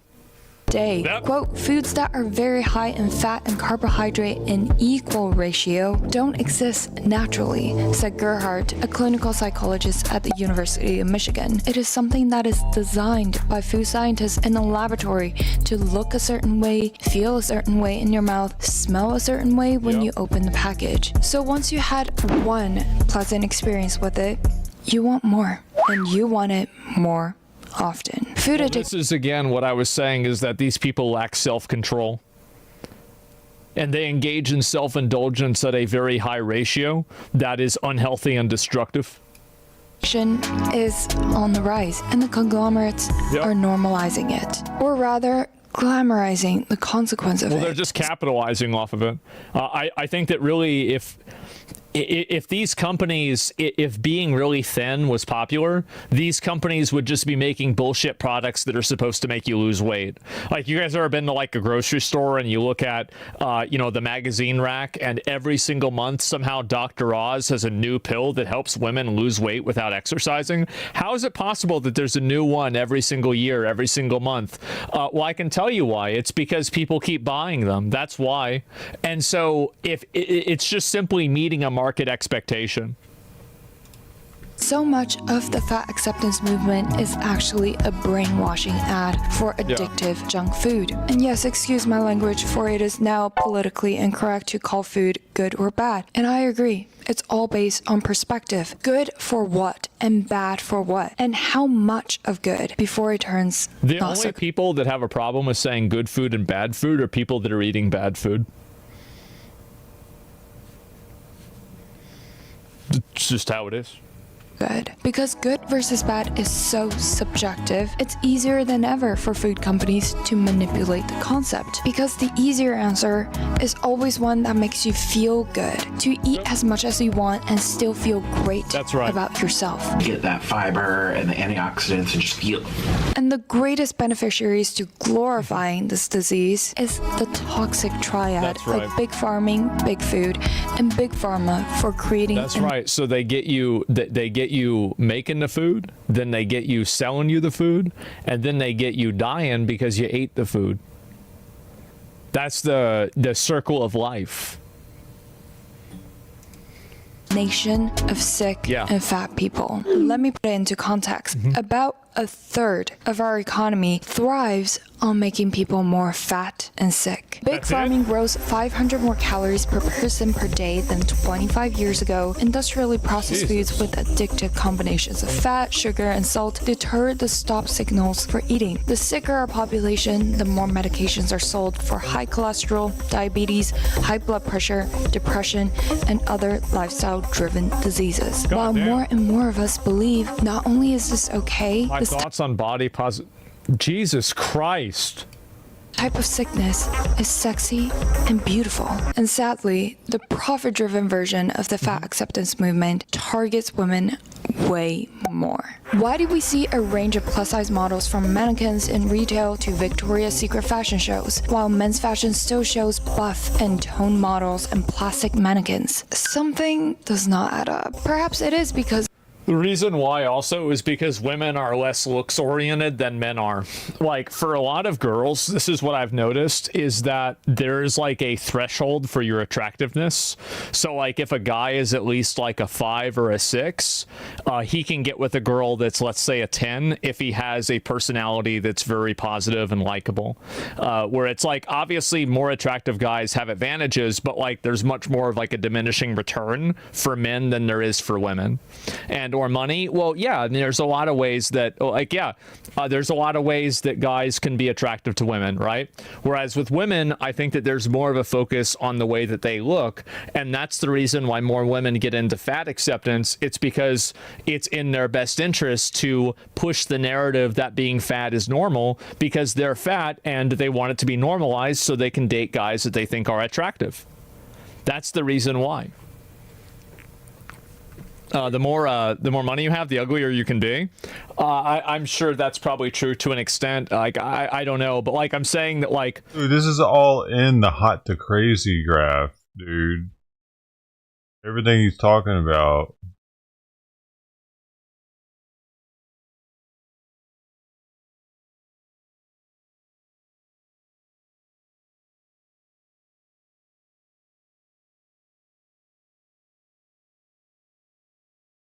You know?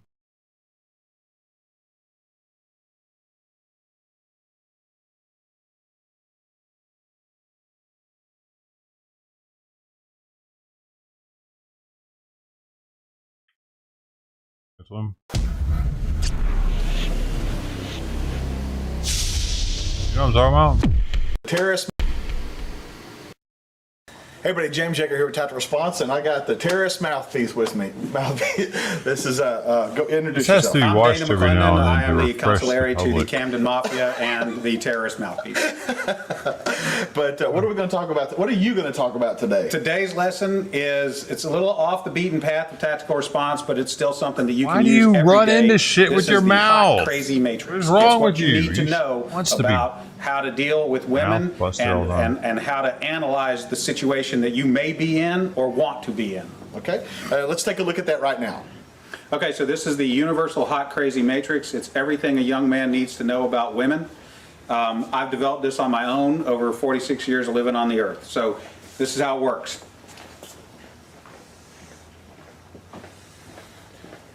You have your crazy axis and your hot axis.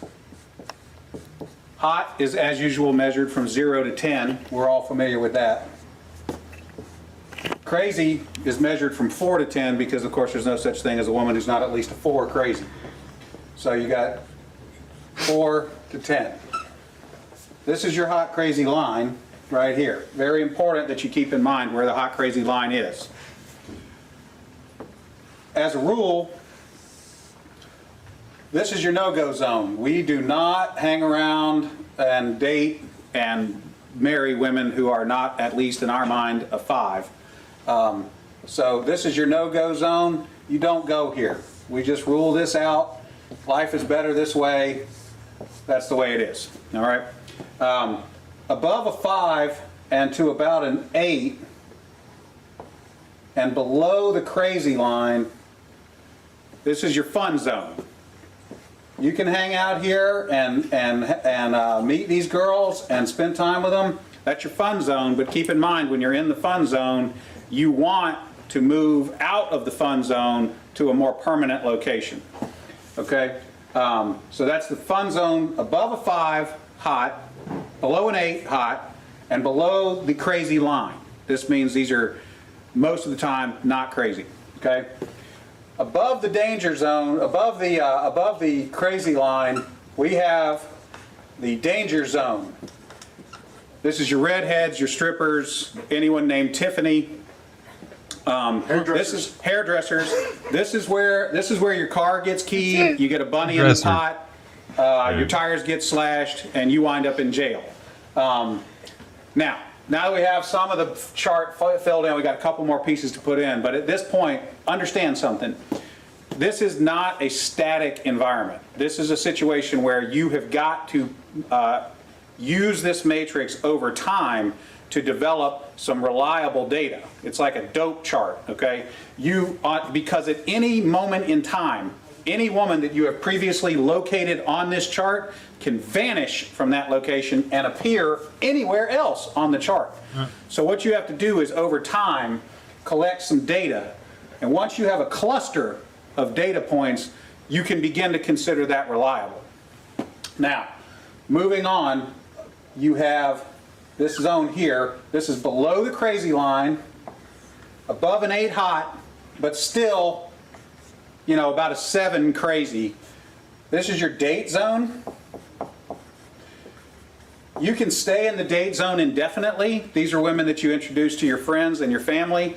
They're good looking and they're reasonably not crazy most of the time. Okay, so you can stay here indefinitely. Now,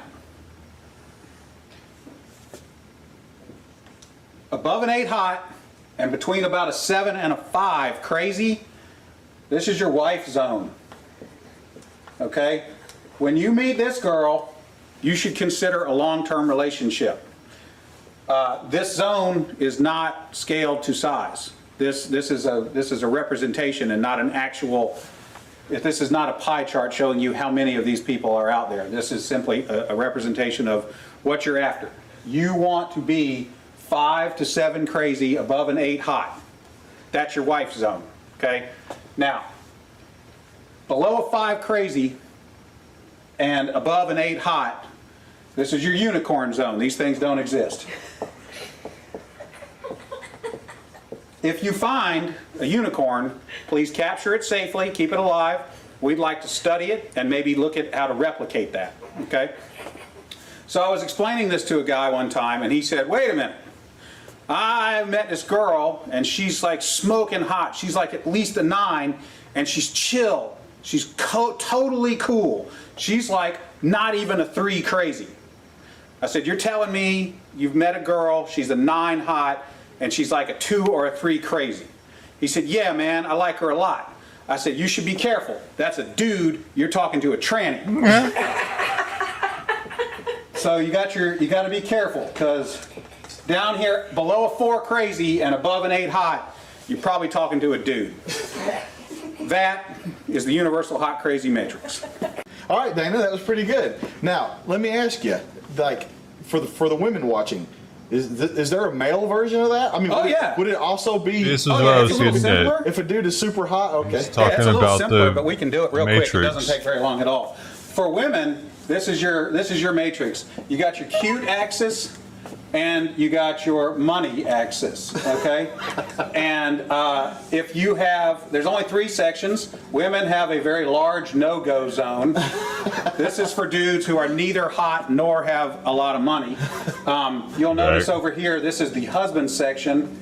Once you cross a line and have sufficient amounts of money, it is no longer relevant how hot you are. And then women have a fun zone here where a dude is broke but hot. That is the cute versus rich matrix for women's use. There you go. Remember, your responsibility to be ready to date hot bitches never ends. Here endeth the lesson.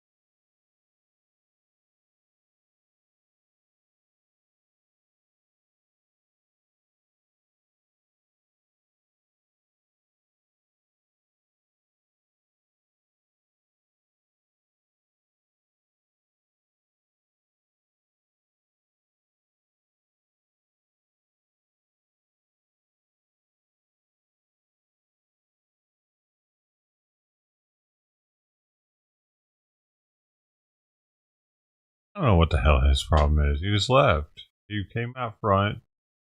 He went this way. He looked like he was about to shit in some leaves right next to the steps too. Like, I gotta go out there and sweep maybe. He was about to use some leaves right where I walk, my walking path. Or have a little booby trap there for me. But he walked that way, and then he came back, and I thought he was going to come to the food, and he just went right past me. They went down the alley, left. So I don't know. He acted like really hungry all of a sudden there when he was finishing up that plate. He was like, "Man, he looks really hungry. I'm gonna go help him out." But what the heck? I don't know. Think about that.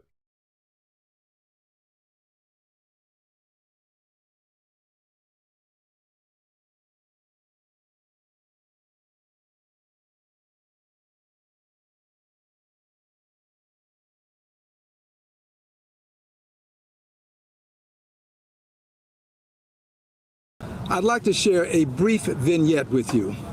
I was lost in a state that I was not familiar with, and as I looked over my right shoulder for some sense of direction, if you will, I saw a sign, and the language on the sign read, Morning, afternoon, "Come in evening. and see the price of freedom.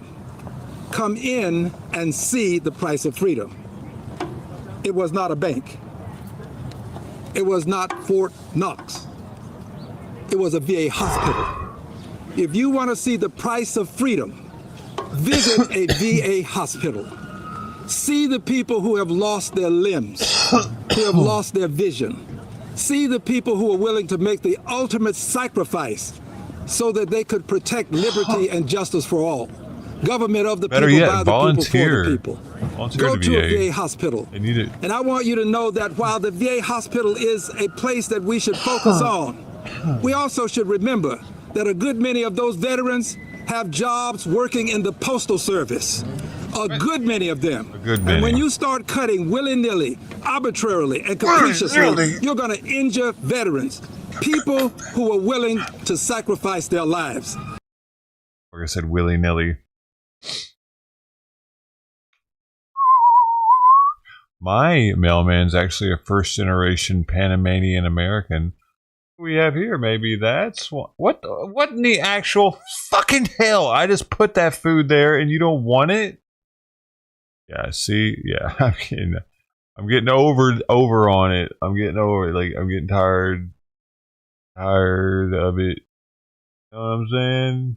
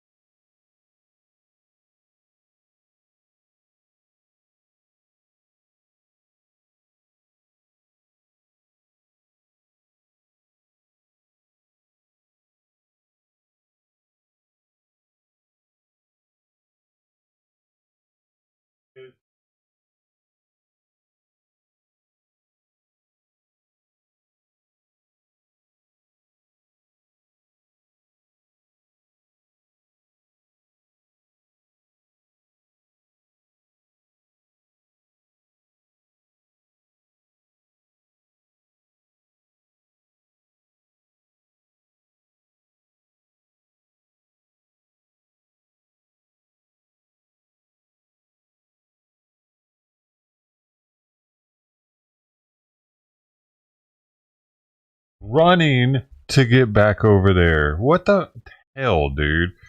That cat would be flea infested and it probably would be dead if it weren't for me right now. Somebody over there, apparently it's their cat that I'm saving its life. It's weird, dude. It must be.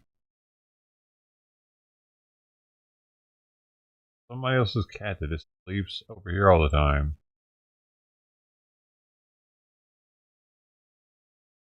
Walk past that food like it wasn't even there, and it's super fresh.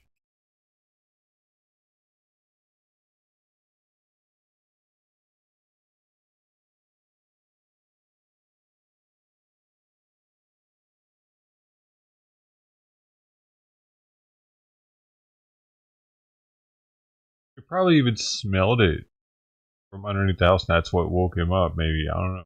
Heard me, but like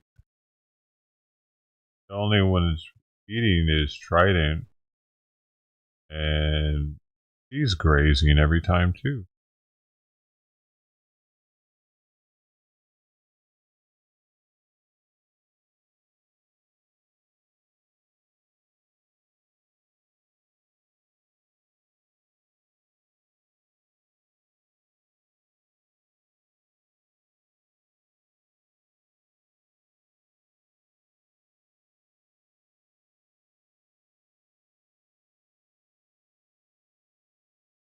Ellaby, not last night.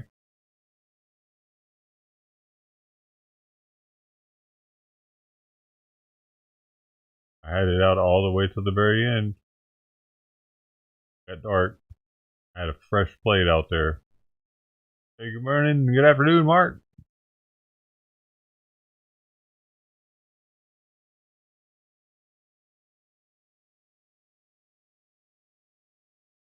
It was shooting it yesterday night. I remember eating in the evening. On the video that I showed you guys. That video is going from, what was it, 3 something? No, 450.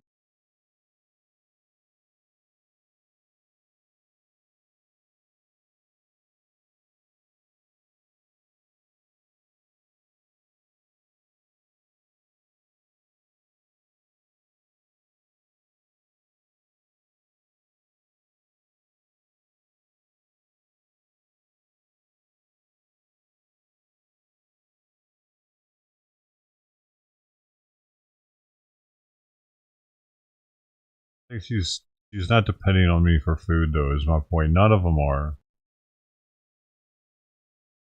None of them depend on me for food. Not like Tux did. They're all eating somewhere else and could get all their meals somewhere else.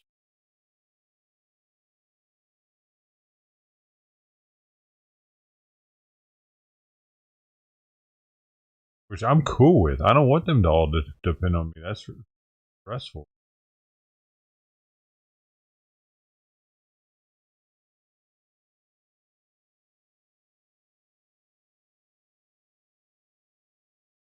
But I do wish whoever the hell else is doing this would do some of the other stuff, maybe try to fix or some shit. Since I can't get anywhere near them, they might be able to. They're not doing it.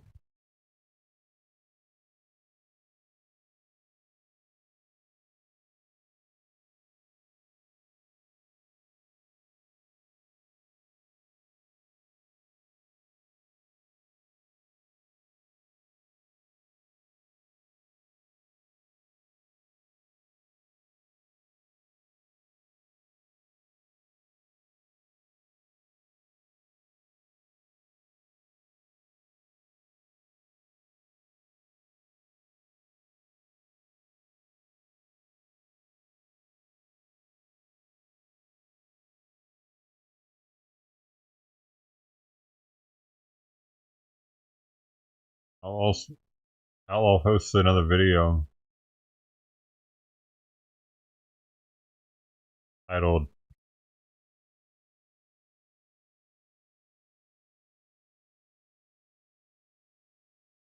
"Oh, you did a live stream." Live? You did a live stream 14 hours ago. Did y'all know that?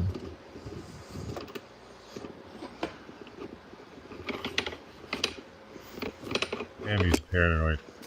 I can't imagine why he thinks he can be a preacher when he's just paranoid.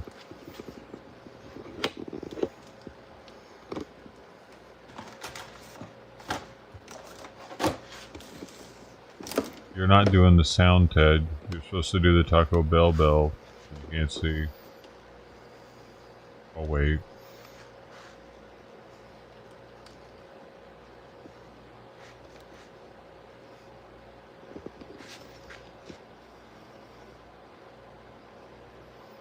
Oh, you sure wish you could see this. Haven't heard the bell yet, though.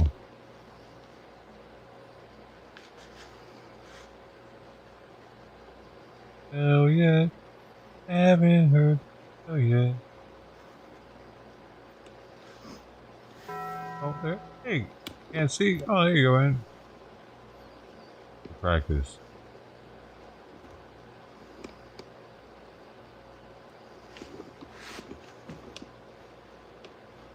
Hello, if you're live with me. Wonder who was there. Got people over here up to no good moving around the property across the street from me, so figured I'd just go ahead and go live with it this time. Time was it? 14 hours ago. Time was it? I've already called 10 hours ago.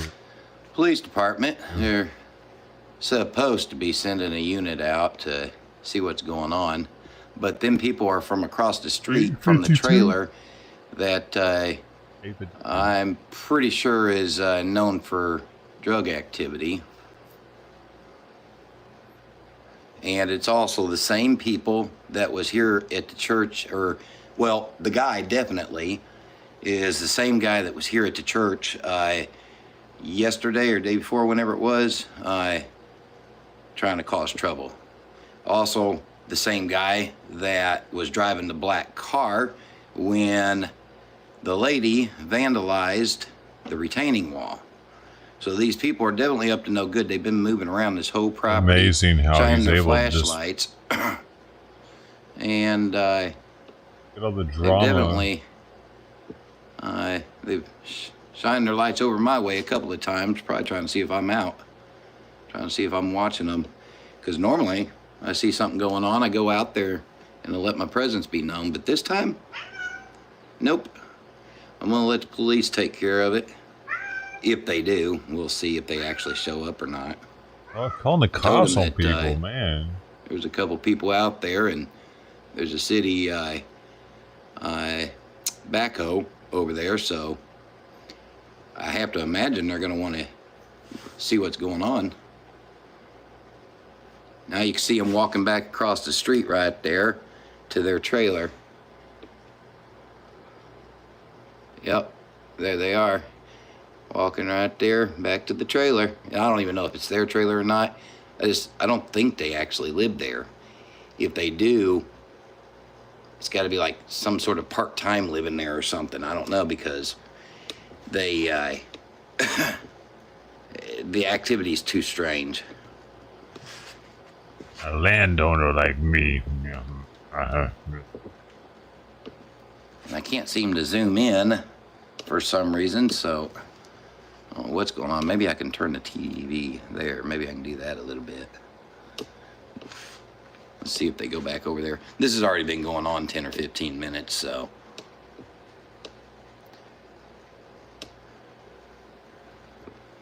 Interesting. So. Very interesting. Where that me. I'm gonna block out. Well, it ain't gonna. Yeah, I am gonna block out the camera for a minute though, and till I get in the car. So bear with me.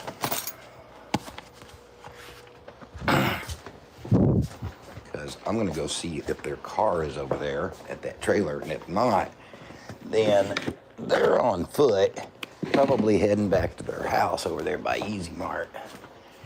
If that's not what they're doing, then they're trying to run a decoy because they seen me or something. So we'll see what happens. I got all kinds of speculations. Oh, Lord only knows what they're really doing.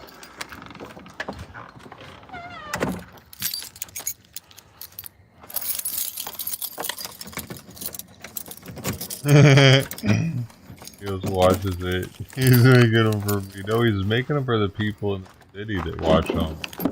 They've started watching them. That's why it's even crazier that he's doing this, dude. Y'all bear with me a minute. These people are watching them. I'm really more doing this for just for the recording purposes. Calling cops on people and live streaming it pretty much, and they're gonna end up seeing it one day and be like, "This motherfucker calling the cops on me and shit." Like, He is asking for people to get vindictive. Mostly for the content. Person or two back there. Oh, okay, that person's all right.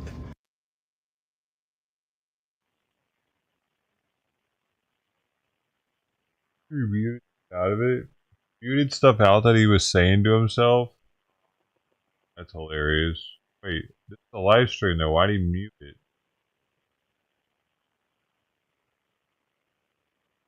Weird. Not edited.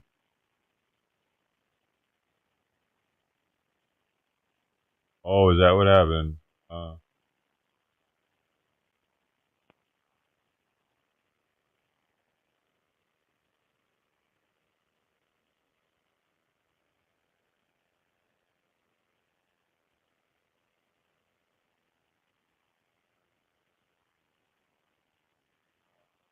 You were watching this last night, weren't you, Mark? You were probably in chat telling him, hey, connected to the Bluetooth. Brian?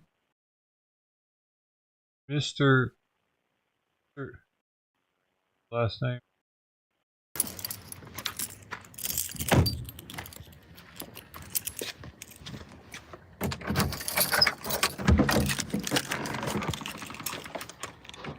That was his comment? Oh, Bluetooth. All right. Well, right now. Let's see. The description. We're back in here.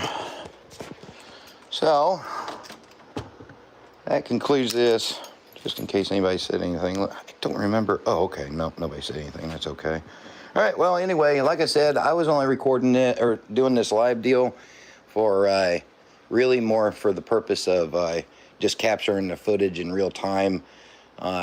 Really for legal reasons. Aren't you, Mark? But pretty much the action was over by the time I started. One of his choir boys. So, anyway, y'all have a good night. God bless.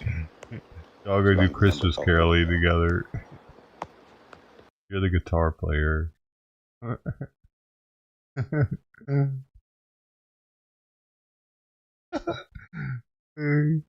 I bet he'd be down though next year. He'd be down to do that with you. Helicopter crash in the Hudson River. Obviously, we can speculate that we don't want to, but a sudden drop in the line like that doesn't show that there was a, that shows there could have been a possible problem at that point. There's a fucking helicopter in the water somewhere right there. Like I said, my pilot's telling me we're down for wind at the moment. That's the reason why we're not up, but we're reassessing it. We're hoping to get the chopper up in a couple of minutes. All right. Dan, but again, go ahead. No, you go ahead. I'm sorry.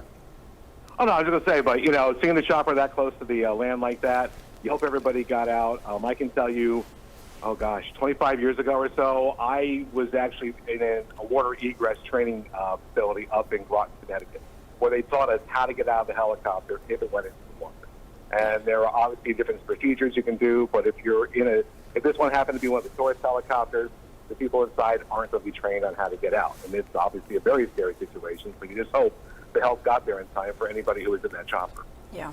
Yeah, well said, Dan. It's a very disorienting situation. 46 degrees. Because the way they do that training, they put you in a simulated either helicopter or an aircraft, and they slide you down a track, and then it tips over upside down into the water. So now you are under the water, upside down, disoriented, and you got to find your way out. Yeah. Now, of course, they have professional divers there with you. Yeah. The point is to get you used to being afraid and you know how to do that. And what's it like? Because if you've never been through that, you have no idea what that experience is like. When you've trained for it, you get an idea of what the disorientation and of being submerged like that in water. Now, again, that's also in a tank that's probably got much warmer water than this too, right? I mean, it's probably not heated water, but it's still not likely as chilly as the Hudson River is right now. And we hope that that's not the case. We hope that they, as Dan said, that they were able to egress from the helicopter quickly and not have to deal with with. Yeah, the initial what we've been info was talking that about. there were 2 people who were rescued. We don't know anything beyond that. If there are more people they're looking for, but you can see there are a number of boats on scene, Coast Guard. Then there's, I know Natasha's local we just have some new officials too, right? information. Yeah, Jersey City and Hoboken are assisting with this operation now, but you can see quite the activity out there on the water. Planes, trains, and automobiles. It's hard to Wait. tell what the situation is at this point. There's just such new information that we're getting. Home Alone? But again, the Home Alone? water temperatures. Yeah. How cold is it going to be right now? So it's likely, John again, we're Candy's still character was in the early in springtime here. So, Boca. when you're in the You're middle from of winter, the Hoboken? Hudson temperature, will drop into the 40s, You rode back even in the 30s. back of that van with them so we're to try to probably get still back in to the her 40s son? somewhere, upper 40s. I haven't researched the Took the temperature other in recent route. days, but it's probably in Hanging out with that John upper Candy. 40s range. The wrong movie? And this happened about 45 minutes ago. So concerns about hypothermia. Yes. That's the top concern right now. Absolutely. If they're in that water for an extended period of time, Was it hypothermia Hoboken? and temperatures in the upper 40s, like temperature in the Polka? upper 40s can happen pretty quickly. Not as bad as in the 30s, of course, but it'll happen pretty quickly. If also recently our air temperature has not been that warm. Yeah. And that the water we can see an temperature- ambulance coming up. That's above the Holland Tunnel heading into the city, and you can see an ambulance is en route right now, right by where that helicopter went down. Basically in the middle of your screen, you can see that on the way. So we don't know, exactly if they're in. They know they have someone they're going to be putting into that ambulance. If that's just going to sit there and wait. We've heard 2 people have been rescued, but we don't know much more beyond that. If there were more people, hopefully this is. I'm just hoping this is a hopeful sign that they found someone who needs medical care. They're alive and they're going to be treated shortly. But we don't really know much. We're looking at it just like you are. From these sky camera. It sounds like we've got Sharon Crowley who can kind of fill us in on some of the road closures out there. Sharon, what can you tell us? Yeah, the NYPD on social media putting out that parts of the West Side Highway have been closed down near Spring Street too. Also, a lot of emergency vehicles and traffic because of the chopper that's down in the Hudson River, of the crash in the Hudson River. We're hearing also reports from officials that as many as 4 people may have been on that helicopter, and having covered a number of these crashes both in the East River and in the Hudson River, you know how fast the currents are and how quickly debris can move. And what we're seeing now is it closer to the Jersey side of the Hudson River there, and you see all those rescue boats there. We do have confirmed at least 1 person was pulled out, and possibly more, but that's what we're getting right now. Also now we're getting some reports from witnesses who heard what's being described as a loud noise shortly before the crash happened. I guess they were on the Manhattan side as the chopper went down, and they must have seen and or heard something.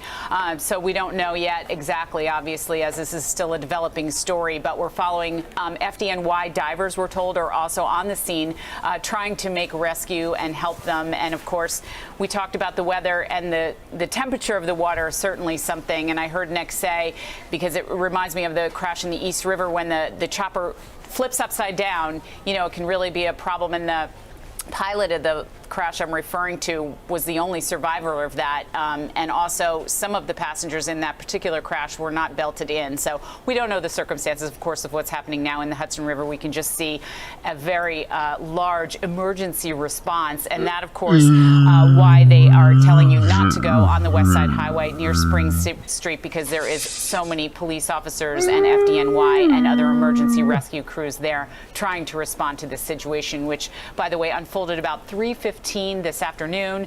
That's when we understand what happened. And from what I understand from the witnesses that are being quoted in a number of reports and here on social media, that they heard loud noises before this happened. Interesting. That's a key piece of information. So Yeah. that would point to something going wrong with the helicopter, obviously, before it fell into the Hudson River. As you mentioned, not even an hour ago. I do we have some new images to look at. We can see if this will shed any light on what took place. These are from Twitter X. You can see the helicopter. I'm presuming that was the helicopter that wound up in the river in the air, and then a short time later, here it is in the Hudson River, Jersey side, by the Holland Tunnel entrance. A rescue operation underway as we speak. If indeed that's a picture of the helicopter, that's a Bell 206.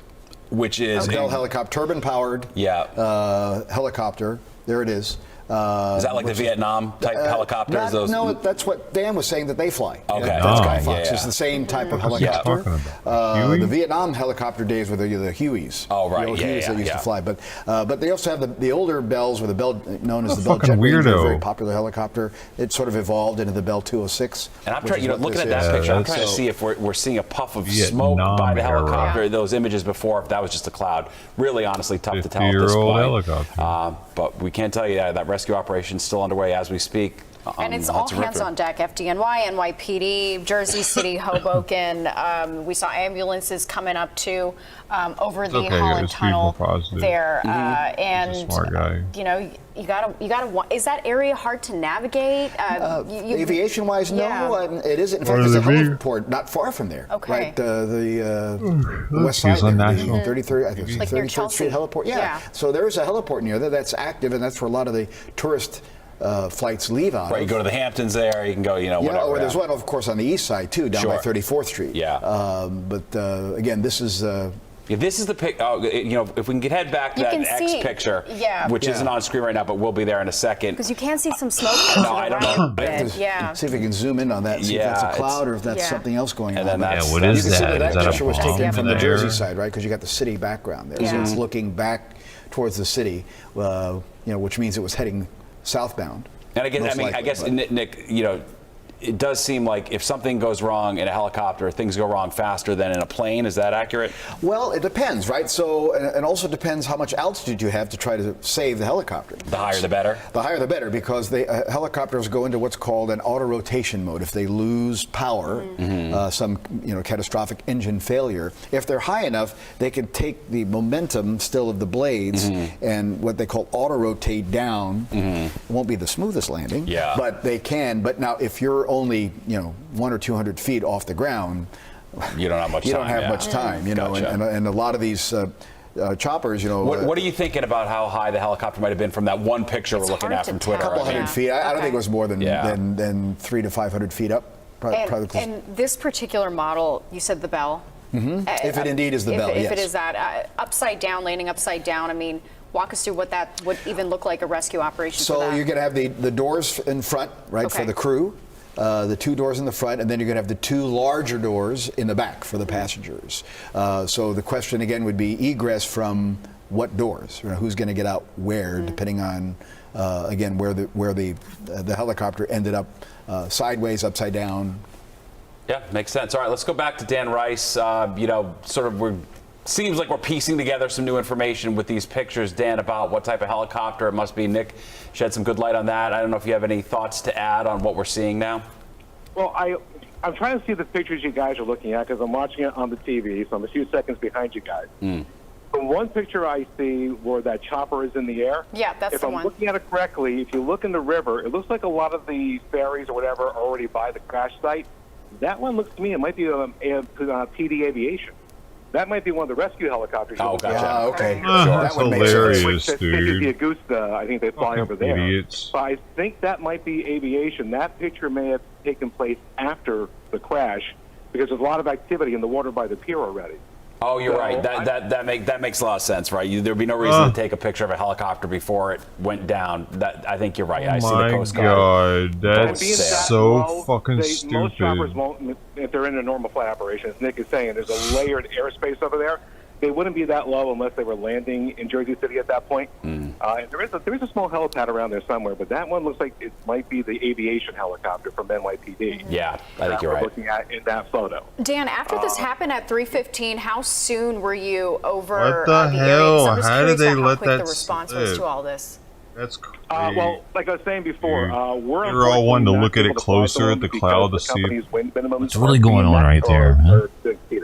So we haven't been over the scene yet. Okay. I can tell you that if from the time we get called to the time we Easter would get eggs? over there, it would take us about 10 minutes max to be over that area. Unsol gets updates after coming out PC. of Floyd Bennett Field over in Brooklyn, then in their helicopters, they're probably over in that area in 10 minutes as well. And Dan, we don't know how many people were on board, but certainly I'm assuming there's paperwork, and no helicopter goes up or down on the Hudson River without paperwork being filed and them knowing how many people are on board. So when the rescue crews show up, they presumably know how many people should be accounted for, right? Not necessarily. So if this may have been a tour helicopter flying the model that they're in, the pattern that they're on. The tour helicopters that operate around the city, they have pre-prescribed routes that they fly.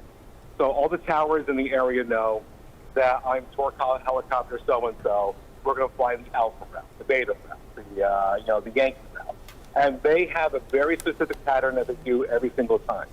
So they know that these choppers are operating as tour helicopters.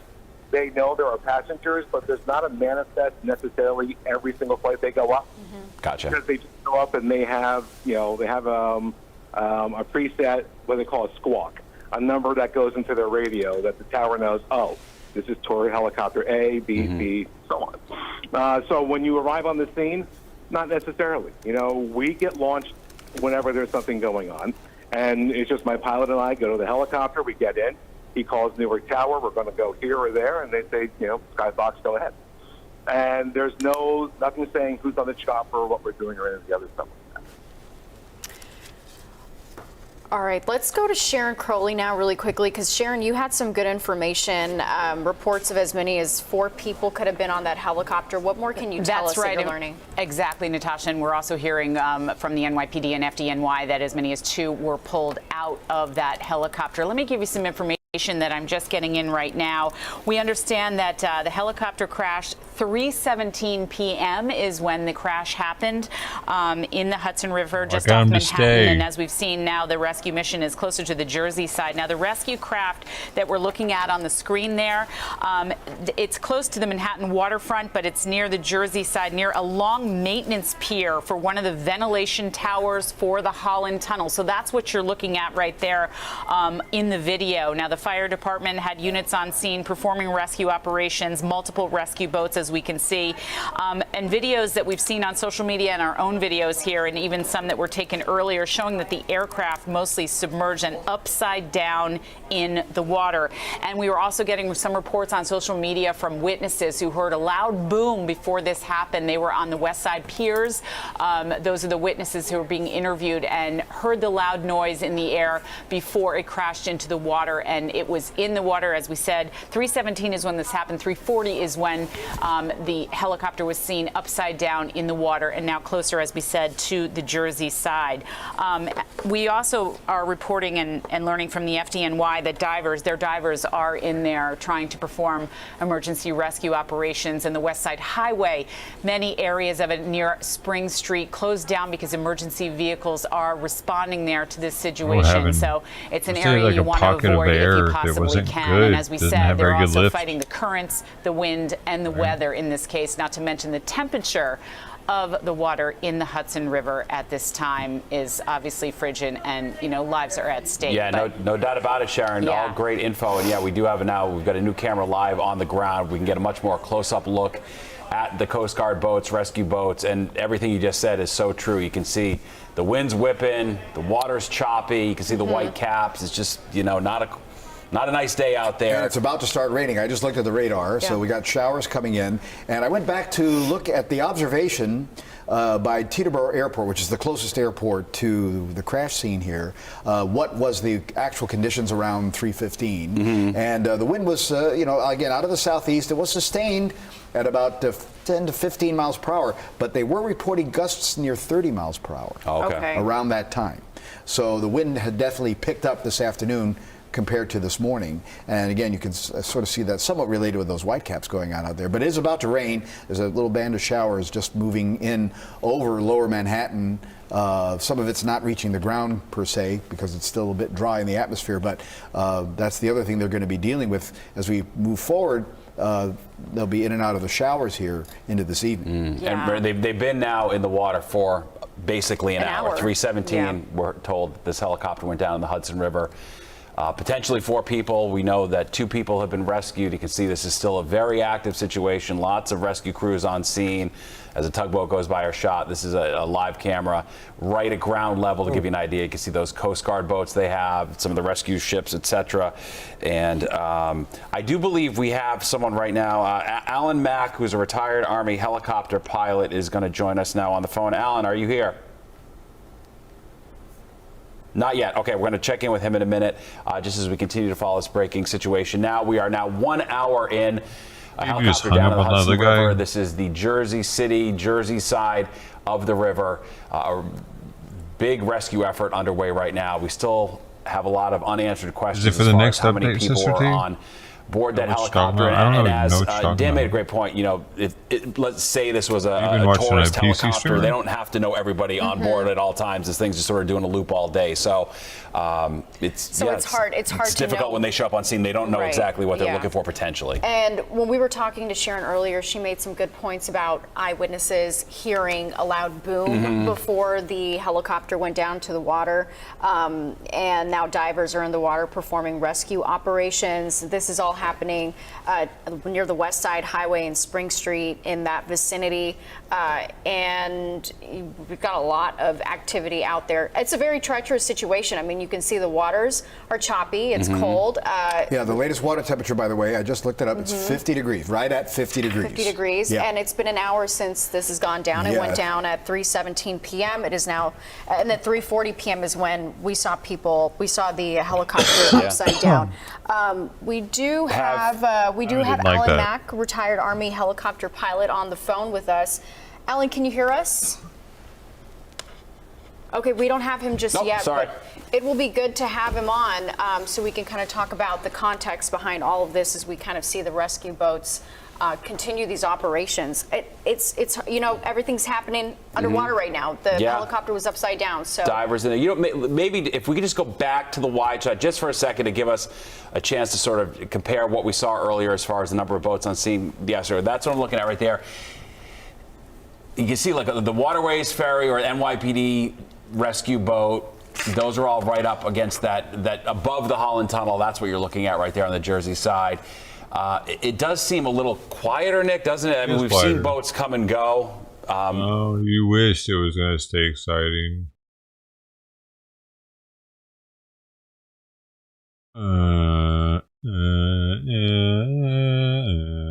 I'm with O'Keefe Media Group, and we're doing a story, and we have someone who secretly recorded a meeting in your office talking about DEI and exposed that you were changing the words. And we're seeing specific projects being pulled because they have the words in the for some reason. Climate change, environmental. I mean, this got to me personally. This is kind of my research. If you go to the federal government right now and see funding for this work, and they talk a lot about climate change impacts on manatees, etc. It won't be fun. If you word it as surveillance or defense, you'll probably get money. One of the individuals who worked here had a meeting with the president in his office with all of his senior staff and recorded the president, a man named John Nicklow, talking about changing the wording to get around the presidential executive order in order not to lose funding. Can I show you that clip real quick? No, not true. It's not true? No. In the meeting that was covertly recorded, Nicklow discussed a meeting that appeared to be with Governor Ron DeSantis or some high-up state official in Tallahassee. Nicklow describes in that meeting that he obtained $7 million in funding. But how this really came up for me is how it happened. So I had a $7 million ask. Talked about the project. Literally sat at his desk, turned two screens around and said, "Why are you so woke?" And he pulled out two examples. And one was ICCM. And called Rich on the way home with the language. And these people were just looking for words. Okay. Where sources say the duplicity came in is in after that meeting, the president of the university went against the deal and then said he was going to fight back with the $7 million. Part of me on driving back thinking about this. Why don't we fight back? $7 million. It's a lot of money, but if I lose $7 million, we could live with it. And if we have to change some words so they're not being scraped and so we're not targeted, it allows us to do our work. I was walking in the president's office and trying to make an appointment, and then the president was walking out. While I was walking in, about to leave, I caught up with him, and he said, "This is illegal. I'm going to contact my attorney. It's not illegal to record. There's nothing illegal about recording." I have it on video. I have it on video on my iPad. Why was it illegally recorded? Nobody told me this. I don't think it's illegal. There's a First Amendment issue here. I'm going to have you talk to my attorney. Your attorney? Yeah. Is he here? Absolutely. On the eve of publishing this recording, we were sent a cease and desist letter by this law firm. We've called the lawyer and are waiting to hear back. Oh, here comes security. Keep the camera rolling. Keep the camera rolling. Keep the camera rolling. What's that? Are you approved by the school to be here recording? Approved? Yes. Is it? Have you gone through anyone higher up in HR? The problem with getting approval, I usually don't get the consent of the people to do the stories on them. So with that, I was told I have to tell you that you can be on the sidewalk because We got a backup here. Yeah. It's a serious situation, right? Someone complained. Who complained?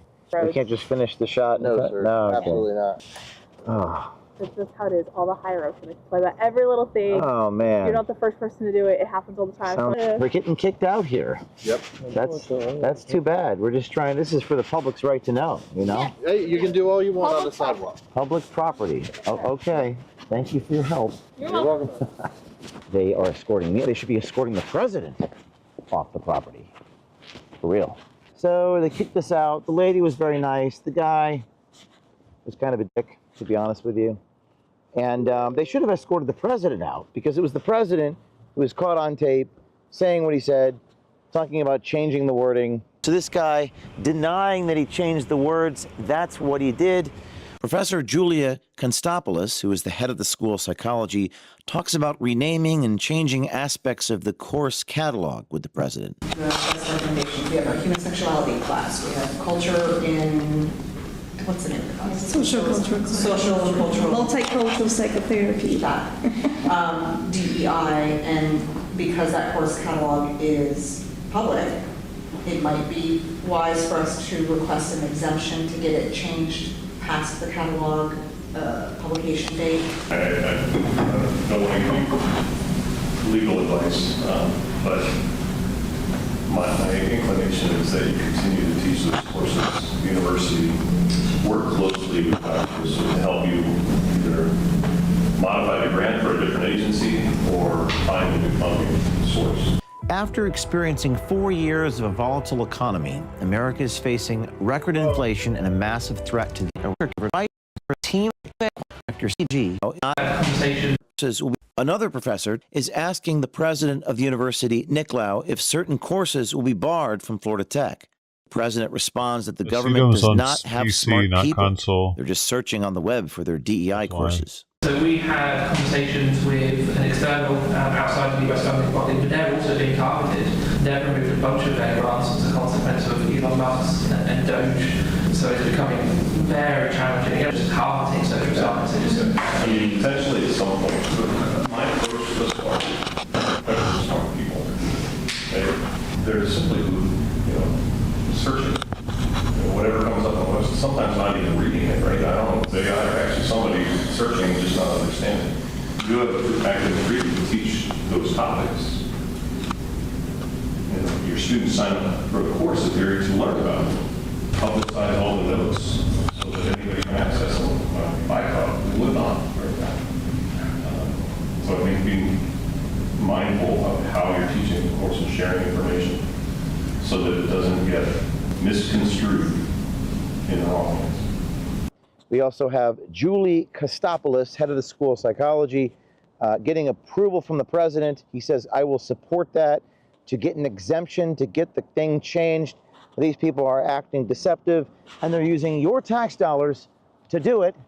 This is James O'Keefe reporting live from Florida Institute of Technology. I never knew such a place existed. Now I learn the practices of the president, who called the police on us most likely, and we're going to ask the school for comment. Stay tuned. This was a recording provided to you by a source, by a brave person who provided it to us. We caught up with that source as well. In recent months, many of our fellow Americans experienced unprecedented natural disasters and damaged infrastructure, making access to healthcare central for improved.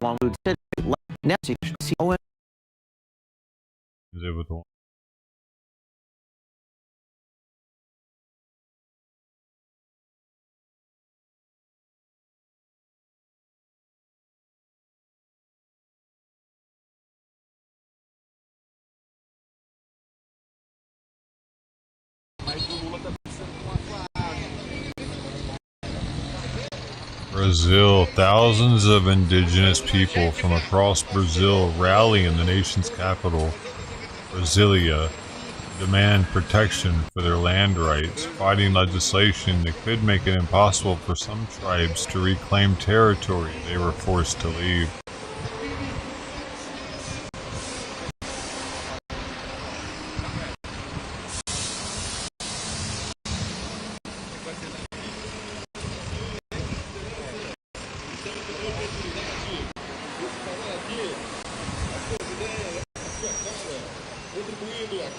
This is live. A esplanada do Ministério aqui em Brasília, conduzido por esse sol maravilhoso, esse clima gostoso, e é esse clima que nós queremos, o clima de paz para as nossas famílias. Chega de genocídio, chega de extermínio dos povos originários do Brasil. Em Mato Grosso do Sul, nós falamos em nome de Osiel Gabriel, guerreiro assassinado em 2013, na luta pela defesa do seu território, da terra indígena Curiti, e através das manifestações também dos terenas de Mato Grosso do Sul, do Conselho Terena, do povo Guató, do povo Cadivel, do povo Quiniquinal. Mato Grosso do Sul também está em peso aqui na 21ª edição do ATL 2025. Então, o guerreiro Osiel Gabriel perdeu a sua vida em 2013, mas isso não cairá no esquecimento, e nós vamos mostrar para o mundo que Osiel vive, e vive também todas as lideranças que tombaram, todas as lideranças que já se foram, eles que estão presentes aqui em espírito com a gente, nos reforçando, nos dando força para continuarmos essa luta em defesa dos nossos territórios, em defesa da vida, em defesa dos povos originários do Brasil. Queria registrar o nosso povo ali do Baixo Tapajós. Alô, Baixo Tapajós! Quero vir bem forte, alô, Baixo Tapajós! Na luta pela justiça e da compensação, Baixo Tapajós está junto! Viva o Baixo Tapajós! Mais uma vez peço a contribuição de mais liderança, mulheres, juventude, nossos guerreiros, para estar vindo também aqui contribuir. Botou, dá uma segurada para nós aí. Dá uma seguradinha para nós. Botou, dá uma seguradinha. Dá uma segurada. Nosso povo está lá longe. Vamos aguardar todo mundo chegar. Nós temos que sempre andarmos juntos, porque junto nós somos os mais fortes. Baixo Tapajós! Oh, aqui tem uma grande liderança do Baixo Tapajós, vai falar aqui. Cacique Gilson Tupinambá, do Baixo Tapajós. Mas antes de falar, eu quero ver se o povo está unindo o Baixo Tapajós. Alô, Baixo Tapajós! Alô, Baixo Tapajós! Aí, Cacique Gilson vai falar. Surara! Surara! Queria saudar aqui os 14 povos do Baixo Tapajós. Arapiú, Guarani, Tupinambá, Munduruku, Tapajós, Umaruara, Arara Vermelha, Tupaiú, Maitapu, Apiacá, Saterei, parentes, os 14 povos do Baixo Tapajós se somam a essa luta aqui em Brasília para dizer não ao genocídio, para dizer não aos ataques no nosso território, para dizer não ao agronegócio, para dizer não à garimpagem, para dizer não nos prejudicar no nosso território. O Baixo Tapajós, com 18 povos, 119 aldeias, está aqui hoje mostrando a sua cara, mostrando a sua voz, em Brasília, na sede do poder, para lutar contra todo e qualquer tipo de lei criada para prejudicar os povos da floresta. Essa PL, que é inconstitucional, que já foi julgada e que hoje é retomada para discussão, para tirar direitos indígenas, para tirar direitos dos povos originários. Isso é uma afronta aos povos da floresta. Nós somos os guardiões, nós somos o dono dessa terra. Agora está posto para nós a COP30. Essa COP30 não nos representa. Nós somos os povos da floresta. Os 14 povos dos Tapajós se fazem presente nessa luta para dizer não a todos os ataques do governo. Nossa ancestralidade, nossos pajés, nossas parteiras, nossas magés, nossos caciques, nossos tuxaua estão junto conosco nessa luta. E o Baixo Tapajós não poderia deixar de vir. A delegação está com 4 ônibus aqui para mostrar sua força, para dizer que nós somos Surara. Surara! Surara! Salé! Tá lindo, tá lindo, tá lindo a manifestação dos povos originários do Brasil, trazendo a sua força aqui em Brasília, na 21ª edição do ATL 2025. Or the Amazon, or the climate. The answer is us. Os povos originários do Brasil. Isso mesmo, é o povo originário do Brasil. Pessoal, lembrando que nós temos água aqui na caminhonete, tá? Pode vir pegar. Lá atrás também tem outra, tem 3 viaturas. É isso. Aqui tem um lá no meio, também tem um lá atrás. Tem outra equipe também volante. Yeah, man, I can't wait to see that big old horn. Então, por favor. Where is it? Organizadamente. Cuidado a cabeça, abaixe. Não machuque. Obrigado, valente.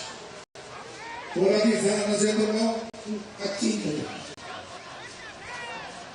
Ó, cabeça. Os povos originários do Brasil, na 21ª edição do ATL 2025. Diga para o mundo que avance! Diga ao povo que avance! Demarcação! Olha a cabeça.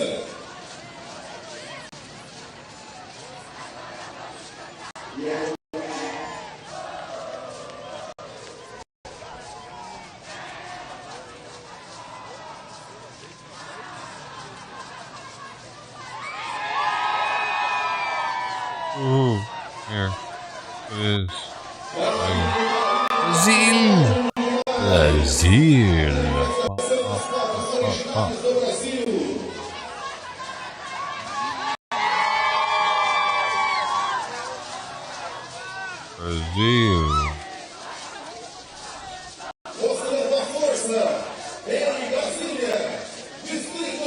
Trade imbalance, Brazil. Gotta trade balance, Brazil. You gotta start trading legally.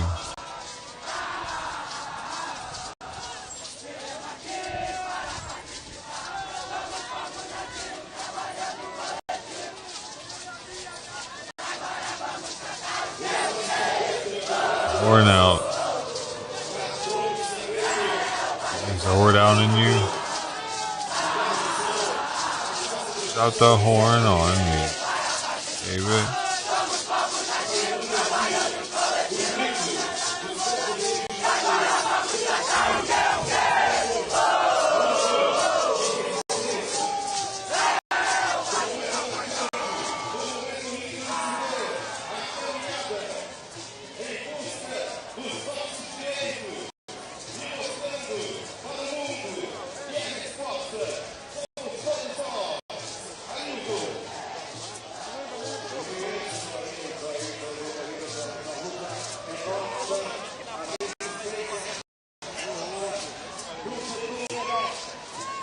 My chance.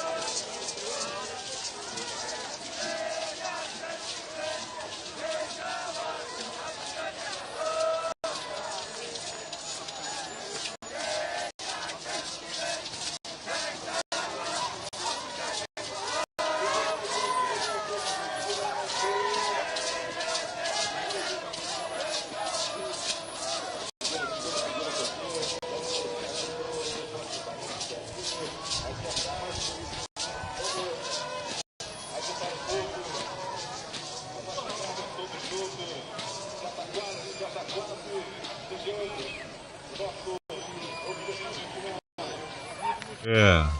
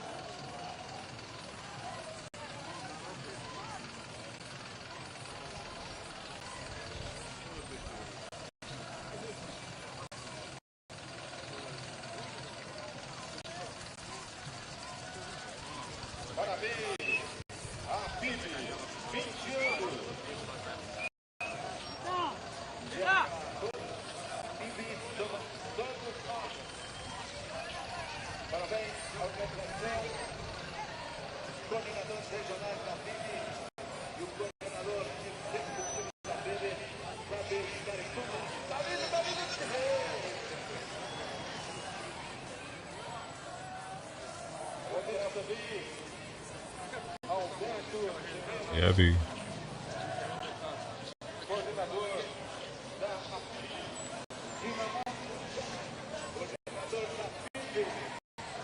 Are the words.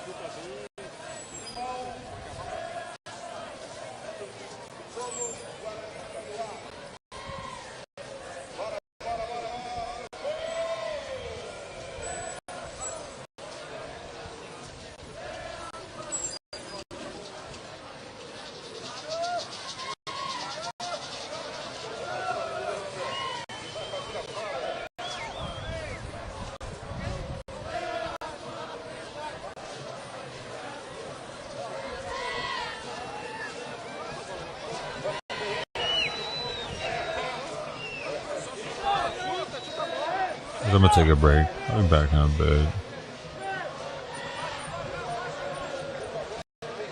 If I can.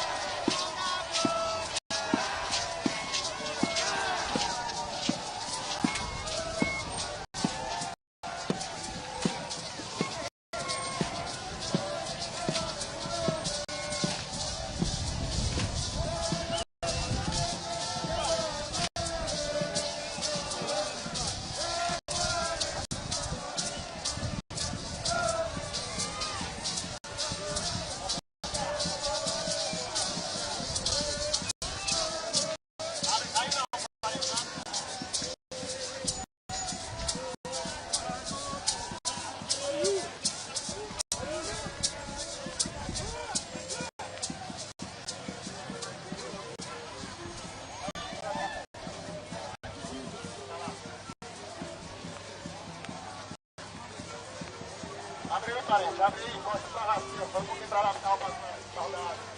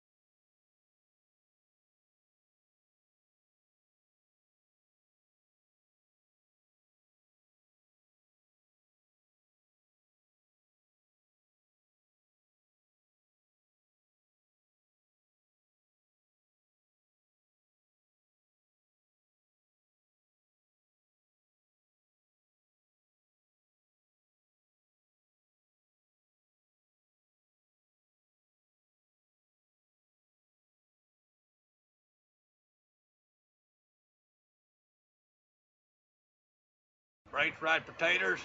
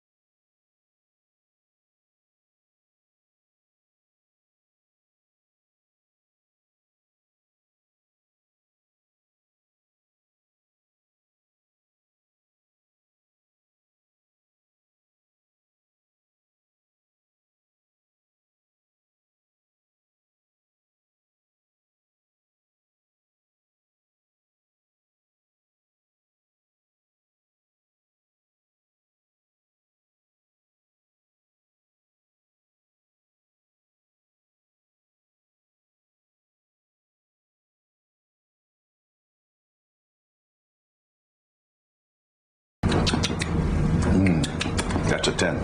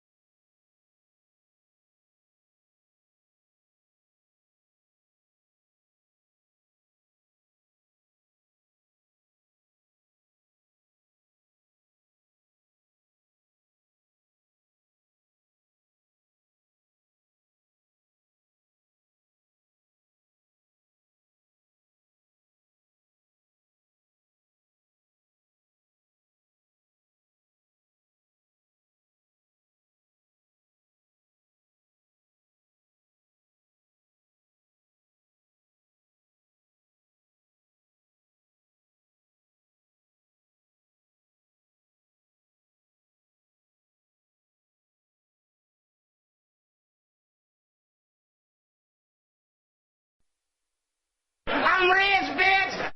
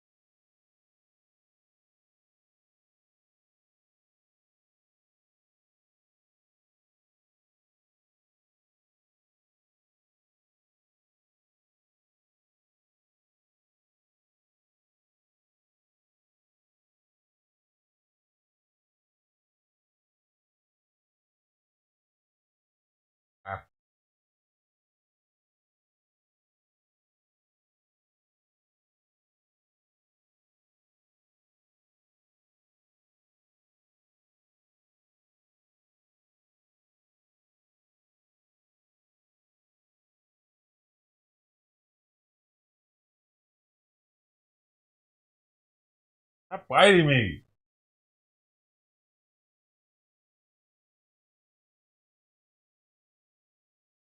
Stop. I'm not hurting you. Stop it.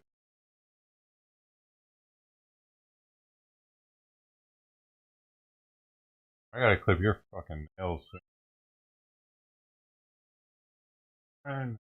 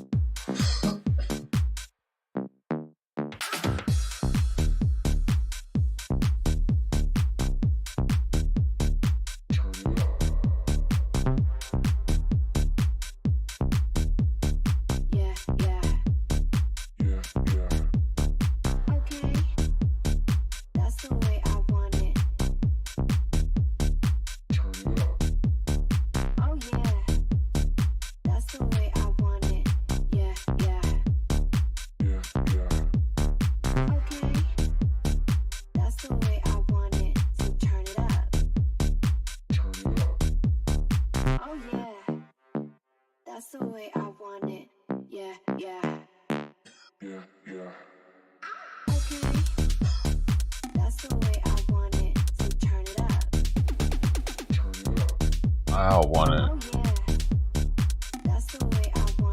Every time you touch me, I feel energy. I want.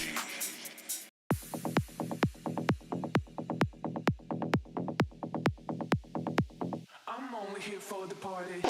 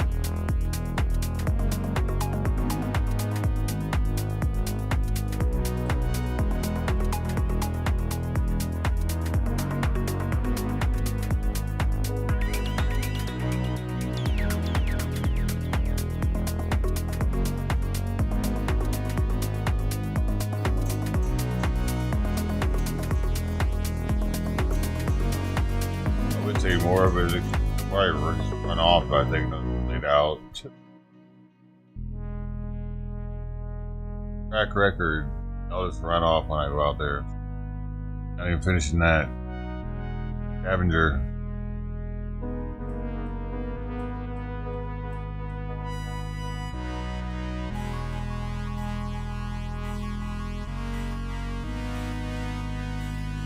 Might have eaten more if I would have had it out there, but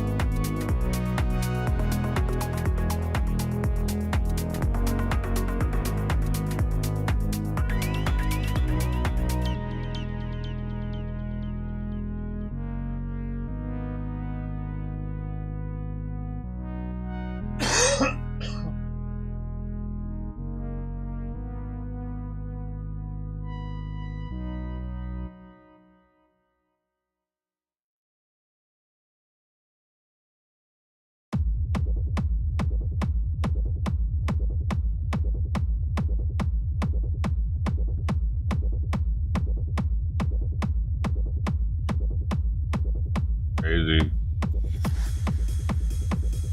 I don't know, maybe just because it's hot.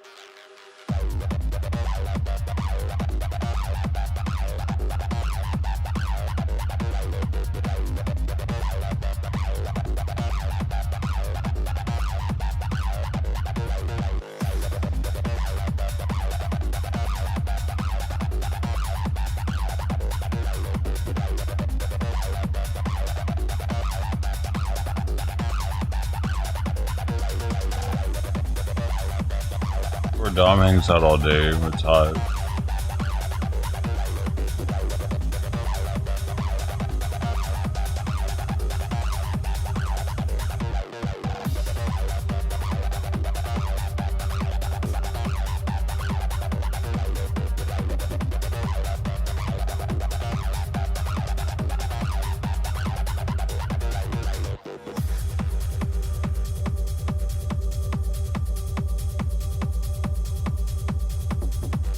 Apparently everybody died in that chopper. All 6 people died in the chopper. They were like Spanish tourists or something.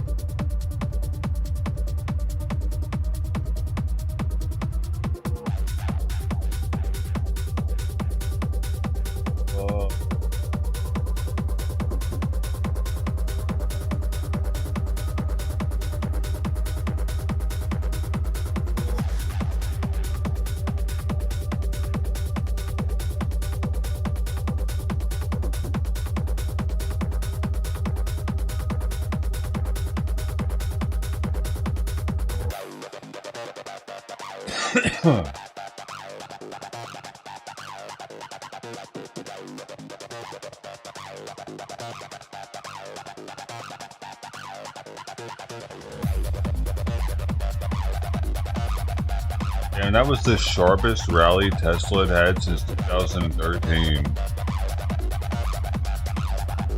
Interesting. The day before, I was all talking about investing into it. Like, maybe it's going to tip just a little bit more though, but then I went back and looked at the chart.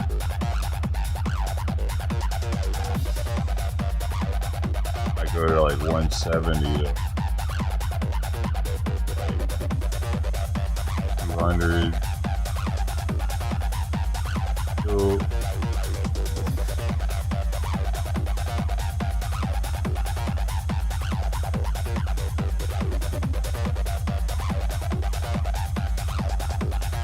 Bitcoin went up is the weird thing.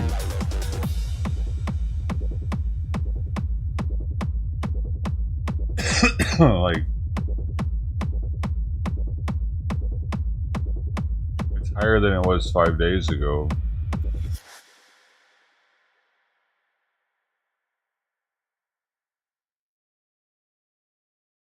I mean, it's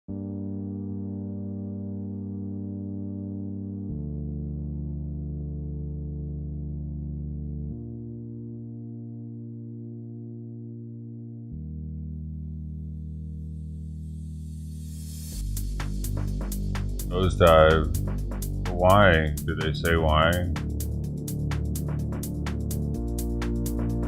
No, probably.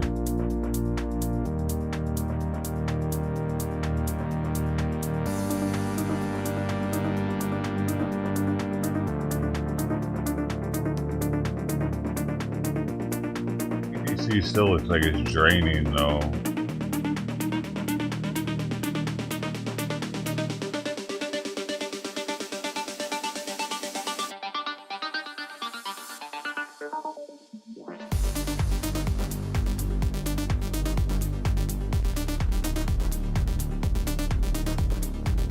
One last pump for the road. Might all the money people just made on stocks might pump into it, and then it might pump into gold, and it might. Rich people don't like having their money just sitting in fiat in the bank.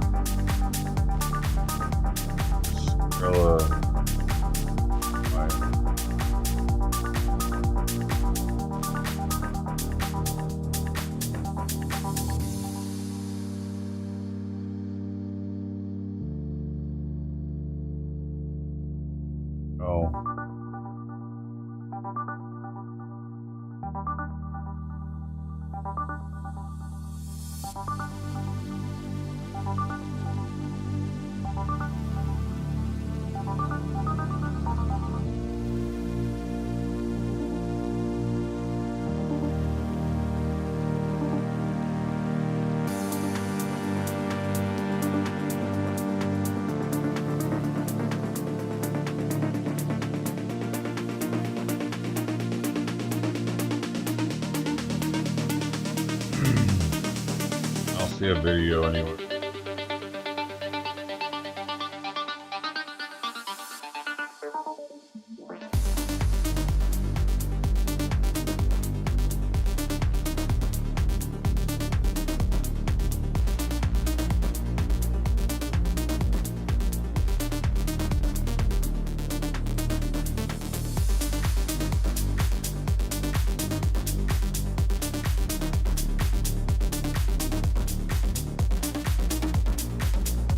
Hockey?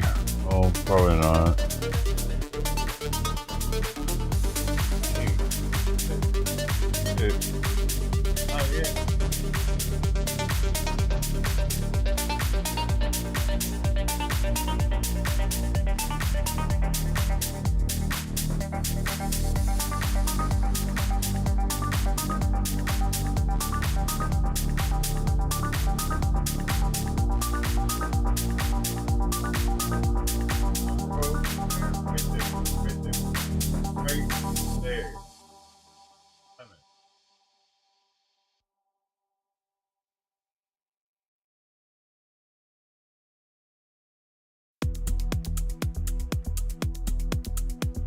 In the way. In the way. Yeah, it tickles. Oh. Whiskers tickled me.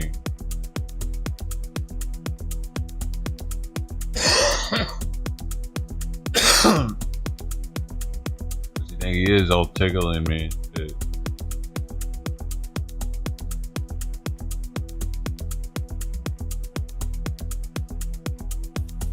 I don't even think he posted the video.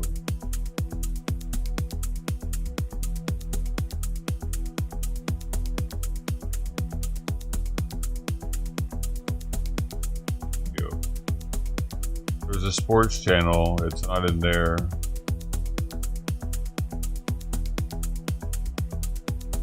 Last time someone was posting there was 2023. Oh, crazy. I've been being lazy on everything.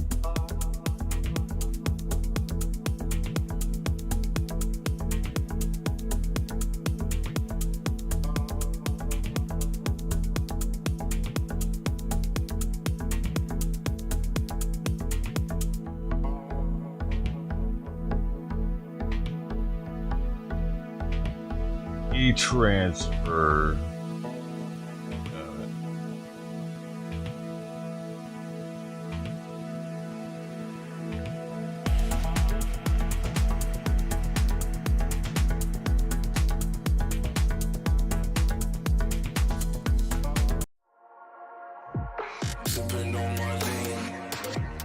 Aline. Need to go somewhere. Sure.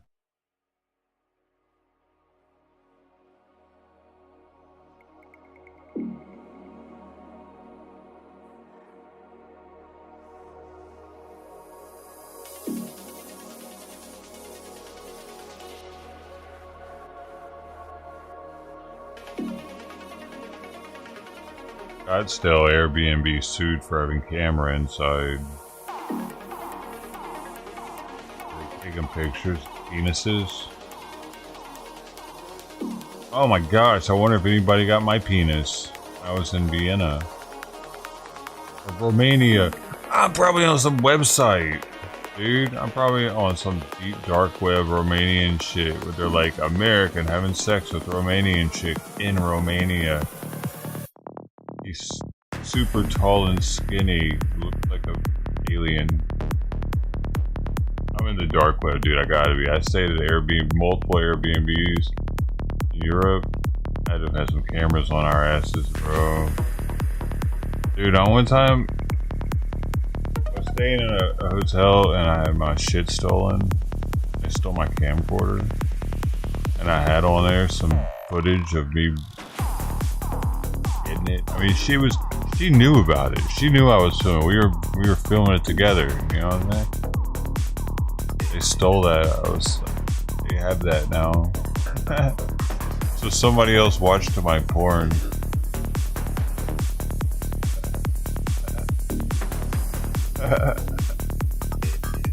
And it was black people that stole from me for sure. Because I ended up finding my shit in their house. It was a black girl that I was fucking.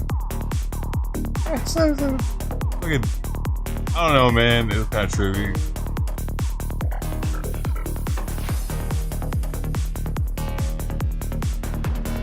Whatever. You had one stolen too that had you and somebody else on? That could be out there somewhere too, man. Maybe they right through that shit. They're like, they had the dark web yet, so they didn't have shit to do with it. They're like, oh hell no. Muscle then, no.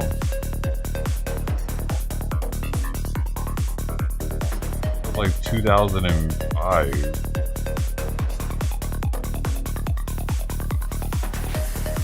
Just 20 years ago. Crazy.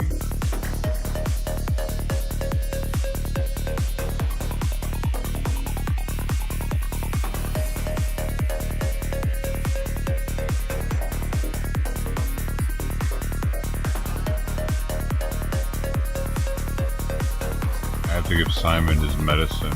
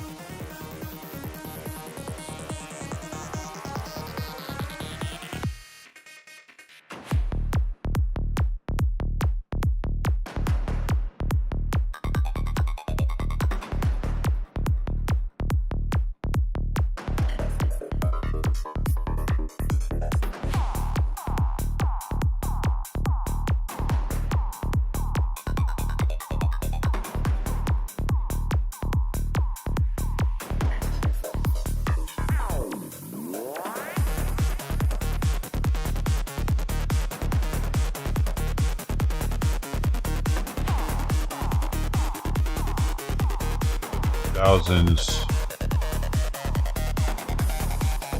Maybe it was the same crew. Be right back.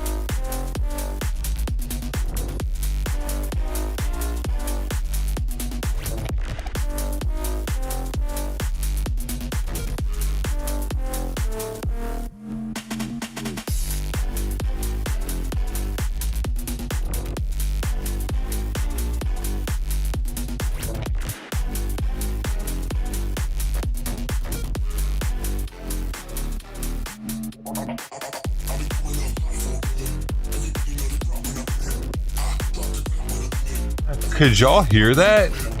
Dude, I don't know how many actually, fighter jets just slow passed over the neighborhood so fucking loud that it set off car alarms. And other neighbors were going outside to see what the hell was going on. It scared Simon so much he hid back in the back here. It was so... Could y'all hear that? Loud as... It sounded like a fucking rocket was going off out there. Oh, you heard it? Okay, yeah, I guess so. F-18, it looked like it. All I saw was one of them going really slow. But, dude, it was so low in comparison.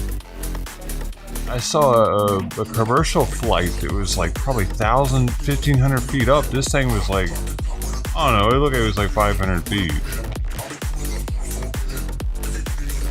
I don't know where it would have been. I don't know if they can land at Seal Beach or not. Because it was going...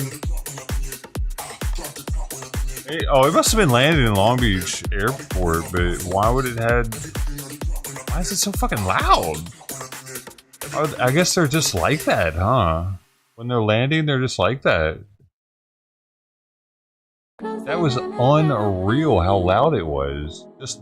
Are they retarded loud when they land?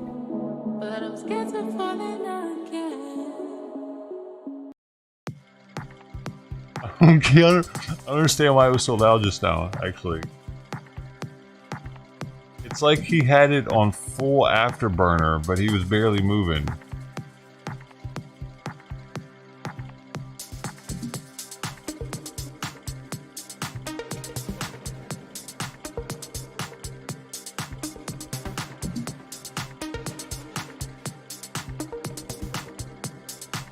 I bet they're talking on the subreddit already. 3 minutes ago. Damn, that was loud as fuck and still going. What else?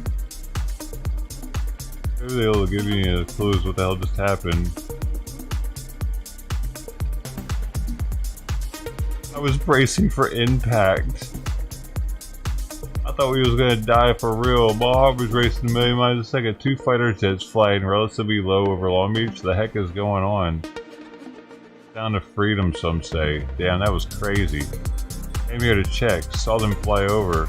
They flew right past my apartment. I got so scared. Does anyone know what's going on? F-16s. Oh my god, haha, I literally thought this was the end, LOL. So annoying. I know I'm anxious, but I thought a plane was going down or some shit. For real, why was it just so loud, dude? Normal?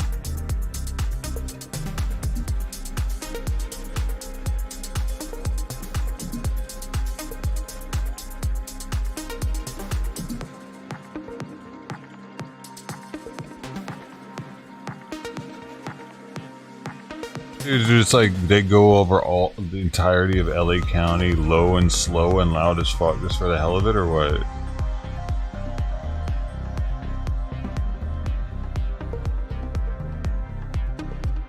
Is it always that loud when they land?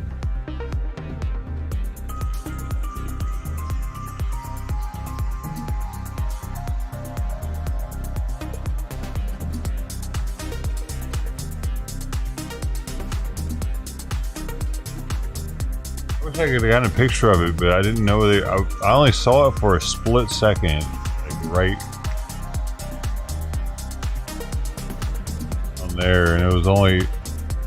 I would had to have had my phone in my hand ready to go. I was also concerned with Simon getting out.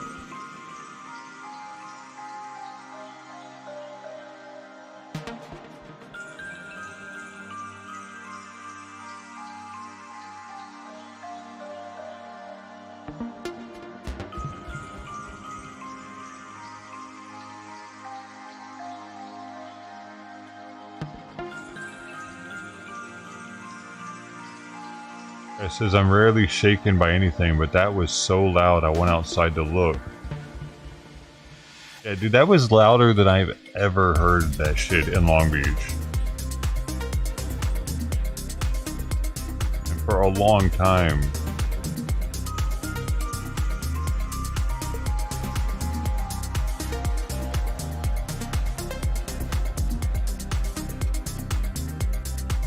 Watched them circle around 3 or 4 times, and it had me scared shitless yet amazed.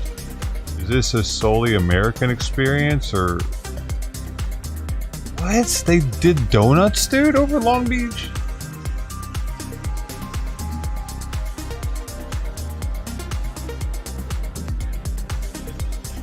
This person said, I used to live near LBX, and the fighters would fly pretty low pretty frequently, but I have never experienced them flying this far from the airport at such a low altitude. It was super sick, as I am an engineer, but still super scary because, like, what the fuck? Why were they that low?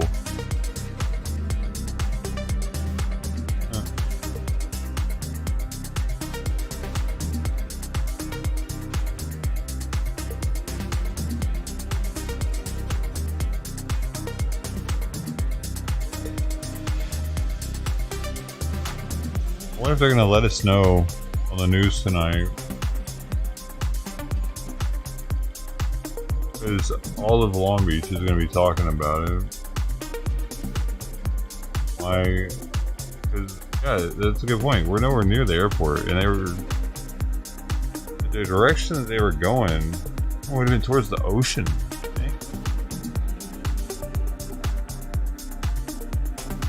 Or I don't think they can land. Dude, does Seal Beast have... Let me see.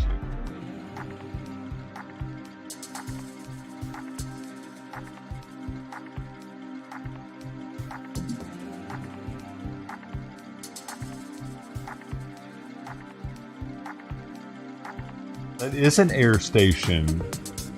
That's what it is then. They were landing at Seal Beach. Seal Beach Naval Outline Landing Field. They have a landing field there. It's for Seal Beach Airport. Wonder. Jets only. I wonder, dude, because this is an old article from 2003. Jets are only at 400 feet over Seal Beach. If you don't like noise, maybe it would be beneficial to move to a quieter place. And that would have been towards Huntington Beach, the way they were going.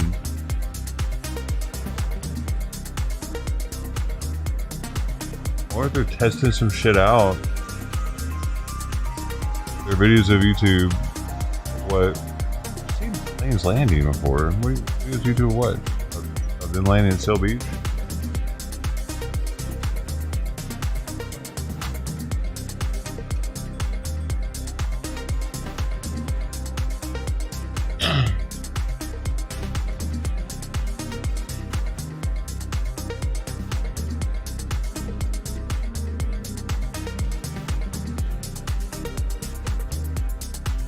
I'm nowhere near the airport is the thing. There's no reason for them to be over here.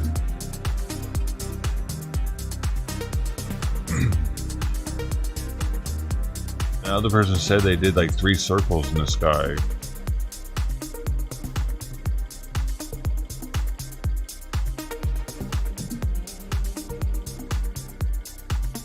Like I've seen, like I get it. I've seen fighter jets here in the sky before. That's nothing new. But that, what just happened right there, has never happened. Dude, it set fucking car alarms off. They don't do that. We're nowhere near any place to land, so it's not like they need to be that low here, right here. Very odd event just happened.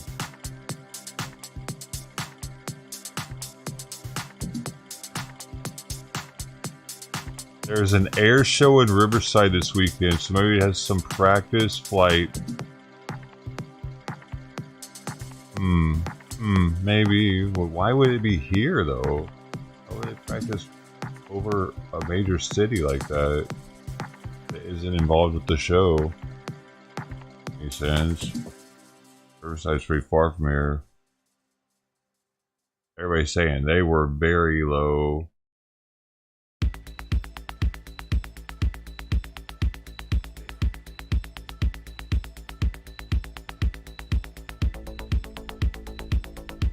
What is today? Thursday. Did the Grand Prix start today? Is that what's going on? Wait, what is today? The Grand Prix started today. Hold on.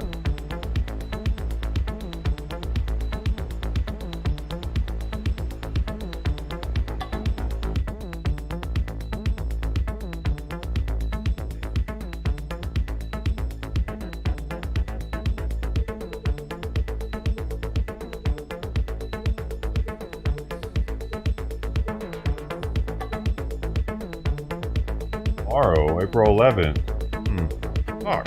Thought I figured it out finally. Maybe there was some kind of opening ceremony thing, but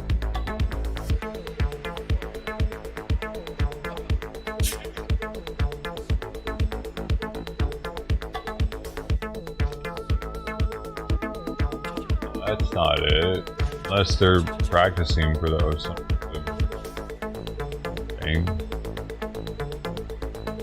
It was a little much though for a Grand Prix. It's not like a Daytona 500 or anything.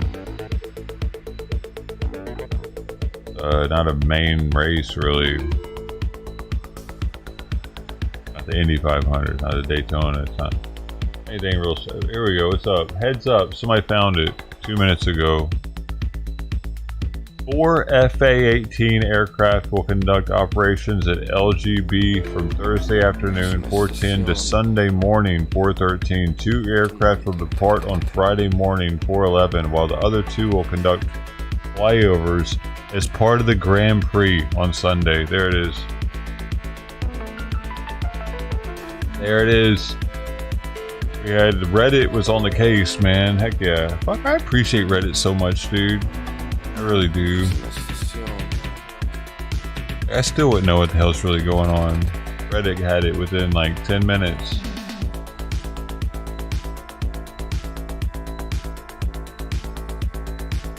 Oh, Long Beach Airport posted about it 2 days ago.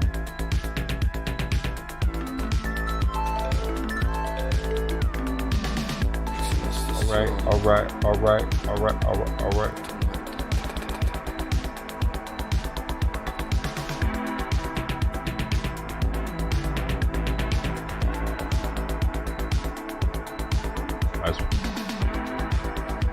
Dude, would you like your cat to do that? I don't know how to train it. I'm sorry.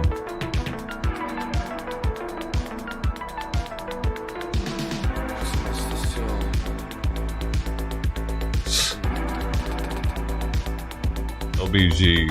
Long Beach. Is that what I said? LGB. I mean. It says LGB.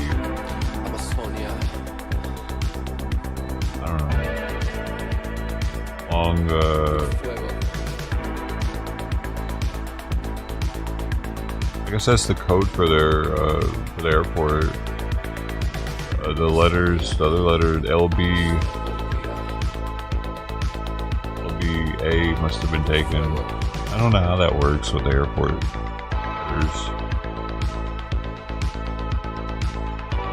There's a lot of them though, so I think that's why.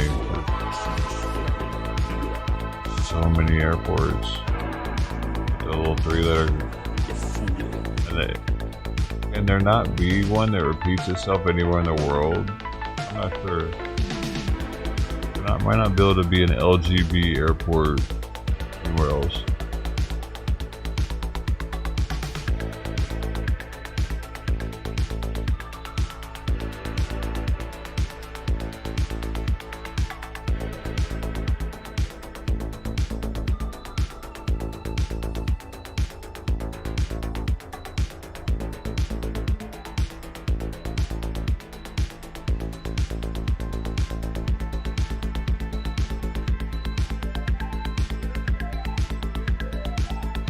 Can be repeated. Never mind. As while IATA airport codes, while aiming for uniqueness, can be repeated. While the system was designed to have each airport have its own unique 3-letter code, the growth of the aviation industry has led to some codes being duplicated. Okay, so they really try not to. That's probably why they have those letters.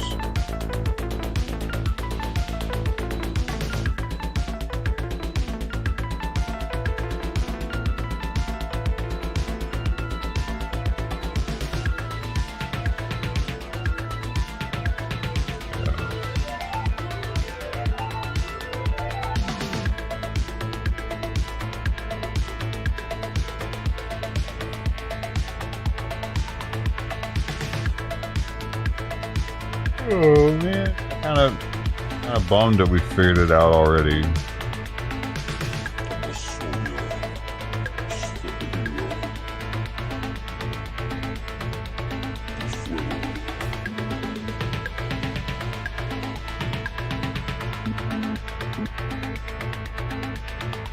They know they're being loud too, naughty boys, naughty fly boys.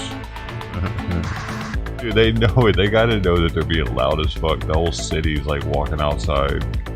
That's pretty crazy. That's pretty crazy to get the go ahead for some shit like that. As an aviator in the military, like, you could either be bombing people in Baghdad, you can be getting people to get outside their houses and be like, what the fuck is going on out there? Hell yeah. Yee-hoo, America! You know, that'd be a cool, like, duty. I'm gonna have you. Like, who do they pick for that? That's all they do is like shows and shit. Like, all right, we're gonna don't have any missions for a while, so we're gonna have you fly over for the Grand Prix. Yeah, you know what to do. It's nothing. It's low and slow. You know. Same old, same old. Oh, they're feeling that down there, boy. That'd be sick, man. They know how loud they are. Set up car alarms, man. That's crazy. That's so cool.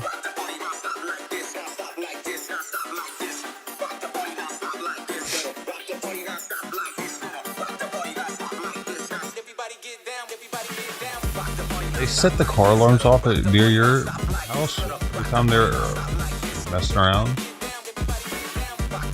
They're not able to do the sound barrier anymore. They used to do the sound barrier breaking where my parents lived. You know, where my parents lived apparently when I was a kid. They don't even get low and slow though where you're at all the time. Oh, you do that all the time, you were saying. Song gets 2 thumbs down. Out of weed every day. They're setting off car alarms every day though. I don't think they're allowed to be that loud every day, dude.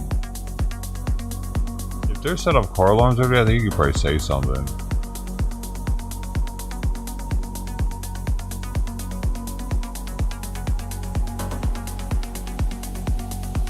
Excuse me, sir.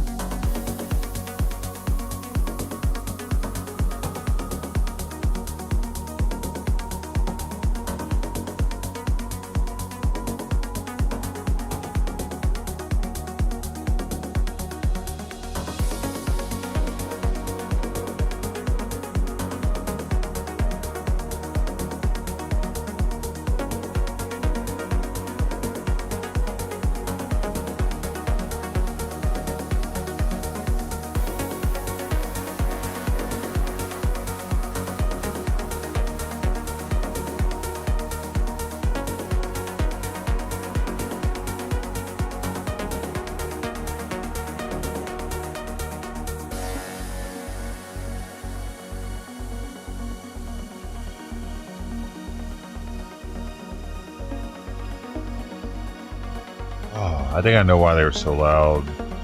They had to attack at a really high angle to be going as slow as they just were. That's when the throttle was up so high, so that they could be slow with a high nose.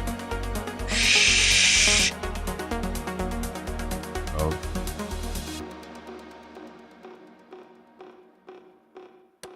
It's because I'm so close to downtown. That's why. Yeah, they're never over here, dude. That was cool. Refueling in the air.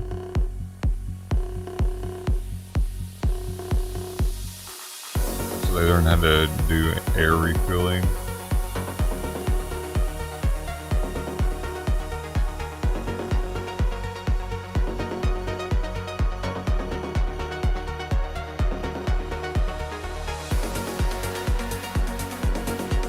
Anything?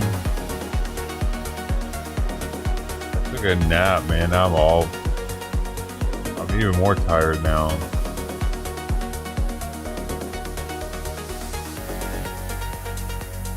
I feel like I'm forgetting something.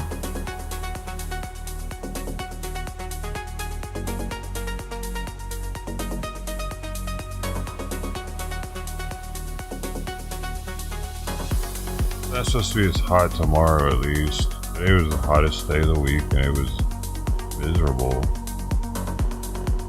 It wasn't even that hot out, so I don't know, we're going to have to do something. It got up to 77 though. Tomorrow's supposed to be high 73, then 69, 67, and then 66 on Thursday.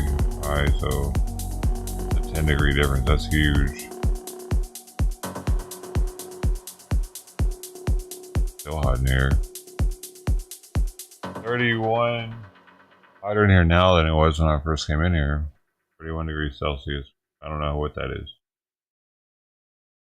80 something.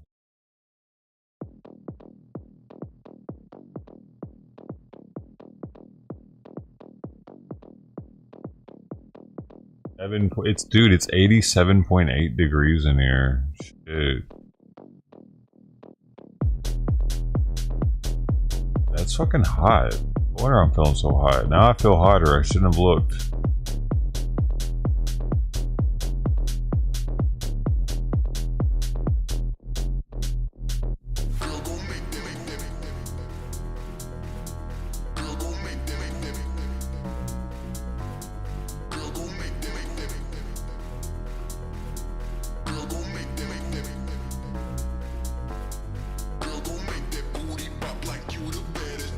How do you hear them fueling though?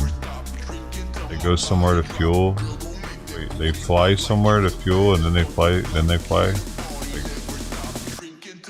I don't get it. You hear the fuel pump? You hear them talking? They're like, "Hey man, I'm putting the gas in now. All right, fill her up. Ding ding." You hear the bell? Ding ding as they pull in. It's self-serve, sir. They make the pilots fill it themselves. The fuel is on the airfield. I should clean that up. Sort of absorbent material.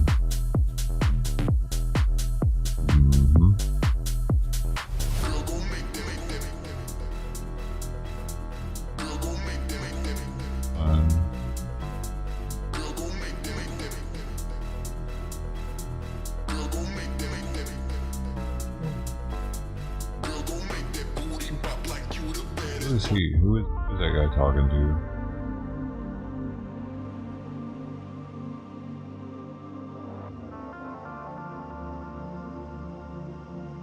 Trans athletes. Wait, he's got something to say. Be strong.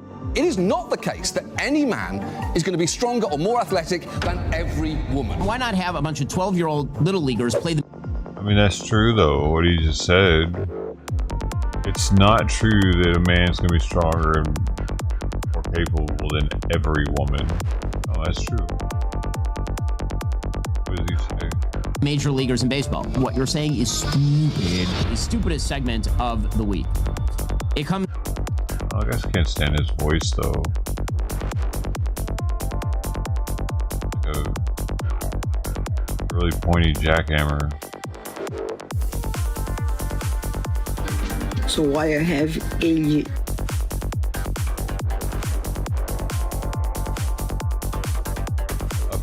A Needle jackhammer.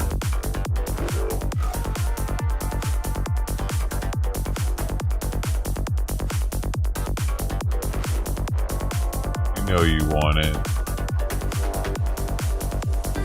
So I have a tattoo on my face and they.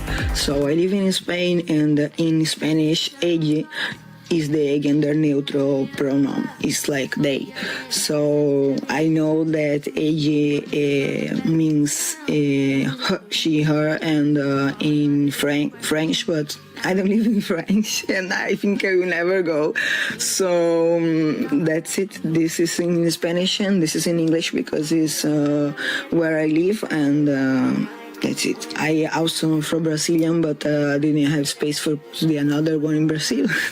So I don't understand a word you just said. Now, I didn't quite understand every word of that, but what I think that person we just heard from in the first clip said is that they have the pronoun they tattooed on their face in 2 different languages. Whatever happened to just putting your pronouns in your bio?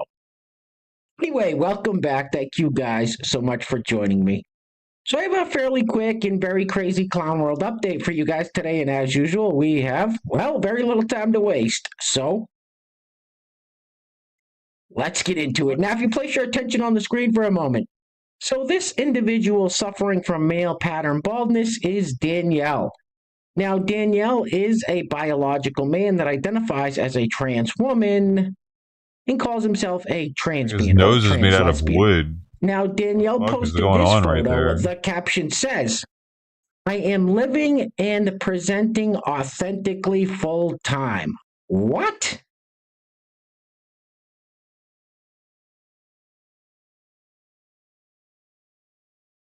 He's got a forehead like a drive-in movie theater. All right, we're going to keep it moving with this fellow who wants MAGA to fear these Democrat and liberal types because he thinks they are the 99%. Did he not just see what the hell happened in this last election? Roll it. Hey, MAGA, Peter Thiel, Trump, J.D. Vance, Elon Musk. Fear us. Why's he wearing red? We are the masses. You are the 1%. It's confusing. We are the 99%. He's trying to take back red. That's what happened. Think about it. Whatever, dude. Whatever. Peace. God bless. Now, when I first saw this next clip, I thought to myself, this lovely lady reminds me of my sweet grandmother, may she rest in peace. Then I played the clip and thought to myself, someone needs to take Granny's phone away. Roll it. I deliberately didn't mention the fucking Orange Menace in my last TikTok. I thought maybe I would give myself a minute or two not to think about that. But normally, that fucker takes up too much space in my brain. What? White-haired city and lady. The other thing is, and this is just it. Why is she? I'm also starting to have a little bit of difficulty being around people, family, and friends who I know voted for him. What's a TikToker? Which is beyond my comprehension. It's just a mess. He is beyond. If I was more of a believer, I might believe in the fucking Antichrist. What is up with her eyebrows? Whatever he is. She's always got him in that position, or what? He does not deserve to be breathing the same air the rest of us breathe on this earth. Why does she look like a Klingon? Oh, shut up, silly woman. And next up, we have this fellow who I'm guessing was part of the White Dudes for Harris Zoom meeting. Roll it. All of us who voted for Kamala Harris look smarter and smarter every single day. This guy is f***ing stupid. Now, apparently Rainbow Bright here didn't get the message that the country overwhelmingly voted for a mandate against wokeness. Roll it. I just wanted you to know, as woke individuals individuals aren't laying down and taking it. Enough with the woke shit. And speaking of wokeness, next up we have CNN anchor Anderson Cooper getting called out live on air for using the wrong pronouns for this young lady. Roll it. What? Paul, we're back with Senator Bernie Sanders. I want to introduce Grace Thomas. She's a local civil rights attorney. She's a Democrat. Grace? It's they, them pronouns, actually. Thank you. Oh. Good evening, Senator Sanders. Polling and turnout data indicate that men of all racial demographics are turning away from the Democratic Party. What the hell did you just say? I want to introduce Grace Thomas. She's a local civil rights attorney. She's a Democrat. Grace? It's they, them pronouns, actually. Thank you. Oh. Fucking Bernie Sanders laughs, dude. He fucking laughs. You know, you say see straight face of Bernie Sanders laugh.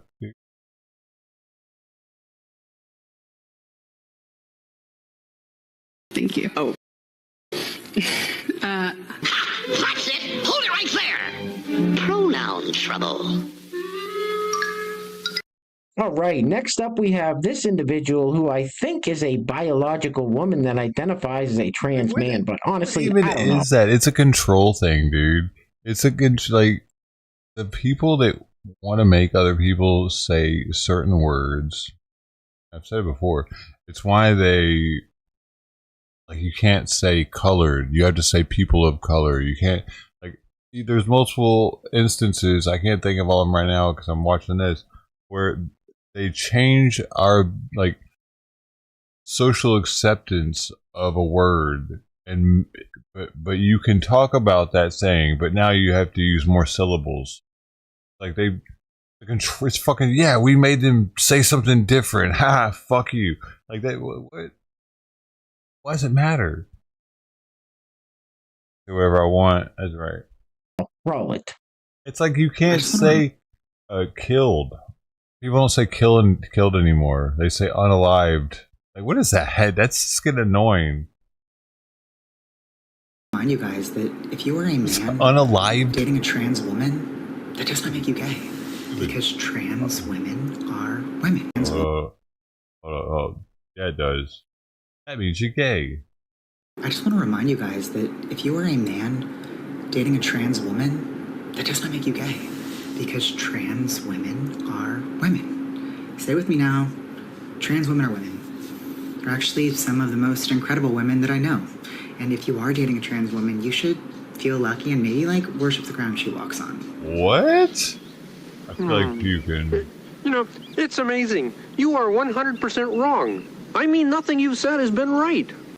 Hey guys, real quick, before we go any further, I want to give a huge shout out to the sponsor of today's video. And while I'm doing that, I'm going to add this loop on the screen. It looks like this young lady got into a fight with a robotic porcupine. Anyway, today's video is being brought to us by Dion Page, who wanted me to wish his wife, Raylene, a happy birthday, which is not till April 22nd. So, Raylene, happy early birthday. I hope you have a fantastic day. How do you sleep with all that shit, Now, if you'd like to man? sponsor the next video and help support the channel, there is a PayPal link in the description box below, and I will say your full name as a sponsor Dude, of I said bet video unless she stated was otherwise by hooked you. on I think fentanyl we've or all some seen enough shit of this to young deal with the lady for amount one of day. pain Get this off the screen, that please. she had. Those are implants. Those are embedded into her skin, right? Or no, those are all piercings. Okay, I see now. They're all piercings. You're so weird. All right, next up Take we them all have this out maybe at individual who night? is a What a pain biological in the man that ass. identifies as a trans woman and is trying to raise money for, well, I'll let him tell you. Roll it.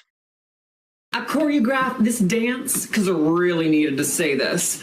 I'm raising money to cut off my... Well, you can click on the link in the bio. You can donate here. That's fine, too. Help me live my best life. Love you all, and thank you. Is he out of his fucking mind? All right, next up we have this lady who is an GoFundMe's to alternative chop wedding penises vendor. off. Well, I suppose there's probably a pretty big see the market day for for that that type one. of thing these days. Roll it. I'm an alternative wedding vendor. I'm gonna get you a bounce house for your wedding. Was there somebody on? I'm an alternative wedding. Wasn't there somebody like few years ago that sold their penis to be eaten or something? No, they were going to eat their own penis or something? Or was it they were just going to eat a piece of themselves? I did some really weird shit like a decade ago. They like cooked a piece of themselves and ate it online, or I don't remember that shit. It got deleted off the internet probably. Nobody talks about that anymore. Wedding vendor. I love that you want to have a first sword fight instead of a first dance. Yeah, I'm an alternative wedding find vendor. it. We're gonna have a drag queen MC. I'm an alternative wedding vendor. We're gonna get your whole polycule involved in your wedding day. I'm an alternative wedding vendor. Hell yeah, you can have your wedding at a haunted house. I'm an alternative wedding vendor. I know which chairs fit fat bodies. I'm an alternative wedding vendor. Of course we're gonna have an introvert corner. I'm an alternative wedding vendor. You never know what color my hair is gonna be at your wedding. Oh, wait. Was she a great big fat person? Yeah, she was a big girl, sir. All right, guys, we're going to be wrapping it up with yet another clip of DEI Congresswoman Jasmine Crockett once again saying something that doesn't even make sense. She's saying that you won't be able to afford a house because of Trump's immigration policies. Remember, their immigration policies are just open borders. Anyway, things are clearly getting very crazy out there, guys, so please take care of yourselves. Take care of each other. Till next time, I love you guys. Peace. Roll it. So I am telling you that this is a failed thing, but we've got to do better to connect the dots and let people know the reason you can't afford a home is because of these failed immigration policies. The reason you're not going to be able to afford your food is because of these failed immigration policies. And the same can go for the hospitality industries, where we have so many of those in the hospitality industry that are saying they do not have the workers that they need right now. What did you say? What the f did you just say? The reason you can't afford a home is because of these failed immigration policies. The reason you're not going to be able to afford your food is because of these failed immigration policies. You lying bitch. She is lying like a motherfucker. I know that. Ooh, that TSA shit tingles. This motherfucker's lying. 2, 10, 12, 15. Whoop, stepping on them. It's black. Anyway. I don't know if this is the same thing or not. I found that.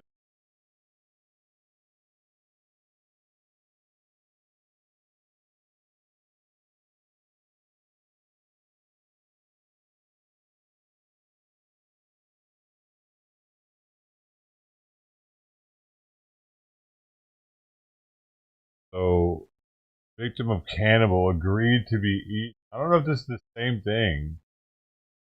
It happened 21 years ago. Apparently this guy advertised somewhere that he... See, where'd it go?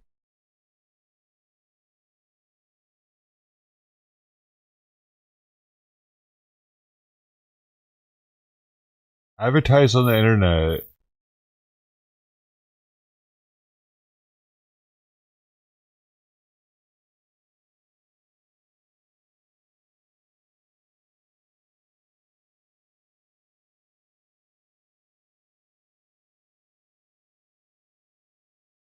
There we go.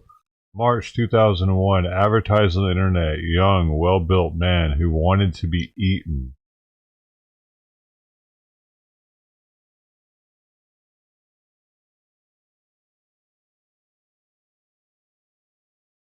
He cut off his penis after giving him a bunch of sleeping pills and schnapps with his agreement and fried it for both of them to eat. Holy.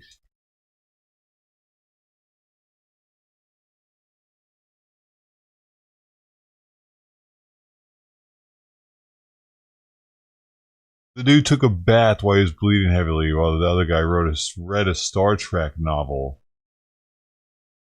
Oh, but then he ended up killing the guy.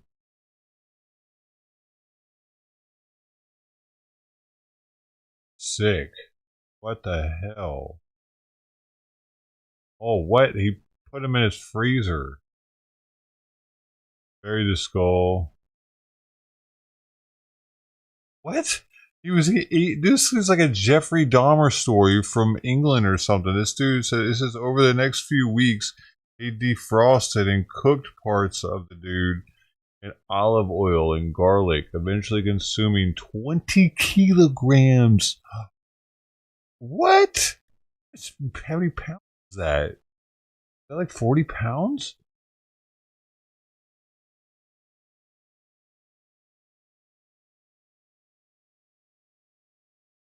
Dude, it's 44 pounds.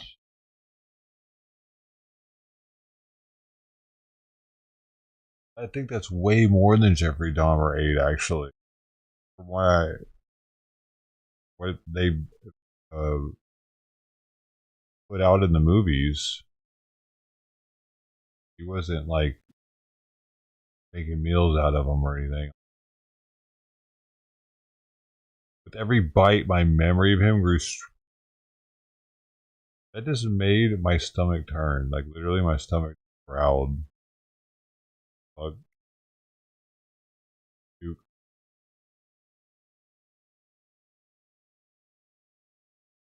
South African wine. Just like some Silence of the Lambs shit. What the hell? Is this where they got the idea for this? No, this is way after Silence of the Lambs, 2001. He got out his best cutlery and decorated his dinner table with candles. He tasted of pork. Oh, they say. What? The unprecedented case has proved problematic for German lawyers who discover that cannibalism is not illegal in Germany. Instead, they charged him with murder for the purpose of sexual pleasure, disturbing the peace of the dead. But he agreed, so it was a unique case. So what ended up happening?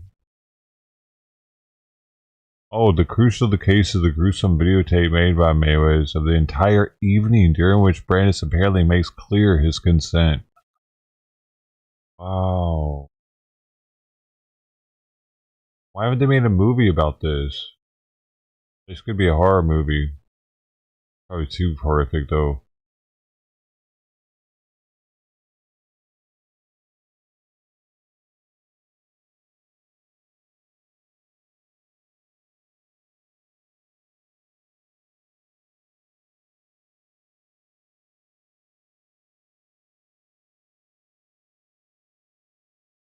What?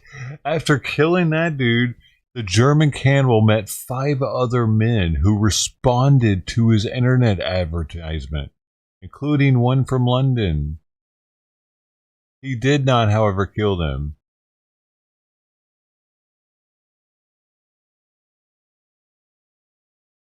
More people were wanting to... What is going on in the world? And this was... Dude, it must be worse now. This was 5 years ago. 4 years ago.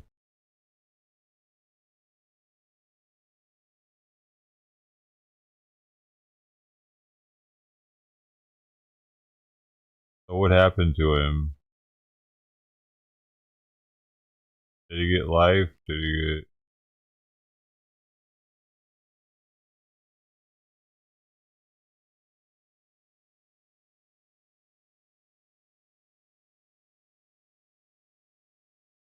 He's still alive.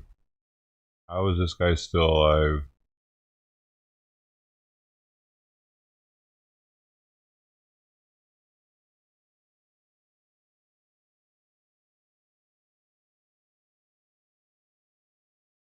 The retrial and murder conviction. There it is. As of 2020, wait. Oh my gosh. His retrial began in 2006. Psychologists stated that he could reoffend as he still had fantasies about devouring the flesh of young people.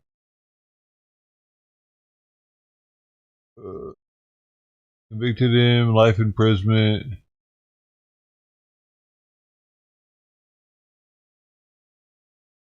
Would not be eligible for parole.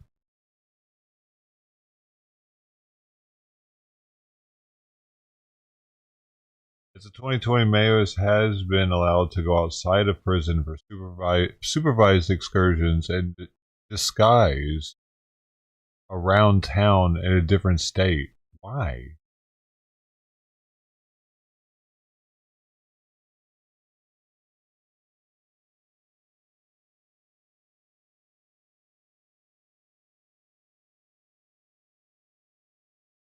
Works into laundry and often attends church service. That's great. Appeals for early release were denied in November 2017. In August 2020, a complaint filed against the Higher Regional Court in Frankfurt for the formal appeal denial was dismissed. Wow. He's still alive and trying to get free, man. That's kind of crazy.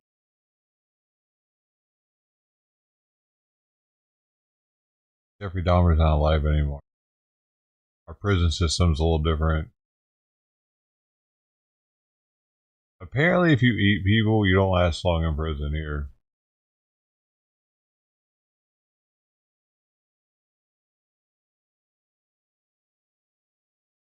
There is different. They didn't even have a law against it.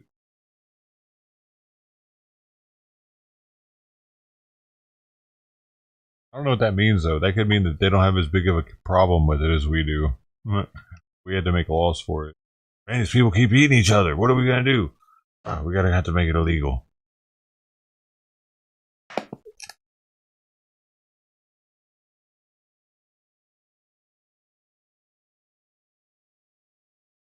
I'm gonna go get the plate since it's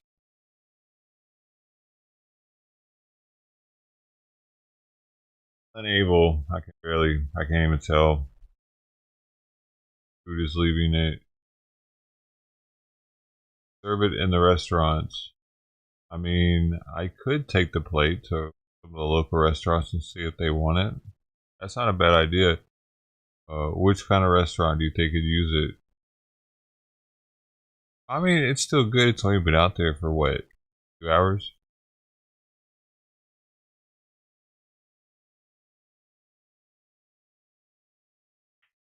Taco place is right around the corner.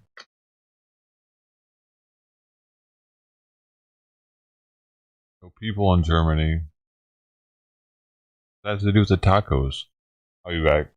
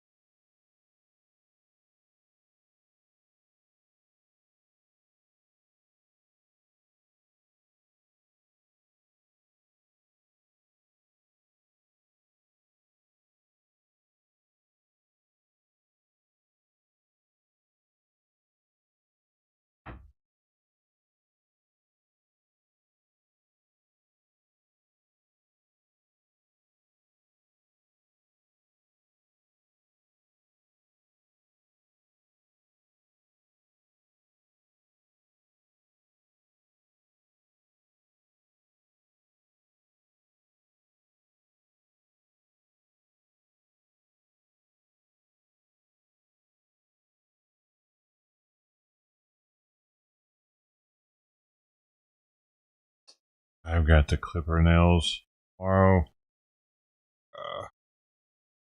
Not my favorite. I'm about to catch her tomorrow when she's sleeping.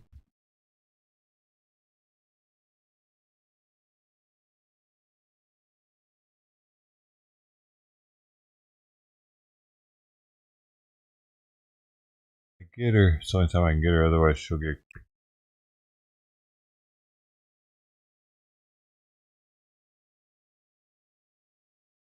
Otherwise she'll bite me.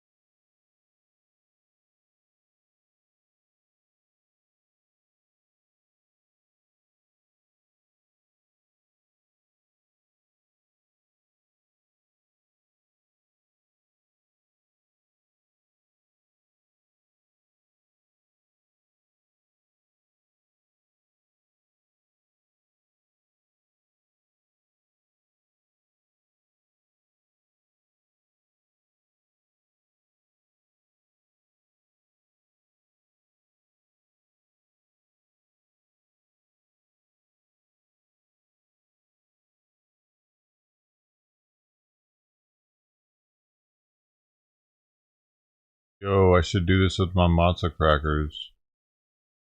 This weekend and during this time, it's a tradition to abstain from eating bread. Okay, however, those dietary restrictions don't necessarily need to include pizza. Fox 5's Jody Goldberg shows us how one middle schooler has made it his mission to get local businesses to serve matzo pizza. Walk into Frankie's Pizzeria in Merrick and you won't just find your typical Italian slices. Matzo pizza is also on the menu.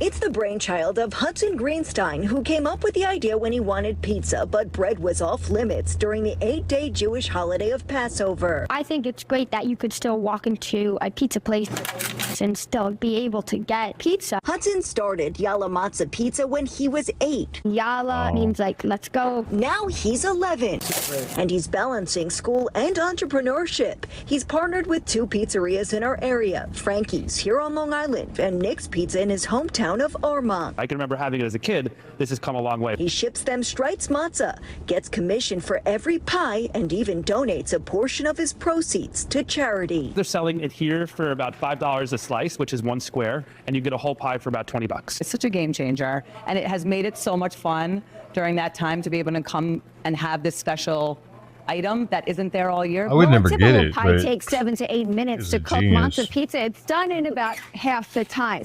And this pizza screen right here, that's the secret ingredient. That's what gives it that extra crunch. We don't get to miss out. We get to eat matzo pizza. I don't love regular pizza, but this is really good. What goes into a slice? Well, it's virtually the same as regular pizza. There's even gluten-free. But It's the like big difference is the crust. Instead of dough, just in time for the holiday, crust it's pizza, isn't it? matzo. It's probably easier than making a regular pie. While the pizzerias do the cooking, Hudson continues to supply them with matzo and his creative ideas. People think it's amazing. People are like so surprised that I thought of the idea. Soon they'll be Why debuting does Hudson's he fried have matzo to- with powdered sugar. Not a zeppoli, but a matzoli. And Hudson hopes other kitchens will follow the trend. does he have In to Merrick, Long supply Island, the Jody matzo? Goldberg, Fox 5 wonder. News. You can't break the chain, man. It's got to be handed to you by a Jew, and it can't be any Jew. Must be a virgin Jew boy. Uncircumcised. Could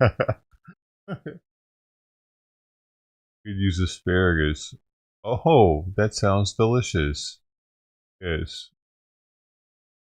I don't know what I'm gonna do with those boxes of asparagus, dude. I don't know. I gotta figure it out.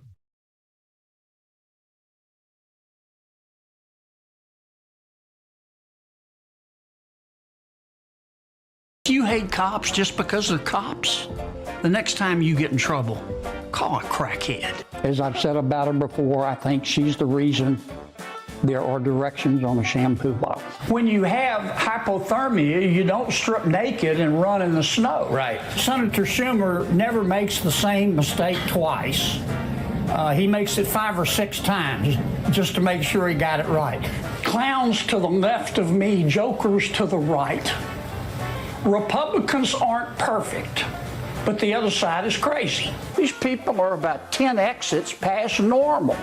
The party is controlled right now by people who majored in online activism with a minor in puberty blockers. They're screaming like Musk stole their dog or something. Just from a political standpoint, you never interfere with your enemy when he's kicking his own ass. They're worried that she doesn't. They're worried that she was that kid in grade school who ate paste. People are worried that if she walked by a polygraph machine, the dang thing would explode. He basically used the Democrats as a chew toy. If you think this list is real, you probably think that Elvis is alive and running a small bait stand on Lake Erie. My Democratic friends, Brian, seem determined to find out what it's like to be a Jets fan. It sounds like the game room of a mental hospital. They're so upset. That's like being opposed to children or prosperity or golden retrievers. Tariffs are like whiskey. A little whiskey under the right circumstances can be refreshing. Too much whiskey under the wrong circumstances, and you end up drunk as a goat. God created the world, but everything else is made in China. For some people, the best way to get back on your feet is to get off your ass. I'd tell them, look, you just got to try harder not to suck.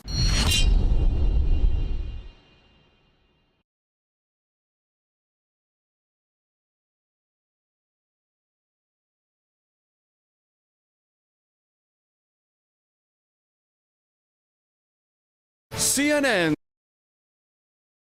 Pointless Town Hall with Barney Sandals. I want to introduce Grace Thomas. She's a local civil rights attorney. She's a Democrat. Grace? They, them pronouns, actually. Thank you. Oh. Thank you. Oh. Liberals can't help but get cucked, can they? This reminds me of the time Barney Sandals had his microphone taken away and stood there and took it. We're going to let you on the mic. Today prevented the most progressive candidate for president from speaking to thousands of people who came to hear him. As the crowd called for activists to step aside, Sanders waited patiently. Of course he did. Anyway. Look, what is the function of higher education? What's the function of education in general? It's to try to pursue the truth. Now, your truth may be different from my truth. Your truth may be different from my truth. Is that the most liberal thing you've ever heard? Raise your hand if you think the American healthcare system is broken. Raise your hand. Majority, everyone. Not a majority, for everybody in the room. Okay, so we're admitting Obamacare has been a disaster for basically everybody? How many nations, wealthy nations in the world, do not guarantee health care to all people as a human right? Anybody know the answer? Which country? All right. Wait a minute, let's look back a second here. Raise your hand if your government plan would provide coverage for undocumented immigrants. So you want free health care for everyone in the United States, while simultaneously wanting free health care for every illegal who comes to the United States, which means everyone on the planet is eligible for free health care as long as they can get here. Aside from Senator Booker, who broke the filibuster record, what are the elected Democratic officials proactively doing to ensure that Trump's agenda is not being completed besides holding up signs during President Trump's congressional address and attending rallies? Cory Booker's 25-hour speech and holding up stupid signs counts as doing something? Low bar. He has called this station illegal, correct? I'm not sure about the illegal part, but I this and MSNBC, illegal. You're now, by the way, in Trump's world, you are in an illegal network. What is all of that about? I don't know. I don't think anyone knows what you are talking about. We want to be a model to the world. We want people to look at us and say, we want to be like the United States. We don't want anyone wearing these onesies. They are selling what's called onesies. These are little things clothing for babies. With Are you leadership. supportive of these onesies? I'm supportive of vaccines. Are you supportive of this clothing, which is militantly anti-vaccine? Climate change is going to destroy this planet. Unless you pay more in taxes. Do you think the administration is trying to whitewash American history? Of course they are. When all else fails, racism.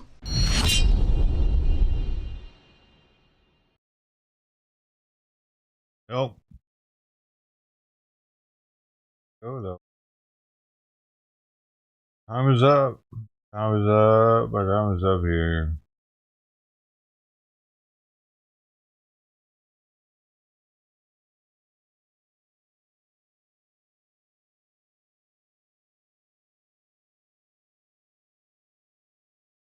Y'all for coming through. We had Sister T, Brody YYC, Cat, Crazy Cat Lady 78, El Barto, Mark Hopper, Bungle, Thomas, Trout, Irene, Uz, as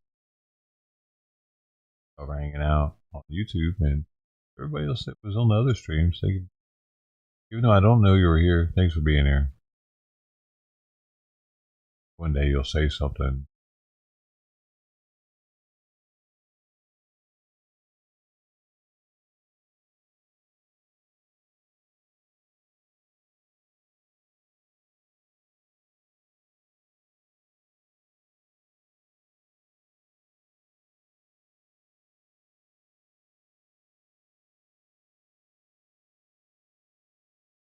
Oh, the button.